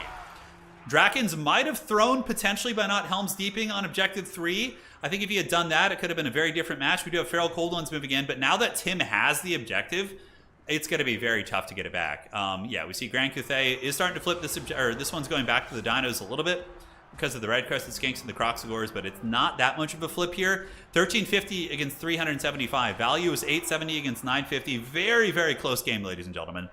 So maybe Drakens is going to be able to fight his way back onto this point. Feral Cold Ones are pretty good against Jade Lancers. They have skinks there and Chameleon skinks helping. More skinks coming. If only Drakens had paid attention to that earlier. I think he realizes it's over. If he had played that third objective and started like loading onto that, he might have been able to make a last stand. Maybe. Good game. GG, well played. Tim, under a lot of pressure, but played very well, was able to get a safe, consistent push with Grand Cathay's leadership core. Iron Dragon doing really good. Mazda Mundi probably, yeah, really good value too. 2,400 on him. Yeah, that was a great match. Very fun. Very good builds by those two players. So that's going to be game one going to old Tim the Wilder. And now we will jump on to the next match. All right. So there will be a slight bit of downtime. No, Lizard didn't have the tools to get the objectives back. Yeah. They won't have it. All right. That was a fun one. It was indeed. It was indeed. Yeah, the Cathay Riders made it. Mazda was a beast. His bombardments and ruination of cities and banishments, very, very good. Yeah, this stream is going to be uploaded to the channel afterwards, yes. Which is nice. So CA is sponsoring the event. They're paying the prize pool, and that's pretty much it. They let me host it on my own channel, which I was very grateful for. So that's cool, man. Worked out well. Toad with the MLG 420 snipe all day, dude. All day. Yeah. It's fun times, man. Comet of Cassandor is one of the most gratifying spells in the game. After the buffs, it seems like lizards are very smooth. Honestly, I would have liked to. Yeah, no, that was the right style, like swarming and pressuring and whatnot. Chorps are decent. Like the thing is, you're watching these RTK players play, and they all pretty much have the same play style, in my experience. There's not much variance in the way they play. But there are like Chorf mains who could easily take games off these. But yeah, they're not playing today. They didn't qualify, so. I mean, I don't know if there's that many Chorf mains. There's a couple. There's like 3 or 4 Chorf mains. Chorfs are not bad, though. I mean, I think they're off to a decent start. How do you guys feel about Hex Wraiths? Hex Wraiths are okay. They're not as good ever since they changed Ethereal to be a little bit less physical resist, but, they still hang in there. Thanks for casting Turn, enjoying it on a Saturday evening. Right on, man. Right on. I know, we started early today, too. It was like 10 a.m., something like that. I would like to actually see some vampire counts too, but I don't think either of these players, like these guys are going to be playing all the meta. It's going to be Lizardmen, Kislev, Grand Cathay, Dwarves, those type of plays. So you're going to be seeing pretty similar play styles. Where do I get into these domination games? You could join our Discord. That's probably the best place for Dom, I would say. We do land battle events as well, but mostly Dom. Land battle, when I do land battle, it's usually more casual. These days, but I mean, of course I did land battles for like 5 years, but yeah, now. So you would join our Discord here, and then you would go to totaltavern.com, which is where we announce the events, and you would sign up and play. But there's a lot of people in our Discord. You go and you select the role, which is called WA, and then you can ping people and look for games. And there's people playing Dom games pretty much all day. Domination ladder is awful because the maps really suck. CA's maps are pretty terrible, except a couple. So I wouldn't advise playing on there until we manage to get the maps updated, which is something I'm working on. I'm working on it. Yeah. Hey, thank you, Mark. I appreciate that. You're welcome, Meow Meow. Yeah, Hex Wraiths are okay, though. Like, matchups they might be okay in would be... I like one Hex Wraith against the Empire isn't bad. It can be kind of good for, like, disrupting the Empire cavalry and stuff. Yeah. But any faction that lacks like magic damage in general, like a Hex Wraith isn't terrible. It's like a fast source of terror, so like Karen Wraiths are also good for that reason. I would never bring more than one in a build, but Karen Wraiths is like a niche terror piece or pretty decent. So they're doing their picks and bans right now. All right. Let's see, what is he saying? Kislev, Greenskins, and Vampire accounts we both picked. Okay, sounds good. Sounds good. I pray for no mirror. So it's going to be the factions in this pool. They both literally picked the same thing. It's Kislev, Greenskins, or Vampire counts. So I suspect it's going to be a Kislev mirror match, but it's okay. It's a best of 5, and we get it out of the way. It's whatever. Or we could have a Greenskin mirror match, or Vampire counts versus Greenskins would also be very fun. I'd love to see that.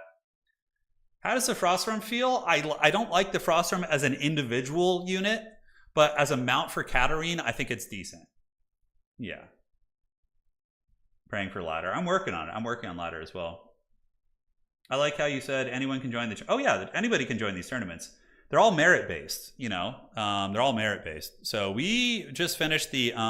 we have a little bit of downtime here while they do this. So let me show you guys what this looks like. So Total Tavern is where it's kind of a hub for multiplayer in Total War. It has both land battles as well as Dom.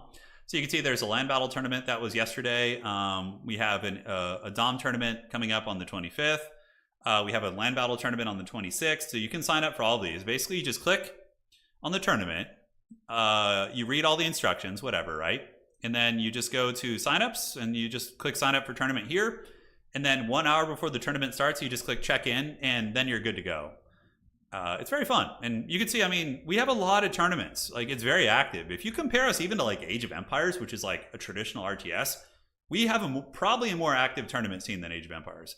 Not like as high stakes because Microsoft puts like $10,000 into their prize pools, but you know, these are all tournaments, like a lot. And we got a lot of stuff, which is very fun. You can see the stats, which are very limited right now. The stats don't really mean anything. Warhammer 3, we just finished Season 5. So Season 5 of Total Tavern just finished. So we're going to be adding the top 16 players for that. And then we're going to be having our grand finals for that, which will probably have like between $500 to $1,000 in prizes, I would say. So you can see Houseplant has been very dominant. The first 2 seasons were won by Void Laws. 3 and 4 were won by Houseplant. 5, we'll see who's going to win. And yeah, we had Summer Championship. We're going to be adding this event as well. So that'll be fun to the Hall of Fame because this is a high stakes event. Yeah, so that's pretty much the jam. That's pretty much the jam. Hey, take care, Jay. Hope you're doing well. I want to see vampire counts. Yeah, that'd be fun. That'd be fun. Oh, dude, don't give us the vampire count mirror match. If it's a mirror, at least give us like a vampire mirror or something, you know. But I understand why they're playing mirrors too, though, because this is there's £1,000 is a lot of money. So they're gonna take whatever they think they have the best chance of, and these guys, some of them actually practice mirrors. So yeah, Tavern's going, man. Anyone got advice for how lizards handle war wagons? Yeah, you can use salamanders. You can use the Razordons. Like a Razordon hunting pack can do okay.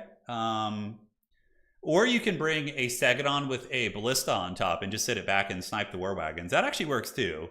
But really the best way to deal with war wagons is just to screen them with crappy units. So screen them with like skinks and Saurus with shields and just maybe poke them with Razordons from behind those units, or use a Stegodon with the ballista on top. Yeah. Is it not simply to ban mirror matches? Oh, you could. But like, it's part of the game. Like, mirror matches are part of the game. So I don't want to ban them. I've thought about it from a viewer perspective, but for an event that's supposed to encapsulate like the most competitive, you know, yeah, I think it's a little bit better. So, all right, so we're on the Glade of the Everqueen, very cool map, and we're gonna see what gets added here. What are they gonna play? Just got into Warhammer. This is so awesome and helpful. Yeah, if you have any questions, hit me up. Even in Discord, you can shoot me a direct message. My sincere apologies if I'm a little bit slow in the response. I have hand problems, so typing is pretty painful. But if you catch me before streams, it's better, because then my hands are better. Yeah. The Kislev Civil War, I would just hope it's not another Kislev Civil War. That's the one that is just not fun to watch. A greenskin mirror match would be kind of fun. It would just be chaos. I don't think there's much analysis I could give you guys, because it's just going to be an explosion of anarchy. Vampire count mirror match would be kind of funny. I wouldn't be opposed to that, but I understand, Bimsy. I understand. Yeah, just looking at the current stats. Yeah, Tomb Kings are doing well this season. If CA knew anything about marketing, they'd be sponsoring amazing content like this. Yeah, they do, though. I mean, they reached out to me for this event. I actually didn't reach out to them. So I was very happy about that. You know, for all of the issues we've had, you know, I've known Josh for a long time. Josh is he's the individual who works at CA who like instigated this event. So the history is, back in the day, I met with Dogbert back in 2017, 2016. I can't remember. I think it was 2017. So Dogbert used to be the relations manager at CA, and I met with him at TwitchCon, and we talked about, we had a nice little pint at a bar, and we talked about creating the Everchosen. So then we created the Everchosen with Dogbert, and then Spartacus came in as a caster too. It was great, and we did the Everchosens, and then eventually Dogbert hired Josh, or Josh was hired to work with Dogbert, and then Dogbert left, and Josh carried on the legacy of multiplayer stuff, so that's been good. God, look at this, dude. Oh my God. These guys are the worst, I swear. Oh my God. At least it's, oh my God, a vampire count mirror match. It's just pure suffering, dude. You guys like this. This is such a troll shit. Oh my God, a vampire count mirror match. Hey, you know what? I'm grateful it's not a Kislev mirror match. Yeah. Everchosen was good. It was very fun, yeah. The Everchosen kind of got derailed a little bit by a couple factors because when the Rona came, they didn't want to do in-person events anymore, right? So that was one of the big variables. And that kind of has lingered on to this day. Yeah. No. Vampire mirror match? Yeah. No, don't wish this on us. Stop it. Crabbling says it is Void confirmed. Void Lols is here. He's found his way in. He's infiltrated. Yeah. God, you know, that's the thing with old Void Lols, man. Void Lols he's such a good player. I just wish he didn't like smurf and do all the shady stuff, man. He's so good. It was so fun watching him play. You know? I did not put this curse on you. Stop. Ever thought about getting, yeah, of course. Lore isn't as, I know the lore enough to be happy with it. I've read a bunch of Warhammer Fantasy books and all that stuff, but I actually I used to like casting Aspardi. That was very fun. I knew him for a long time, but he's abandoned us now. He doesn't do the old Total War anymore. Zombie spam? Oh God, they're going to be rubbing their undead sausages together, and it's just going to be such a grind, dude. Witness true power? Stop it. No. Everchosen was fun. I've thought about having another in-person type event similar to Everchosen, like getting a space in Los Angeles, like a venue, and putting on like an in-person event with the players, like a LAN. So we would have a LAN event, which I think could be kind of cool. So we'd fly out like the top players in America, and we could do something like that, like an in-person, and we could have like player interviews and like all that kind of stuff. That'd be really fun. Yeah, that would be great. You know, if it's not Sparty, I prefer to solo cast. You know what I'm saying? Because like if it's someone I know in real life and we're like actual friends, I'd like to cast with them. But yeah, it's tricky. They're just gonna bring max zombies and just move towards each other. Well, we have several of the top players live on the West Coast. Like Tim lives here. I think Drakens is in LA too. Subutai lives in Los Angeles. It wouldn't be hard to get like 4 really good players down here and have like a showcase match. The LAN event would be sweet. It would be it would also handle the server issues. A lot of it is the cost though of the venue. Like it's pretty expensive to rent like an esports kind of venue in LA. It wouldn't be cheap. Yeah. It wouldn't be cheap. Bring on, well, Professor Pone, he could definitely, I would love to cast with Prof Pone. I totally would. He lives out, not in the East Coast, but he lives, across the country, more or less. House Cat of War, oh, you're in LA, perfect. Well, there you go. We got our 4 players, right? So we can get House Cat, we can get Subutai, Tim, Drakens, I'm pretty sure, like, a lot of RTK, like, the top guys live here in the area, or at least on the West Coast. Sparty would surely come back for the dreaded hot dog stream. I don't think so. I don't think he would. I think he's pretty down in Total War. I can't even get him to play tabletop with me. Let's see. LA is outrageously expensive. It is. I think like to rent like some of those. Like let's see what kind of. I mean, we could do like a really haggard garage LAN, where like we would like set up like a studio space at my house, but that's kind of janky. I don't know, man. For 4 people, you could do it in someone's house. Yeah, that's true. It would be nice to have a little venue, though. We do have a space in LA that maybe could work. That would be fun. Hot dog stream. The hot dog stream was pretty funny. That was good. That was really good. Yeah, House Cat. You live close. You probably live. I used to live in Eagle Rock. I live down in Ventura County now, so it's a little ways away, but just need to make a hot dog eating contest. No Warhammer, just hot dogs. Okay. Now we're getting a little out of control here. So Vampire, no, don't use the same banner. Come on now. No. Different banner. Please. No. Tim, switch your banner. Okay. God, dude, they almost, yes. Thank you. They almost went for the same banner. I was like, dude, please don't do this to us. Please. No, pick different ones. One of you go light color and one of you go dark. One go light, one go dark.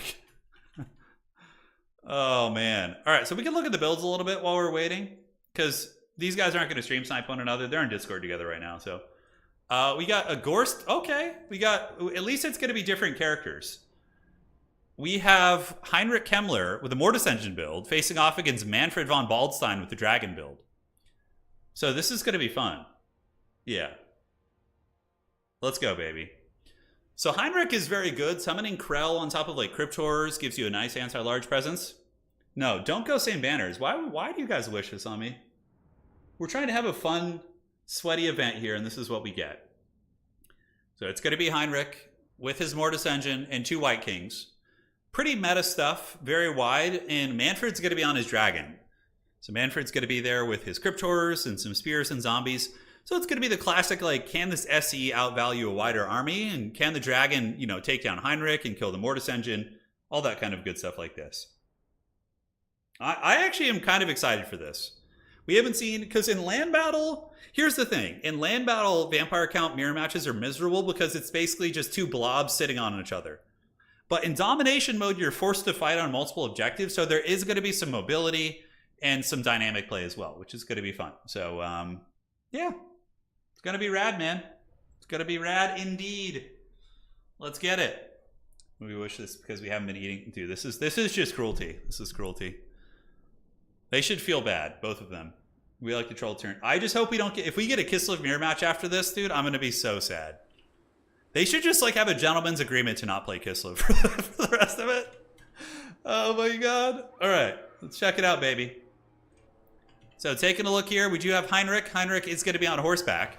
No surprises, and he's going to be summoning Krell, and he has his Chaos Tomb Blade as well. Really good item. It heals nearby allies and also resurrects dead units. So if you sit him with some like Graveguard or Skeleton Spears, he can resurrect them, which is cool.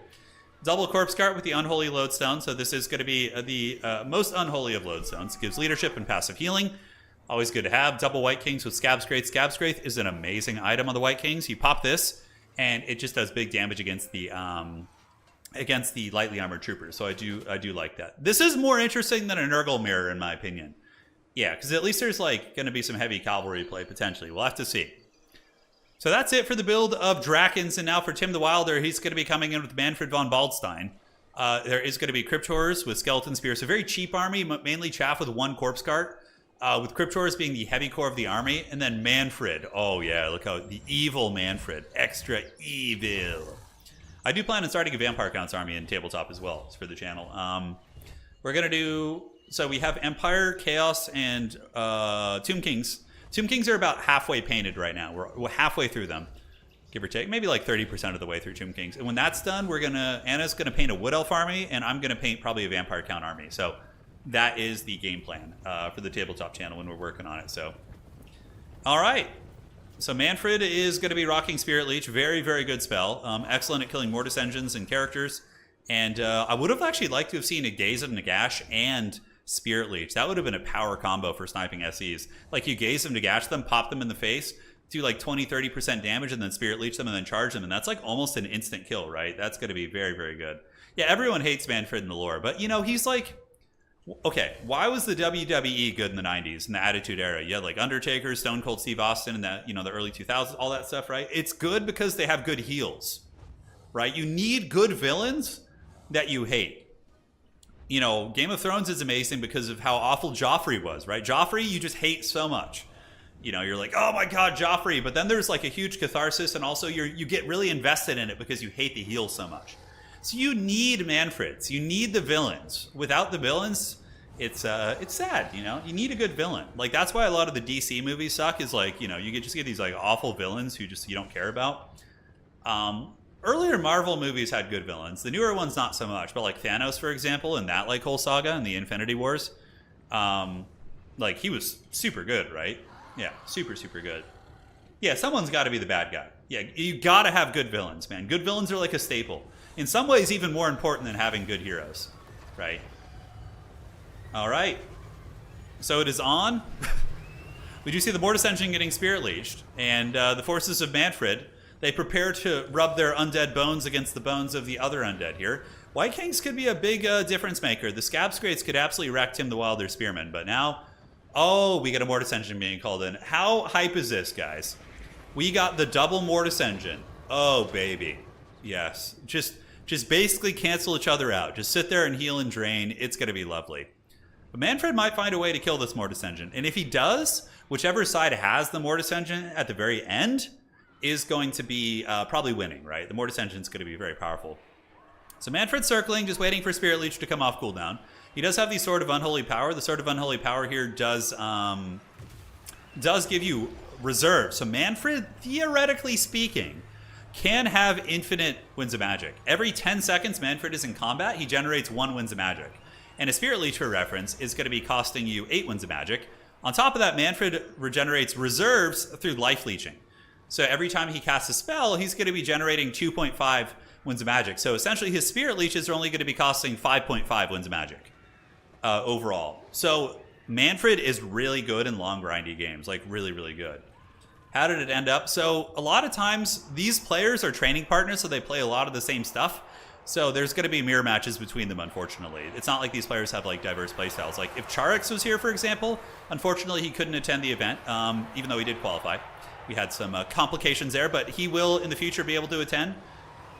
Charix plays completely differently than these guys. It would have been a very different set of matchups for sure. So Mortis Engine bump and grind is on, and you can see the Cryptors here of Drakons are going to be trying to fend off Manfred von Karstein. Manfred here going to be flying overhead and looking to get some fat breath attacks right on the old dome piece. You guys ready for the most high octane action? Oh yes, Mortis on Mortis. This is like a Warhammer 1 power fantasy. Oh, but the big breath attack from Manfred, now he's going in for the kill. Van Hell's Dance Macabre going down, overcasted here, but if Manfred manages to kill the Mortis Engine of Drakons, that's going to feel pretty bad. But Drakons pulls back his Mortis Engine, and it looks like he's going to be getting a regrowth on it, I would imagine, soon. We do see Heinrich Kemmler in the pits, Undeath Resurgent activated, and Krell has been summoned, I believe. No, those are the basic White Kings. And the White Kings of Drakons with Undeath Resurgent and Van Hell's Dance Kebab are actually doing some really good damage against the Mortis Engine of Tim the Wilder as well. So the blob fight continues. They are slapping their Mortis Engines together. It's happening, yeah. You know, that's the great thing about this game. Even if we get haggard mirror matches, we can still enjoy the absurdity of it, right? All of us as a team. It even can be more fun than regular matches sometimes, just because of how troll it is, you know. But yes, they're duking it out here. It's kind of hard to tell what's going on. Both players are just trying to goon the SEs. The Mortis Engine of Tim the Wilder is a little bit healthier than that of Drakons. Drakons is getting pretty beat up. Aside from that, both players own their home objective, and this objective currently is owned by Drakons. So Drakons did have the wider army, considering he had Heinrich Kemmler and didn't have a dragon character. And now we get Blood Knights coming in from Tim the Wilder. The Blood Knights actually charge straight into the blob. And it wouldn't be a vampire count matchup without the big blob fighting, right? The Blood Knights are going to be surging through. The Mortis Engine here from Drakons is going to be draining him down. Cryptor is countercharging the Blood Knights. Tim the Wilder might have made a big blunder here with his Blood Knights. He's trying to get on top of the Mortis, but he's running into Cryptors and is probably going to be lured into Skeleton Spears, so he's just going to run through these. And yeah, you can see the Skeleton Spears moving in while the Mortis Engine dips back in there. And look at this, Tim the Wilder's Mortis Engine in a little bit of danger here. Corpse Cart with Balefire. What does the Balefire Corpse Cart actually do? Yeah, it gives, let's see, Vigor Mortis, and there should be this one as well. Oh, look at that. So this is a Forbidden Tech by Draken. So he's giving Flame Resist and magic damage and flaming attack. So he's giving his whole army bonus damage against the Cryptors of Tim the Wilder. Okay, so we're seeing the nuances. Even though it looks haggard, we're still seeing like the text. The Balefire Corpse Cart is probably going to be the thing that gives Drakons the game, right? Because all of Drakon's units here are doing fire damage, which means that Tim the Wilder, who brought 4 Cryptors, all of his Cryptors are going to be getting punished because regenerating units are weak against fire damage by 20%. So that is actually really, really big. So up in the sky, we do have Manfred von Karstein charging into the Mortis Engine here, and he's going to be dipping and dodging and having a fun old time. But Drakons has been pretty elusive here. He does call in some Dire Pack as well, so we see some Dire Doggies moving in. The Blood Knights, I think, were a bit of a throw the way they were used. Manfred is going to be coming after the Mortis Engine, but he's getting dragged into the Dire Pack, and more Cryptors are coming in. So yeah, the fire debuffs healing by 50% as well. Yes! So that is really big, and that would explain why Tim's army is losing out on value pretty heavily because of the Balefire cart. So that's kind of a cool tech. Yeah, it halves the rate at which a unit is healed. Even though it's a little bit mouth-breathing, it's still fun. You know, we're getting to see some forbidden strategies. And another Blood Knight's going to be coming in from Tim. Tim's too used to just mashing units into the points here. He's got to like do some flanking or something. Like charging them straight in here, I don't think is going to do it. They're just going to be charging into White Kings and Mortis Engines and having a bad time. Manfred working on the Mortis Engines of Dragons. He does manage to push it back.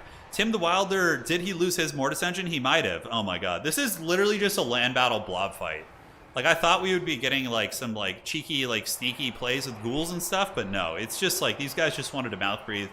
Yeah, Winds of Death would be super good right now. That'd be super good. I'm surprised we didn't see it. Manfred's definitely dropping this. Drakens has got this game. It's over. I know it's hard to tell, but they both have their Mortis Engines left, and Tim's Lord is getting pounded here by Krell as well as the Cryptors. The fire damage is just making such a difference. Manfred, of course, he's just taking an unholy beating. He's currently at 3,000 HP. The Cryptors are dragging him down. And the White Kings are big players, too. It's kind of hard to tell, but there are 2 White Kings mixed in here, and those White Kings are scab scraping and killing the chaff. Yeah, Tim's probably going to give up here soon. The good old Drain Mirror. I love this blob fight. Of course you do. Of course you love it. It's just pure suffering. Yeah, this is just pure suffering. Manfred von Waldstein here, sitting at 7 leadership. He's going to be crumbling, and Tim's going to tap out. It's 10,000 against 5. And Drakens has gotten back on the scoreboard, which I'm very happy about. I would love for the series to go all the way to the, Game 5. That'd be fun. This is a lot more entertaining than it should be. Yeah, both players basically just right-clicked, yes.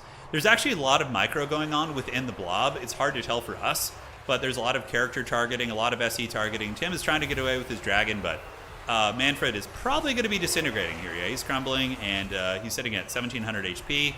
He's pinned in by his own Blood Knights, and will Manfred get away? Invocation is on, 33 leadership.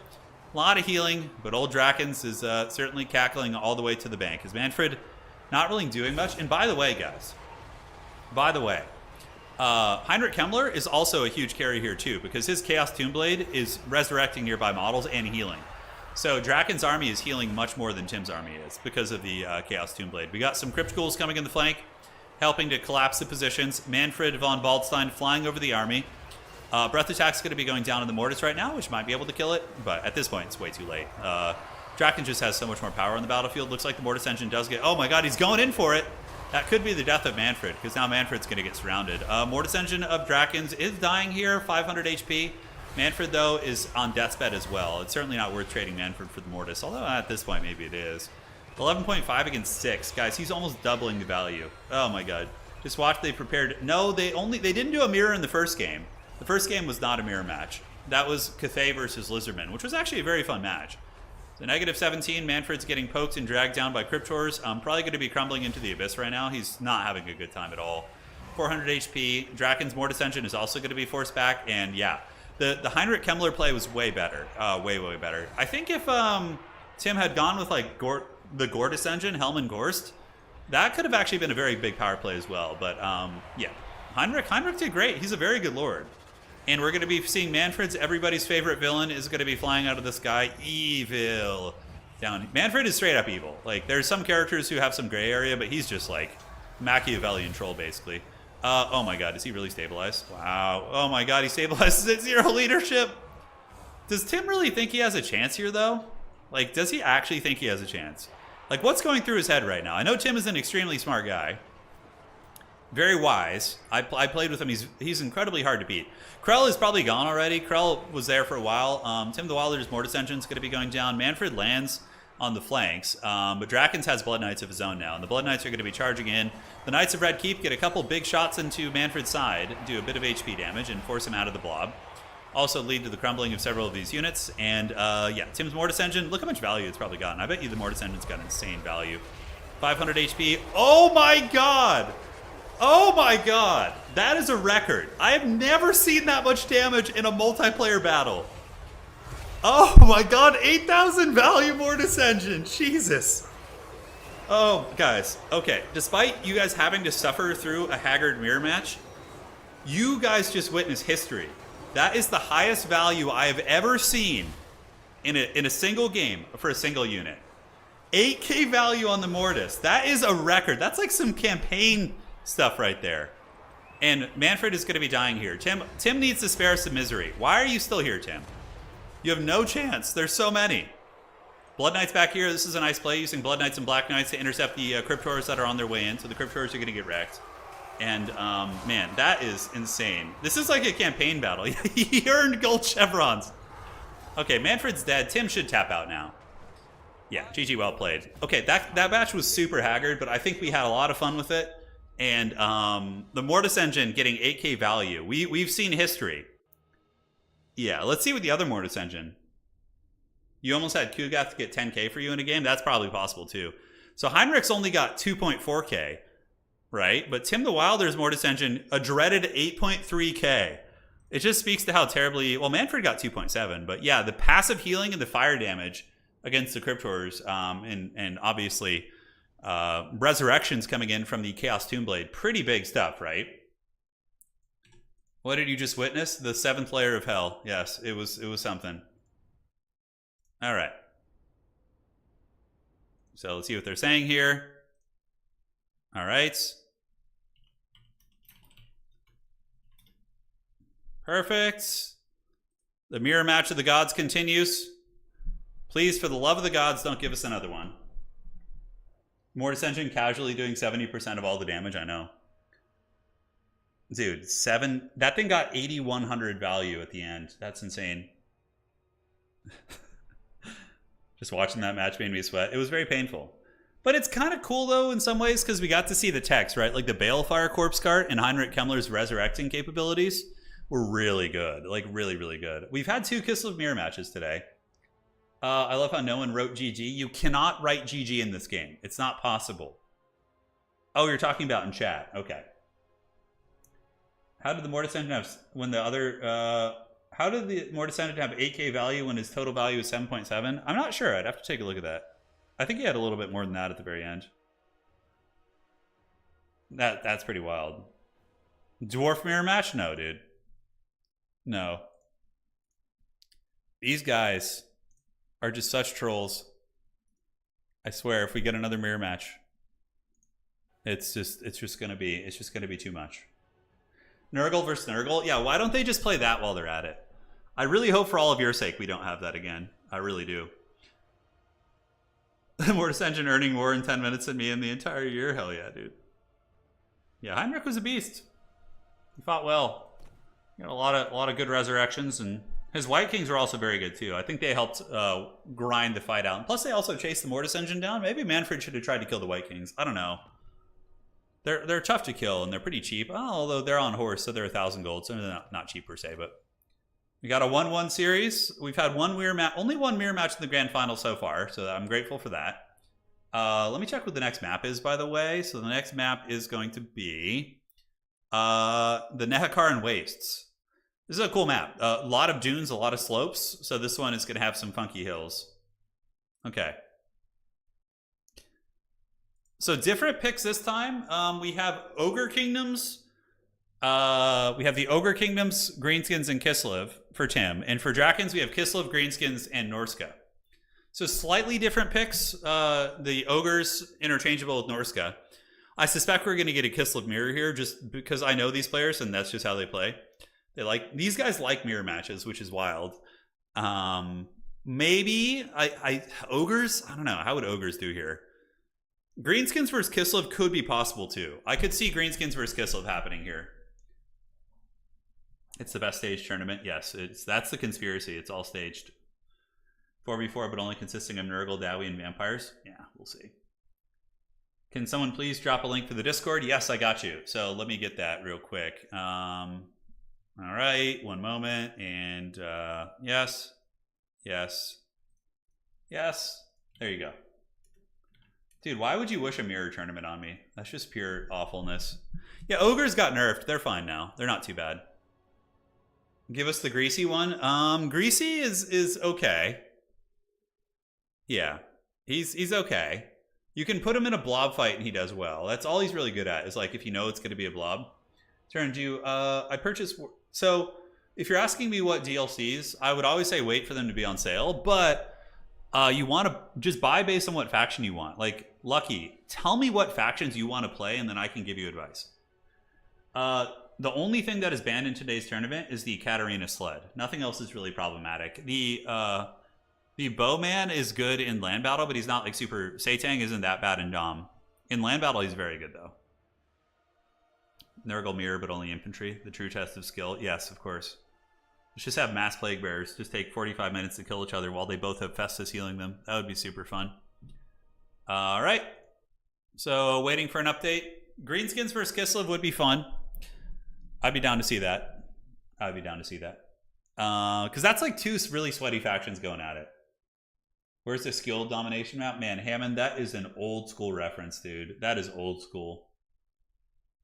The skilled map, we actually had that in Never Chosen. That was a pretty funny one. I think that was the map where Indie Pride battled against Arrow Krastic, and I think Arrow just gave him the dirty. I'm not sure. I can't remember. That was a long time ago. Who's my favorite Primarch? Yeah, I don't really know the lore on all the Primarchs in 40k that well, but I like Mortarion just because I love his tabletop model. It's so freaking cool. He's like this Grim Reaper with like huge like moth wings. It's so like his aesthetic is so good. Brett says I've seen Dowie, Empire, Kislev, and Cathay today. Yeah, we've seen a lot of the Order Tide. We saw Slaanesh. Yeah, most of the Order Tide. We haven't seen any elves. If there are some top tier elf players, but they didn't qualify. I don't know if they qualified. I don't think they did. But dark elves can be very good, and so can yeah, like Charix. If Charix had been able to play today, he would be playing elves likely. Yeah. When was the Everchosen? Oh, Everchosen was a long time ago. I mean, this is basically like an Everchosen event. We couldn't use the Everchosen branding anymore because we had to switch it. Yeah, it was just a branding thing. AoE4 tomorrow? Likely so. I'm not sure. Likely sure. If Pone had qualified, you'd be seeing the Chowie. You'd be seeing the Chaos Dwarves reigning supreme over everybody. His double Death Streak builds would blot out the sun. Truly forbidden. Truly forbidden. Like I like the factions from Warhammer 2 the best. Yeah, Warhammer 2 has a lot of good factions. Really, you just want to pick content based on what faction you like, you know? Like Warhammer 3 is certainly a good deal if you like, if you like Kislev and Warriors of Chaos and Cathay and all that, you know. Does anyone use Rakarth? No, Rakarth sucks. Somewhat Chosen? Yeah, this is like partially Chosen. Yeah, that was nice. But the last Everchosen was what? Four years ago maybe? Yeah, give or take. Katarina's sled is banned because its hitbox is bugged. Like when you try and shoot her with missiles, it's like impossible to hit her. I mean, you can, but it like misses most of the time. It's very, very buggy. I don't even know if it's a bug. It's just like the hitbox isn't... Because her sled is designed similar to a Chaos Dwarf train. So the shooting box is very weird on it. And clearly they need to work on it. Yeah. I used it in the tournament the other day before I knew it was bugged, but it didn't matter because I was playing Beastmen, so they weren't even trying to shoot it. But like anyone who tries to shoot it is going to have a bad time. Yeah. Dollar Store Chosen. There you go. Only Chosen. Only Franz. That's our new subscription only page. If you guys want some of that after hours content, come to Only Franz. Oh my god, just lay there stroking your Gulmer ass. So they haven't picked yet. They're close. We got I would imagine. Yes. Thank the gods. It's not a mirror match. Guys, we got Norska versus Greenskins. This is actually fun. This is like a nice Unga Bunga matchup. Okay. Here we are, baby. Yes. No mirror matches. Let's go. Let's go. I'm hyped for this one. So this is going to be it. Turn, I think the hitbox is located on the horses. Yeah, that's what it is. Yeah. Turn shirtless streams now on OnlyFans. Yeah, you know, if you want to see my beer belly and my haggard, disgusting neckbeard, then you can find me on OnlyFans. Yes. Bring me to my man. Yeah. Oh my god. So funny. So we can look at the armies while they build it, because they're not going to snipe each other, which is fine.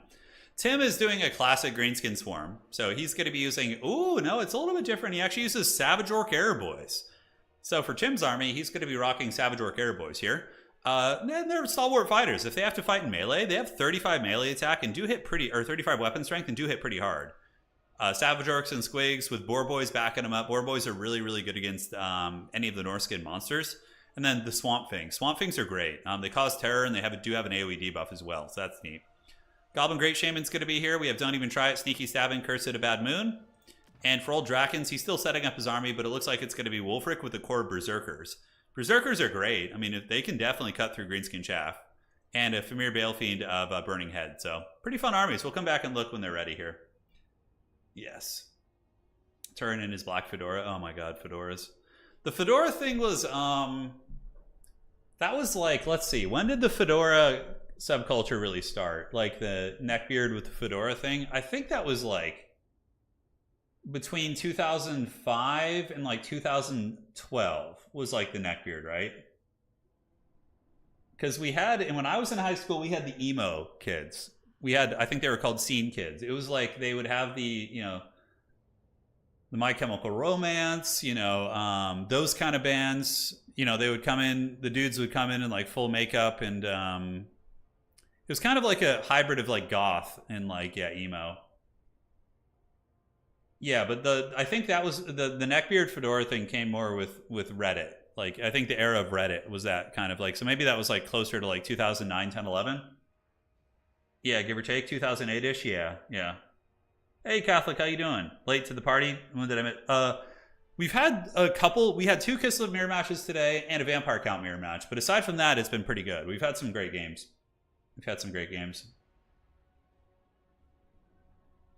Yeah, dude with the emos with spikes back to the hair. Yeah, yeah. But yeah, we legit had that because when I was in high school, we had MySpace. And like being emo or like a scene kid on MySpace was pretty popular.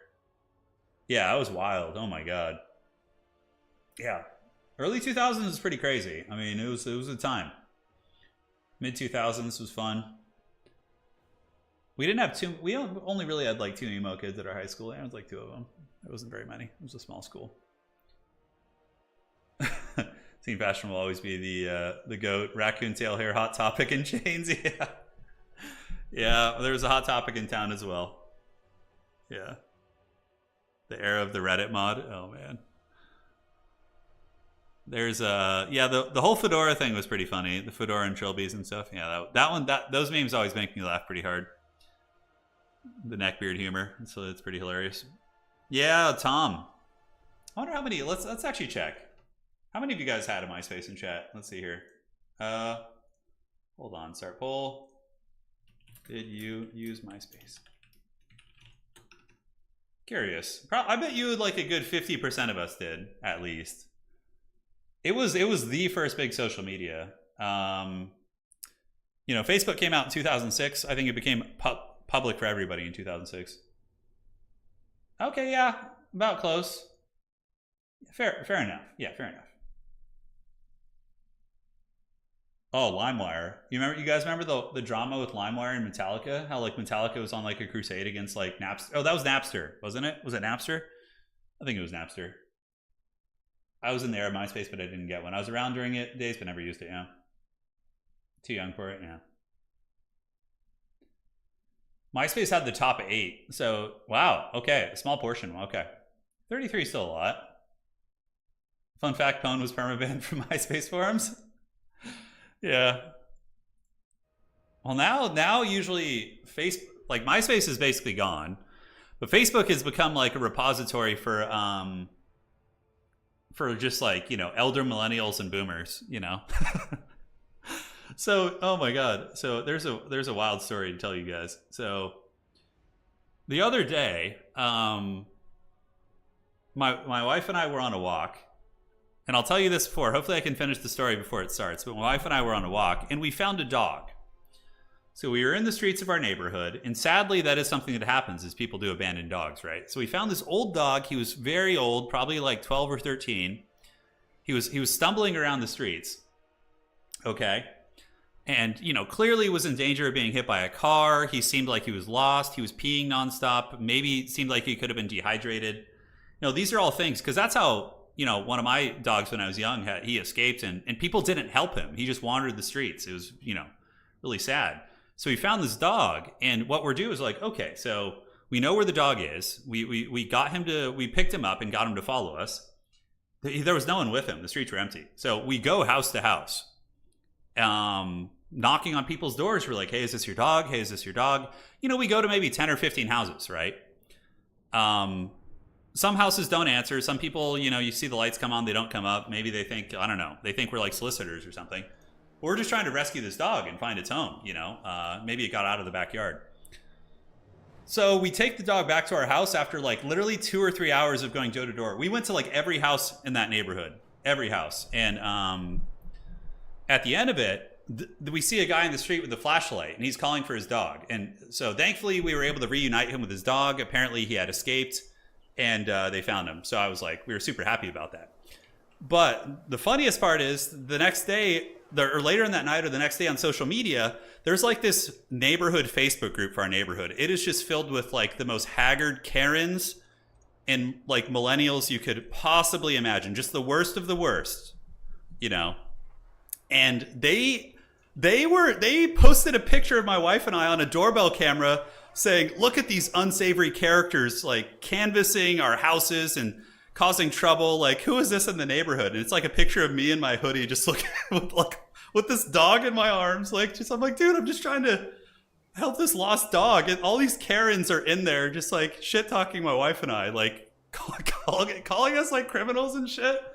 Oh my God. So there was like, and some of them had footage. They're like, yeah, they came to our house too with this dog, and we have them on video. And we're just like, Jesus Christ, dude. Oh my God. We're just like trying to save some old lost dog from getting killed in the street. And all these Karens have us on their doorbell cameras, and they're all clutching their pearls, just like, oh God, these unsavory children are, you know, like not children, but unsavory characters. And one of them was like, yeah, they look transient. They look like transients. I was literally wearing jeans and a hoodie, like on a walk with my wife, you know.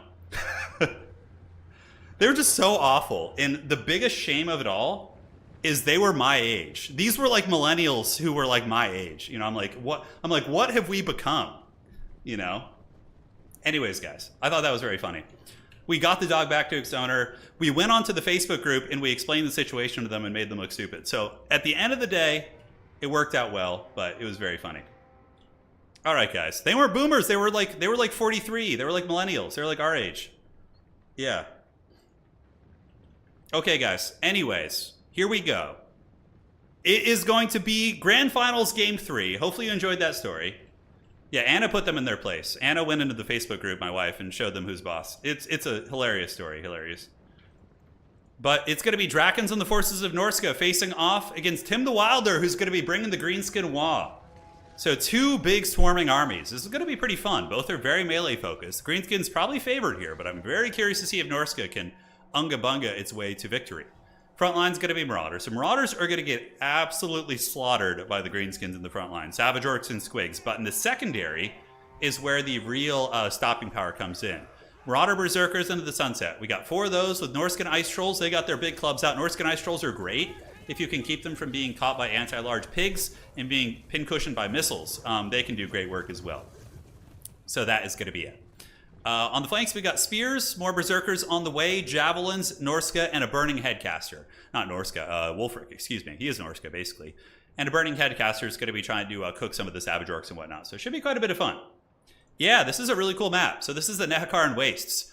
And again, shout out to our mapmaker community. Without the mapmaker community we have, and I know there's a bunch of you guys in chat, multiplayer would basically just, Dom mode just wouldn't be a thing. It would just not be a thing. So shout out to you guys. You keep it alive. No, I'm 35.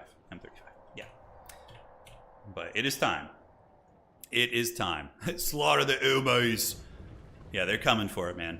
The Savage Orcs are ready. And there's Savage Orc airboys all over the place. There's a lot of dunes on this map, so bows are fine, but direct fire shooting is going to require a ton of effort on this map. So this is not a map where you would want to play the Empire, right? You would want to play someone with bows. Elves would love this map because they could sit over the hills and shoot up and over with their very good missile fire, right? Balefiend being poked here by Goblin Wolf Rider archers. Norska doesn't have any missiles. They didn't bring any Marauder horsemen, so they're very much at the mercy of the skirmish here of Tim the Wilder. We do see the Premier Balefiend, scooting back and forth, having a good old jolly time. Marauder Berserkers running away from the missile fire. We are going to see the charge of Norska in a second. They're probably just trying to get their trolls and javelins in position. And the Bale Fiend, his one job is basically just to get big burning heads on the Savage Orcs. So that is going to be his jam. Is this Dune Spice Wars? It is not. It is Total War Warhammer. Wulfric the Wanderer coming in on horseback, trying to ward off the Orc Boar Boys. The Orc Boar Boys thought they saw some meat back on the menu. So they're going after the Bale Fiend here. Bale Fiend still being poked by Savage Orcs. And Tim the Wilder just kind of spreading out and, you know, taking it easy. Objectives are owned by the Orcs, so the Orcs do have all 3 objectives. And now the Savage Orc Air Boys need to be punished. Probably some Norscan Ice Doggos would be an okay choice for that maybe. But man, having Marauder Berserkers being shot by missiles is one of the worst feelings. That feels very, very bad. Marauder Champions are also a little bit dodgy here because of Squigs. Squigs trade so effectively into them. The Berserkers are excellent here. They hit super hard, and they can kill pretty much anything they get in combat with if they're not being, you know, shot by missiles, obviously. That's going to be one of the main things. That's going to be the main thing. Akoi asking, yeah, so there are several impressive units. The Kislev Warriors are very good. The Katarine Sled is very good. The Tzeentch Heroes are great. The Tzeentch Lord is niche. The Changebringers are very good. Cathay got more meme units, but overall, it's been a great update for sure. It's been a great update. So Squig slamming into the front line. Marauders take a little bit of damage, but not as much as you would think. Wulfric also gets in and is going to be helping out. And Wulfric hits hard, so we should be able to kill a fair amount of the Squigs. Manticore being called in for ye old forces of Drakons and Norska. The Manticore does Space Jam slam into the Squig herds here. Meanwhile, now Norscan Berserkers going to be getting into combat with the Orc Boys, which is exactly what they want. Trolls and Berserkers here, as you also find Tim the Wilder slipping on his micro a tiny bit, but Tim still reacts very quickly, and we do see the big maces dropping the bows on top of the Orc Boar Boy Biggins. So they're going to be forced back, and we are going to be seeing some Orc Boys moving into combat. But the combination of Berserkers and Trolls here is going to be very, very strong. So they just stomp through those boys. Oh, how cool is that? Seeing huge Trolls lumbering through the formation of Orc Boys and taking them to the club. Joe Still, thank you. Please accept my help. Yeah, thank you. I appreciate that. I know. We were the neighborhood transients, I guess. Yeah, always fun. But the battle is on. Marauder Berserkers at 94 models, losing some HP, but this is where they shine. In the heat of combat, crumping and having fun. This is very unfortunate for Drakons over here, though. This, like, Airboy position needs to be compromised. They're getting so much work in against the Berserkers. But Javelins have also gotten in. Javelins doing some nice DPS against the Boarboy mass. So we see the Squigs being forced back. Trolls do get routed. Now, it's super important here for Drakons when his Trolls route to get them back. Big Burning Head going down. Nice one. That one tickles a serious amount of pickles. Those Orc Boys and Squigs get roasted. And it's also going to be chasing these Savage Orcs as they try and flee. But run though they may try, they do get caught by the Burning Head. So Objective 2 is owned by Norska, Objective 3 by the Greenskins. Norska is unga-bungaing pretty hard here, as the value trading is pretty even. Curse at a Bad Moon going down from the Greenskins on the Marauder Hunters with Javelins, and they are hit with Dynasty Curse, which doesn't really do anything against them since they're not in melee. Trolls have arrived, and the other Trolls have broken. We now have Condom Wolves coming in, the premier condom brand of the old world. You can find them at any Route 76 gas station, the Skin Wolves. The Skin Wolves have made it up, and they're going to be pouring in. Norska has broken through the front line of the Greenskins. Greenskins not used to losing the melee fight, but Norska is ferocious. Werewolves are coming down. They look kind of like our Chihuahua Terrier mix as they move down from the high ground here. And yeah, that is some seriously brutal stuff. Norska, yeah, crushing that middle engagement. Looking at the value, though, it's pretty even. Tim the Wilder and Drakons within a couple hundred value of one another. Certainly anybody's game at this point. But that was a really nice compromise right there. And now a lot of the Air Boys are going to get shut down, which will allow the Berserkers to potentially shine. So we do see more Trolls rallying back. They're on their way back in to fight the Savage Orcs. The middle point's a little bit scary, though, and the Greenskins are very far ahead on terms of the objectives. Burning Head there is a nice cast. Very good Burning Head. It's a lot of the Savage Orcs and might continue drifting in here. We're going to have to see. It's kind of going the right way, and it will tank the leadership of some of these units. That was a great Burning Head, but the Famir Balefiend here, he's at 1400 HP. He needs to get a little bit of help. He could be in danger here. Wulfric shutting down the archers. Norska needs to be careful not to overextend into the Greenskin lines where they might get concaved and surrounded by archers. I think they need to consolidate in on the objectives with a little something, maybe calling some Marauder Champions or something of that sort. Ledgeron, thank you. Contribute to help you avoid elite transfer to Ledgeron, thank you. Yes, yeah, I know, of course. That's a transient turn, yeah, of course. It's the new meme. Oh, man, we should have saved the... they deleted the post, because after we confronted them about it, they deleted the post and hid it, or got rid of it, so we don't have the footage. If we could have gotten the footage or the screenshots, that would have been pretty funny, but alas, in another life. So, Savage Orcs are grinding here, a big core of Norskins, good durability.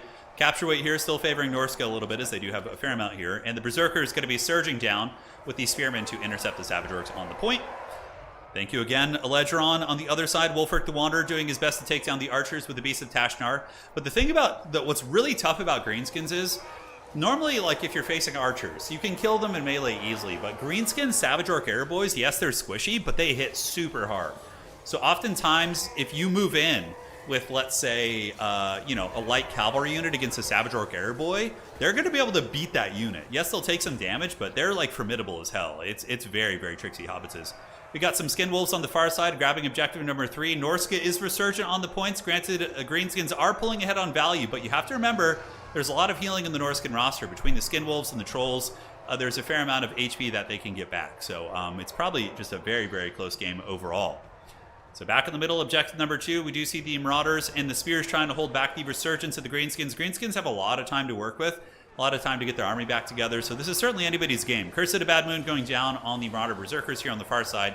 Very nice cast there as the Norskin Ice Trolls now surge across and are going to be looking to unify in the blob fight. At this point, being threatened a little bit by Norska, but easily going to get pushed off by these archers and remnants here. Doesn't look like Drakens is calling in anything to play that, so I think Drakens is content to just play objective 2 and objective 3 and try and value trade for now. Wolfric makes his way in, and Wolfric is going to be a more impactful character than the Goblin Great Shaman. The Goblin Great Shaman's been doing his nice little AoEs. Only 500 value so far. He's almost paid for himself. That guy's dirt cheap. Not a good fight here for the Norskins, though. Oh, look at that. Sneaky stabbing on the boars. Melee attack up to 46, which is very good by their standards.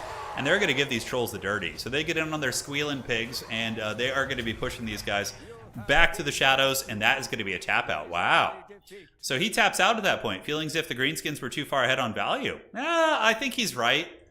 I appreciate that, so we don't have to watch like a slow grinding loss. I think Norska had kind of lost it. They lost their caster. They were down about 2k value, and Tim was up a lot on points and was resurging in the middle. So that is going to be GG there. So that is going to be Tim the Wilder on the precipice of winning here. He only needs to win one more. The Savage Orc Airboys are really heavy metal, dude. Like, it's so hard to shut them down. It's so hard to shut them down. You move into combat and, they punch you in the face. Yeah, they punch you in the face. All right, so the next map is going to be what? Let's see. Checking the old Discord and seeing what it is. What is the map? The map is going to be another one of our new maps called the Edge of the Darkwood. It's a very cool map. So look how many awesome ones we have here. Like, these are all made by our map makers, and most of them are very good for competitive. Some of them are more casual, but like literally we have like 30 new maps to choose from, which is so great. Yes. You're asking if when we were on the camera, did I have the tight black jeans with a half-cut hoodie with his belly showing? Oh my god, no. What's the benefit of playing Norska over Warriors of Chaos? So Norska has pretty cost-effective chaff units. Like, Norska's Berserkers and Marauders are better than the Chaos ones. So their Trolls are better. So there's many things Norska does better than Chaos. Skin Wolves are also incredibly good against Greenskins. So there's a lot of things that Norska has that is very helpful here. Yeah. Chaos is better at some things. Norska is better at others. Like, Chaos can endure missile fire way better than Norska, but Norska packs can go a little bit wider, more swarmy, packs more punch on their chaff, and has better monstrous infantry units. So, like, Spawn are not very good. Trolls, Chaos Armor Trolls are good, but Norskin Trolls are way better than them. Not way better, but are better. Yeah. So, we believe you. Thank you. I'm glad you believe me. Yeah. Hope we did have a really cool Slanesh game. The thing is, we've only had this patch for like a couple days, so nobody's really comfortable with the new meta yet. Nobody's experimenting or taking big risks. They're just kind of playing what they know from the previous seasons. Who is still the best Chaos faction? Warriors of Chaos are quite good. Norska's really good also. Norska's great. They're very strong. Tim is very methodical too. Tim, like, he often wins a lot of his games in the building screen. Like, when Tim builds his armies, they're just very well designed. And he has good micro too, so it's going to be that. Last match of the night? It could be the last match of the night. We'll have to see. We had our showcase match earlier as well, which was a lot of fun. I'm glad you guys enjoyed that. I'll be uploading that to the channel separately too. We'll put that up and see how that goes. If you guys enjoy it, we'll do more. Only logical matchup would be High Elves versus Chaos faction on this map. Yeah, yeah. Beastmen are good. I don't know if they'll use the new Centaurs. Maybe. I actually like the new Centaurs. I was kind of on the fence about them, but I've come around to them. Jowie, but only when Sterngard plays them. Yeah, Sterngard's great. Yeah, it'd be cool if he plays in more events. It would be cool indeed. Turn the factions that I want to play are Chaos Dwarves, Norska, Dark Elves and Greenskins, and Vampire Counts. Ooh, man, that's a lot. Yeah, so with that being said, if you get Warhammer 1, you get Greenskins, Vampire Counts, and Norska. And then if you get Warhammer 3, you get Chaos Dwarves. So that would cover 3 of your 4. So that would probably be my advice to you. But you need Warhammer 3 at least, because that's what everyone plays now. But by getting Warhammer 1, you'll unlock like most of those factions you want. And Greenskins can honestly play without like any DLC. They can play with like 1 up DLC. Like you see, they're not even using a lot of the fancy stuff. And Norska has never gotten an update. So they literally are just like, if you just get Norska game 1, like you're gonna have a lot of what you need to compete if that's what you're looking to do. And game 3 will give you all the Chaos and Cathay stuff too. So the Tzeentch Centaurs are 1050, Chaos Knights are 1400. Tzeentch Centaurs are pretty good because they have shield, so they have a bonus 800 HP that regenerates, and they have a bonus weapon strength when you cast spells. So Tzeentch is going to be one of my mains this season. I'm going to be playing Tzeentch a lot. I love their playstyle. I think their units are really fun. Yeah, the Grom the Paunch update's pretty good. That was a good one. Norska is a DLC, that's right. Yeah, but it's part of Warhammer 1 is what I meant. Yeah, and you can shoot me a message in Discord, Shuda, if you have any questions about it, and I can answer that. Please just take this money and leave our neighborhood. Oh my god, that was such a haggard situation, man. Yeah. Okay, so Bretonnia, Greenskins, and Kislev for Drakens, and Tzeentch, Kislev, and Lizardmen. People. Look. So Bretonnia, so the factions that are available in this next match are going to be Bretonnia, the Greenskins, and Kislev, Tzeentch, or Lizardmen. So those are the 5 factions that you're potentially going to see here. Super fan of this content that you keep alive, super enjoyable, and I'm glad you prefer in-your-face factions. On that note, am I the only one who feels missiles in Siege are weak in Dom? They're not weak. Like, Tim won with Cathay missile play. Little Grom is extremely powerful.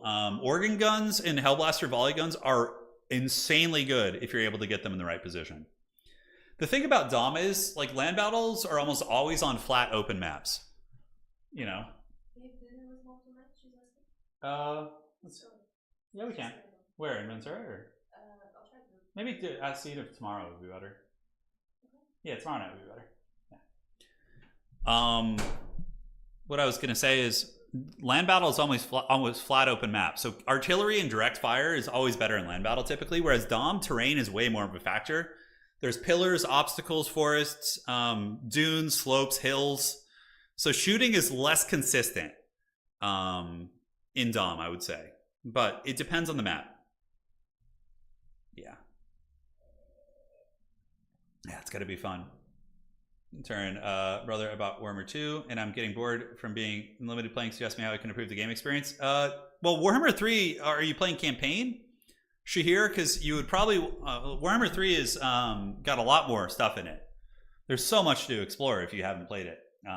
It does have its problems, of course, like any other game, but... Yeah. Yeah, Turn and his wife saved this old dog's life, and his neighbor thanked him by claiming he was some thug casing the houses. Yeah, that's basically a good summary of it. It wasn't our neighbor though. It was like 3 or 4 blocks away. They're on the other side of the neighborhood. Our neighbors are awesome. Actually, both of our neighbors are firefighters on both sides, and we know them well. We're family friends with them. We hang out with them, and you know, on Halloween we sit and do trick-or-treating stuff with them. Yeah, that's fun. Yeah. The most difficult part of being a new fan of this franchise is probably figuring out how to maximize the effort. Yeah, it really is. That's something. Okay, I'm going to write this down real quick. Yeah, I want to make a video on how CA could make it easier for people to get into the multiplayer aspect of things. You know. Well, lucky, you'll have to just talk to the moderator then. Yeah, whoever you were talking to, just talk to them. Yeah. He was scouting for relics. That's what I was doing. It's true. You guys know I'm a relic goblin. I had to get the relics. Yeah, they had some seriously ridiculous stuff. Yeah, Warhammer 2 was fun. Warhammer 2 was fun. I had great times with it. Honestly, Warhammer 2 was had a much better launch than Warhammer 3. Warhammer 3's launch was an atrocity. Oh my god, it was awful. But it's gotten to a better place for sure. We've worked hard to get it where we want it to be, and it's definitely better. Yeah, firefighters are pretty much always cool people. I've never I don't think I've ever met one I had an unpleasant experience with. I'm a massive fan of Tomb Kings and Grom the Paunch. Yeah, Tomb Kings is a great one to get because you get everything. And same with Vampire Coast. You just get 2 fully fleshed out factions that you don't need to have multiple DLCs for, right? Yeah. Yeah, Creative Assembly is sponsoring today's tournament. They put the prize money up, so. Yeah. It is indeed. Oh, Kislev versus Greenskins. Didn't we already see this? Dude, you guys we're getting a Kislev mirror match. It's just pure shame, dude. Just awful. I just told Tim, I'm like, you should be ashamed of yourself. Oh, look at that. Oh, no, not the comeback mechanic, dude. No, don't bring that evil to me, dude. I hated that. God, that pissed me off. I hate the comeback mechanic. Oh. Yep, you guys ready for some more suffering? He says, I'm a bad man. He's like, I'm a bad boy. Yeah. Here it comes, man. For future big events, maybe I will ban mirror matches to force people to at least diversify their factions. Not today because it's already in full motion, obviously, but in the future, I'm heavily leaning towards it because Total War is more about spectacle, you know. So I think having it be more enjoyable for all of you guys. No, hurt me? No. It could be fun. I don't know what difference they're gonna do. This is what happens when you get 2 RTK guys in the grand finals. You get this one, the mirror matches, because they trade mirrors. Chorfs are hard to play. They're definitely hard to play. Bad to the bone. Oh my god. Yeah. At least he acknowledges his descent into evil. I know he did. Why do you guys like this? You don't like this. This is just pure suffering. At least they have different banners. That's a start. Like they had Zinch, they had Lizardmen. The upside of this is if Drakens manages to win this, then we do not have to watch Kislev in the game 5 at all. So yeah, there's not enough factions to avoid mirrors. That's true. Well, they play the same factions too. Like a lot of the guys in this clan, they play the same stuff. So not Charix though. Charix plays different things. So their play styles are going to be very similar. You know, they train the same stuff. That's their forte. So yeah. Kislev is going to win yet again. I know Kislev has had a 100% win rate today. The only game Kislev didn't have a mirror match was against the Lizardmen, I think, if I'm not mistaken. Yeah, no, Kislev is going to get nerfed for sure. It's only a matter of time. It'll probably be, 2 or 3 months until that happens, but one build with 4 armored Kossars, one with 5. Build diversity all day. I think, we can take a look. Okay.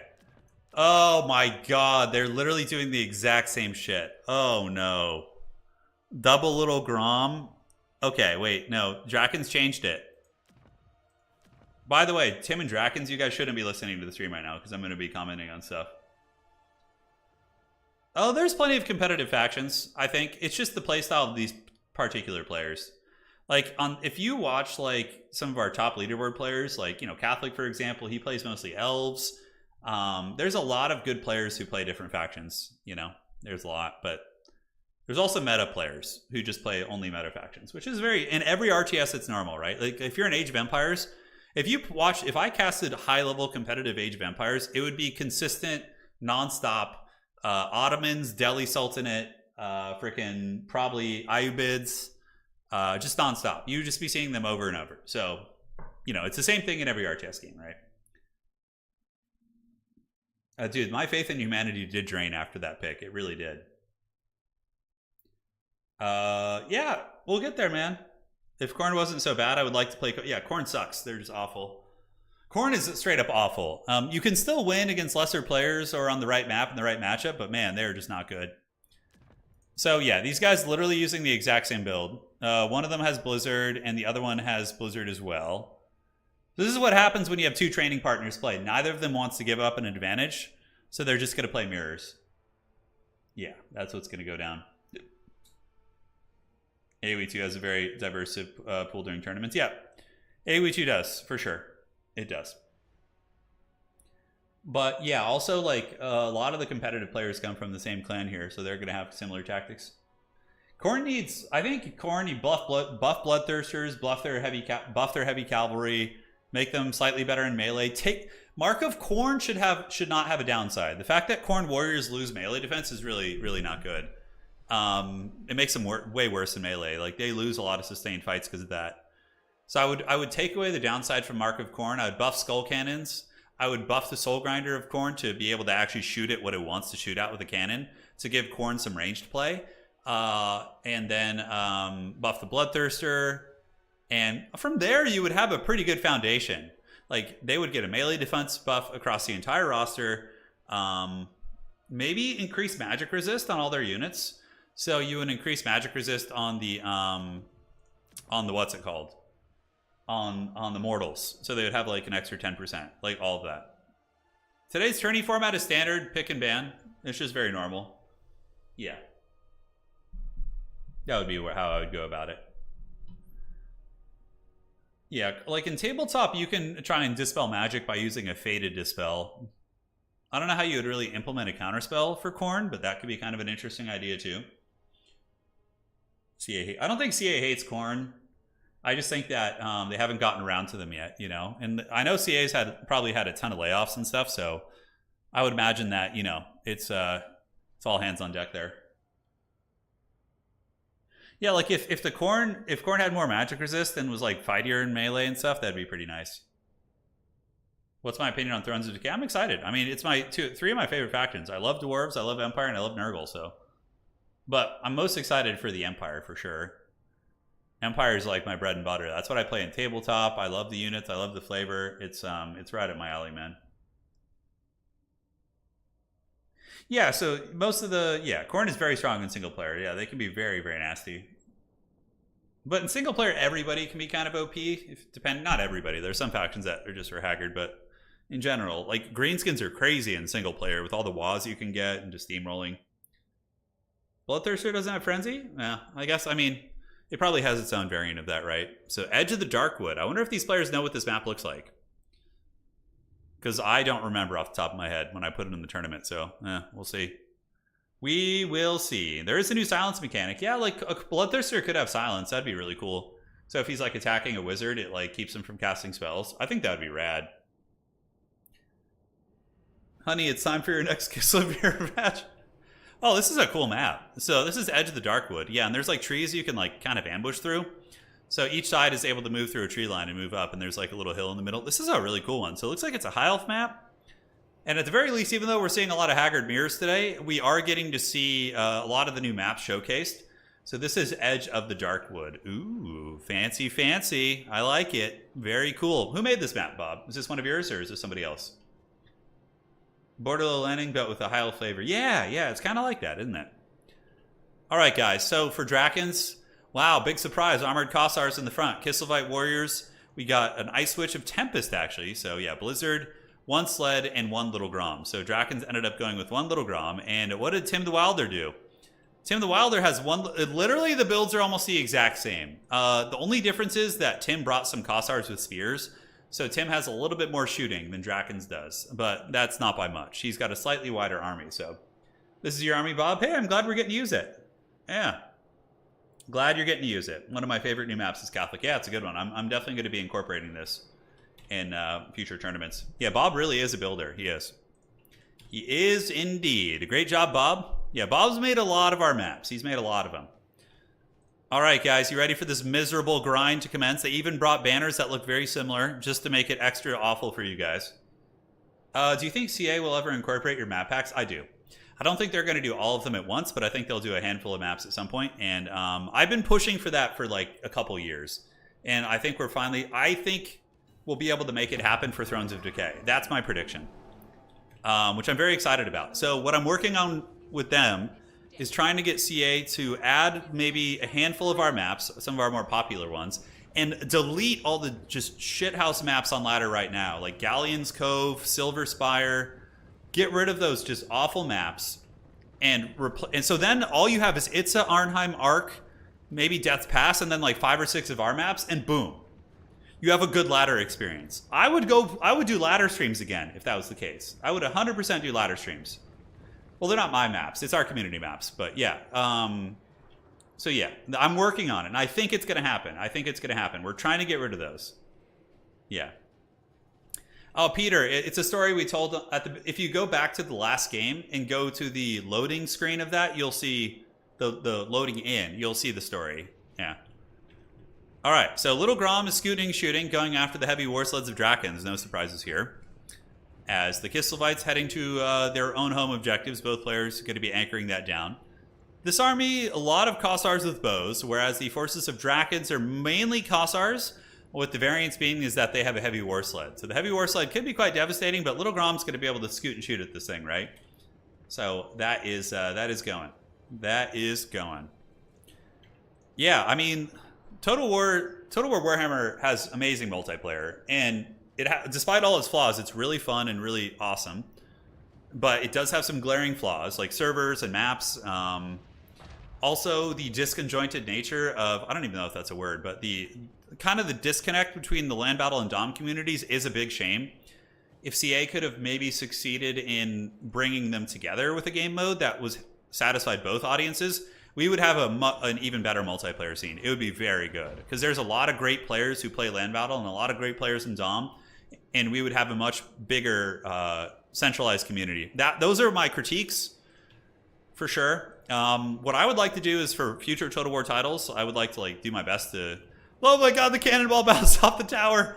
I would like to do my best to see if we can have a good supported multiplayer from the beginning, so we don't have to fight for several years to make it decent. You know what I'm saying? Because this was fighting, dude. I've been fighting for Total War multiplayer for a long time, and we made some progress in some ways, and other ways not. But I don't care about the chat thing as much, because that's more so a UK thing. That's like a regulatory thing in the UK. So Tim's Little Grom is definitely cackling harder than Drakens. Armored Kossars and Kislevites warriors get shot in the face pretty good there. But we do see the cannon here of Tim the Wilder taking a direct hit from the Little Grom of Drakens. So the Kislev Civil War is underway. We do see the heavy war sled retreating back. 110 armor will certainly help mitigate some of the damage. And honestly, there's a Patriarch on both sides, so healing should be, plentiful for both players. I would like to actually see more heavy war sleds. I think spamming a bunch of heavy war sleds with healing could be good. Granted, Kislev's hybrid shooting is nasty. Armored Kossars, even though they're quote-unquote non-armor piercing, they still do work. So Tim advancing up, and the cannon of Drakens. It's funny, they're literally microing the Little Groms. Wow, look at that. The Little Grom of Tim is offline, though, almost. It's wavering. So Drakens is winning the artillery duel, and now it's going to be calling in his own Kislevite warriors, but Tim is going to be securing the objectives out of the gates.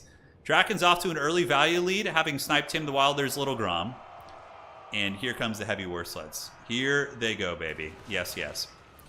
Yeah, that's true. There's a lot of downtime in tournaments, but for future tournaments, I'm going to be alternating between matches. I think that format we developed today is really good. So there won't be as much downtime in future tournaments, even with picks and bans. Even with picks and bans. So that's going to be very fun. We were innovating, for sure. I also think another good change to domination while we wait for the action to really kick off here is to have the objectives open instantly. I think some land battle players would probably like that if there's a little bit less caginess in the beginning and they just open instantly, and you shorten the victory tickets by 250. It would make the game more intense, a little bit faster paced, which I think would be more inviting to newer players also. Waiting for multiplayer support is CA supported today's event, so it gives me a little bit of hope, a little bit of hope. They put up, what, 2,000 pounds of prize support, which is, pretty great. So Drakens on the defense, and it looks like Drakens is going to be yielding the middle objective to Tim, forcing Tim to extend pretty deep into his lands, which maybe is going to be allowing Drakens to cackle. We'll have to see, but Tim does have a much wider army. And now we're going to be seeing the Kossars moving up. This is going to be very cost-effective shooting the pistol fire into the unarmored leather hides of the Kossars with spears here is going to be some brutal value. Now, dervishes flank charging into the armored Kossars here. Not going to do a whole lot. We do have Kislevites warrior halberds in the secondary. A big blizzard going down there from Drakons is able to nail Tim's forces. And has Tim used his own blizzard as well? We haven't seen it yet. Not in a while. Okay, there it is. So monkey see, monkey do. You know, you see your opponent do something, you're going to do it right back. And the blizzard's going to go down, but Drakons does not quite dodge it. He was a little bit not slow on the draw, but he didn't get it quick enough there, so it's not going to work out. Heavy war sled penetrating in, doing good work. Also receiving the Salak's Lullaby, so not a single sled has fallen, and it does get some nice healing right there. And now it's going to be a Kislev warrior grind. As far as the value goes, Drakons is a little bit ahead. He's got some winged lancers coming out, so the Polish cavalry have arrived. They're going to be saving Vienna once again as they move in and run down these old armored Kossars here. And yeah, they got the heroic charge now, so Kislev cavalry is super good. Definitely on par with Bretonnian cavalry. So their charge bonus duration is doubled, and also when they charge, they do extra leadership penalty, which isn't as good in the mirror matchup, but it ain't bad. So looking around on the side point, Objective 1 is being held by Drakons, and I don't think he's going to falter here. He's got a Patriarch and several units of Stalwart Warriors, who most likely will be able to hold that point, although the bowfire might be a determining factor here, shooting into Drakons' forces. In the middle, the heavy war sleds rampaging through, but there's a Snow Leopard from Tim the Wilder, a summon from his Ice Witch, who is going to be chasing down that sled to the best of their abilities. But the Little Grom advantage is certainly big, although Drakons is shooting what? I'm not sure. Drakons should finish off the Little Grom of Tim and keep that thing from shooting. And that's going to be a big old banishment right there. Ooh, man, look at that one. So currently, yeah, that's nice. Nice blizzard there from Drakons. He nails 2 units of Kislevite warriors and also manages to grab the winged lancers. So that was a pretty clutch cast as we see Drakons start to pull a value lead. But Tim the Wilder is going to be kind of bunker busting the back objective as well. So he is moving through with his Kislevite warriors, and Drakons' forces here do end up folding because of that blizzard. Now Drakons needs to reinforce his back objective, because if he remains far behind on objectives for too long, he could be in a very dangerous position. But you can see how good the Kislevites are. I mean, being unbreakable is so passive. It's not like truly unbreakable, but it's pretty much, you know, pretty much is, right? So kind of hard to tell what's going on in the middle fight. We do have a combination of winged lancers and dervishes battling it out. The summon here is going to be gone, so the Snow Leopard is out of the picture. Little Grom is trying to juke, and we have our Little Grom Duel of Fates as they keep switching targets and juking and fighting here. Heavy War Sled does get popped in the face by Little Grom. Absolutely wrecked. So here comes the Heavy War Sleds. They're going to be moving in. One last hoorah. And yeah, gets a little bit of damage in there, but I think Tim's Little Grom should get it done. Now, if Tim manages to win this game, the tournament's over. So everything is on the line here for Drakons. He needs to win some of these engagements. Winged Lancers coming around the flank, going to be playing bumper cars with the Winged Lancers of Tim the Wilder, so they do get that. Yep, right here. And yeah, they're getting a little bit beat up on the back objective. We do see Drakons rallying some forces to try and hold on to the point. I think he will be able to. You can see a resurgence of some tattered infantry here. Maybe we'll find a way. Definitely need some unsummoning, some housekeeping here. A lot of beat up units, and now we get the Things in the Woods being called in to secure the flank, which will do the trick. Things in the Woods here will rip apart those dervishes, and it looks like there's going to be a blizzard going down, which was overcasted. It looks like there was some overcast damage, and that blizzard is going to be nailing those units there. So those armored Kossars, they get it, but is Drakons going to be able to find a way onto this point here? His Winged Lancer's fighting hard, but his opponent does have a Patriarch here, so the healing advantage certainly quite favored. Moving in these Kislevite warriors with their halberds is going to be a really, really big one here, so here they come. And, oh my god, Tim never captured his back objective. I just noticed that. Oh boy, it looks like, yeah, Stomp in chat saw that as well. Oh man, poor Tim. That would be an unfortunate way to throw, you know, £1,000 prize that's waiting for you. Tim has not captured his back objective, ladies and gentlemen. Oh my god, that is brutal. And that's going to give Drakons a massive advantage, because Tim's advantage was that he had the double cap here, but he wasn't paying attention here. He would have definitely had another 300-400 victory points. So if this game gets close, that is going to be the deciding factor. That feels very bad for Tim. Very, very bad. But it looks like he's trying to value trade heavily, but that is a brutal one. So it looks like the old Drakons, you know, Drakons, he's been playing his back objective well, so he certainly should be rewarded for that. Now we have a big, disgusting blob fight. It's going to be Kislevite warriors. Both of them have Patriarchs and Salak's Lullaby going down. A lot more cavalry coming in, Things in the Woods, as well as dervishes. Things in the Woods, an amazing unit in this matchup. Very good at tearing through a lot of the various chaff pieces.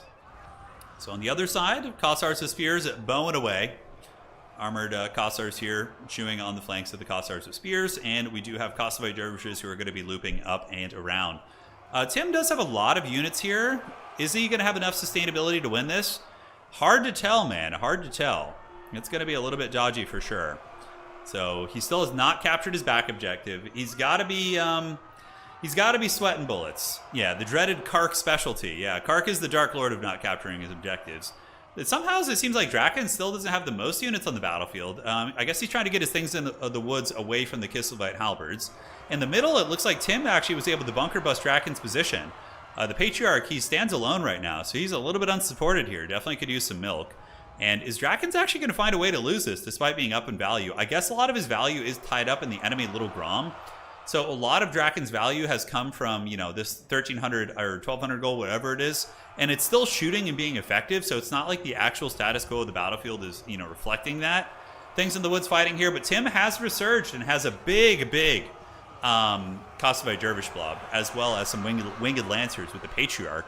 They are probably going to be able to overwhelm the things in the woods. Things in the woods here could be in some serious danger. So what are they going to do? All right. They're getting routed, and Draken's is kind of looking a little bit out of steam, actually, which is wild. I mean, it's a very close game in terms of value. The little Grom is still alive of Draken's, shooting into the big blob, but Tim's got this mobility goon squad, which is just doing massive stuff. Restart the cap. He taps out. Wow. So that's going to be a victory for Tim. Draken's just kind of ran out of steam there. So Tim must have gotten a lot more healing, effective healing, whereas Draken's healing wasn't as effective, because that would be the only way to really explain the discrepancy. So ladies and gentlemen, congratulations to Tim the Wilder. Playing very meta, very sweaty, but it works. And there is a reason to practice mirror matches. Because the thing with mirror matches, ladies and gentlemen, is most people do not practice them. Nobody plays mirror matches. Nobody likes them. So if you're good at them, you can become the villain who can come in and force people into mirror matches to the best of your abilities and get it done. So Tim is a beast. Yeah, I rarely take games off Tim, and he's very, very good. So we're going to update the bracket here real quick. Let's do this. Yeah, winning with the back uncapped. Perhaps it was a flex from him. I'm not sure. It could have been. But alas, Tim the Wilder going to be claiming victory. Hopefully you guys enjoyed today's event. And if you guys want to see more support for Total War multiplayer, do drop a like on the stream on the way out. It helps quite a bit. And, you know, if you guys do that kind of stuff, maybe CA will see it and they'll invest, you know, maybe be willing to invest more into our tournaments and support our players and stuff. So please do drop some support for the stream on the way out. Thank you guys all for your donations and to our new channel members today. You guys make a world of difference here. And that is going to be the grand finals. Tim the Wilder, our champion of the Total War Clash. He has done it. So Tim the Wilder is going to be taking home £1,000 in his first place prize. Drakens will be taking home £500. Outer region, 250, and Hitman Hippo will be taking home £100 as well. So everybody got a nice reward for playing today. It certainly felt good. I think this format's very good. Like, we have a qualifier, and then we have a top four. It's clean, it's fast, you know, it's great. I won't Eledron, don't worry. All right, guys, thank you for joining. That's going to be it. Also, if you guys joined a little bit later, I recommend going back to the middle of the stream and checking out the showcase match we did. It was super fun. We had an epic 4v4, which showed some of the new stuff in action. So, yeah. Shout out to Tim the Wilder, man, and all the champs who played, and all those who tried to qualify. Also, special shout out to Charix. He wasn't able to attend this time, had some stuff come up, but he'll be back next time, and that should be fun. All right, guys, take care of yourselves. See you guys later. Thanks to CA for giving the prize money to our awesome players here. And that is going to be it. Take care of yourselves. Adios. Do widzenia. And yeah, Urson bless, man. He did it. GG.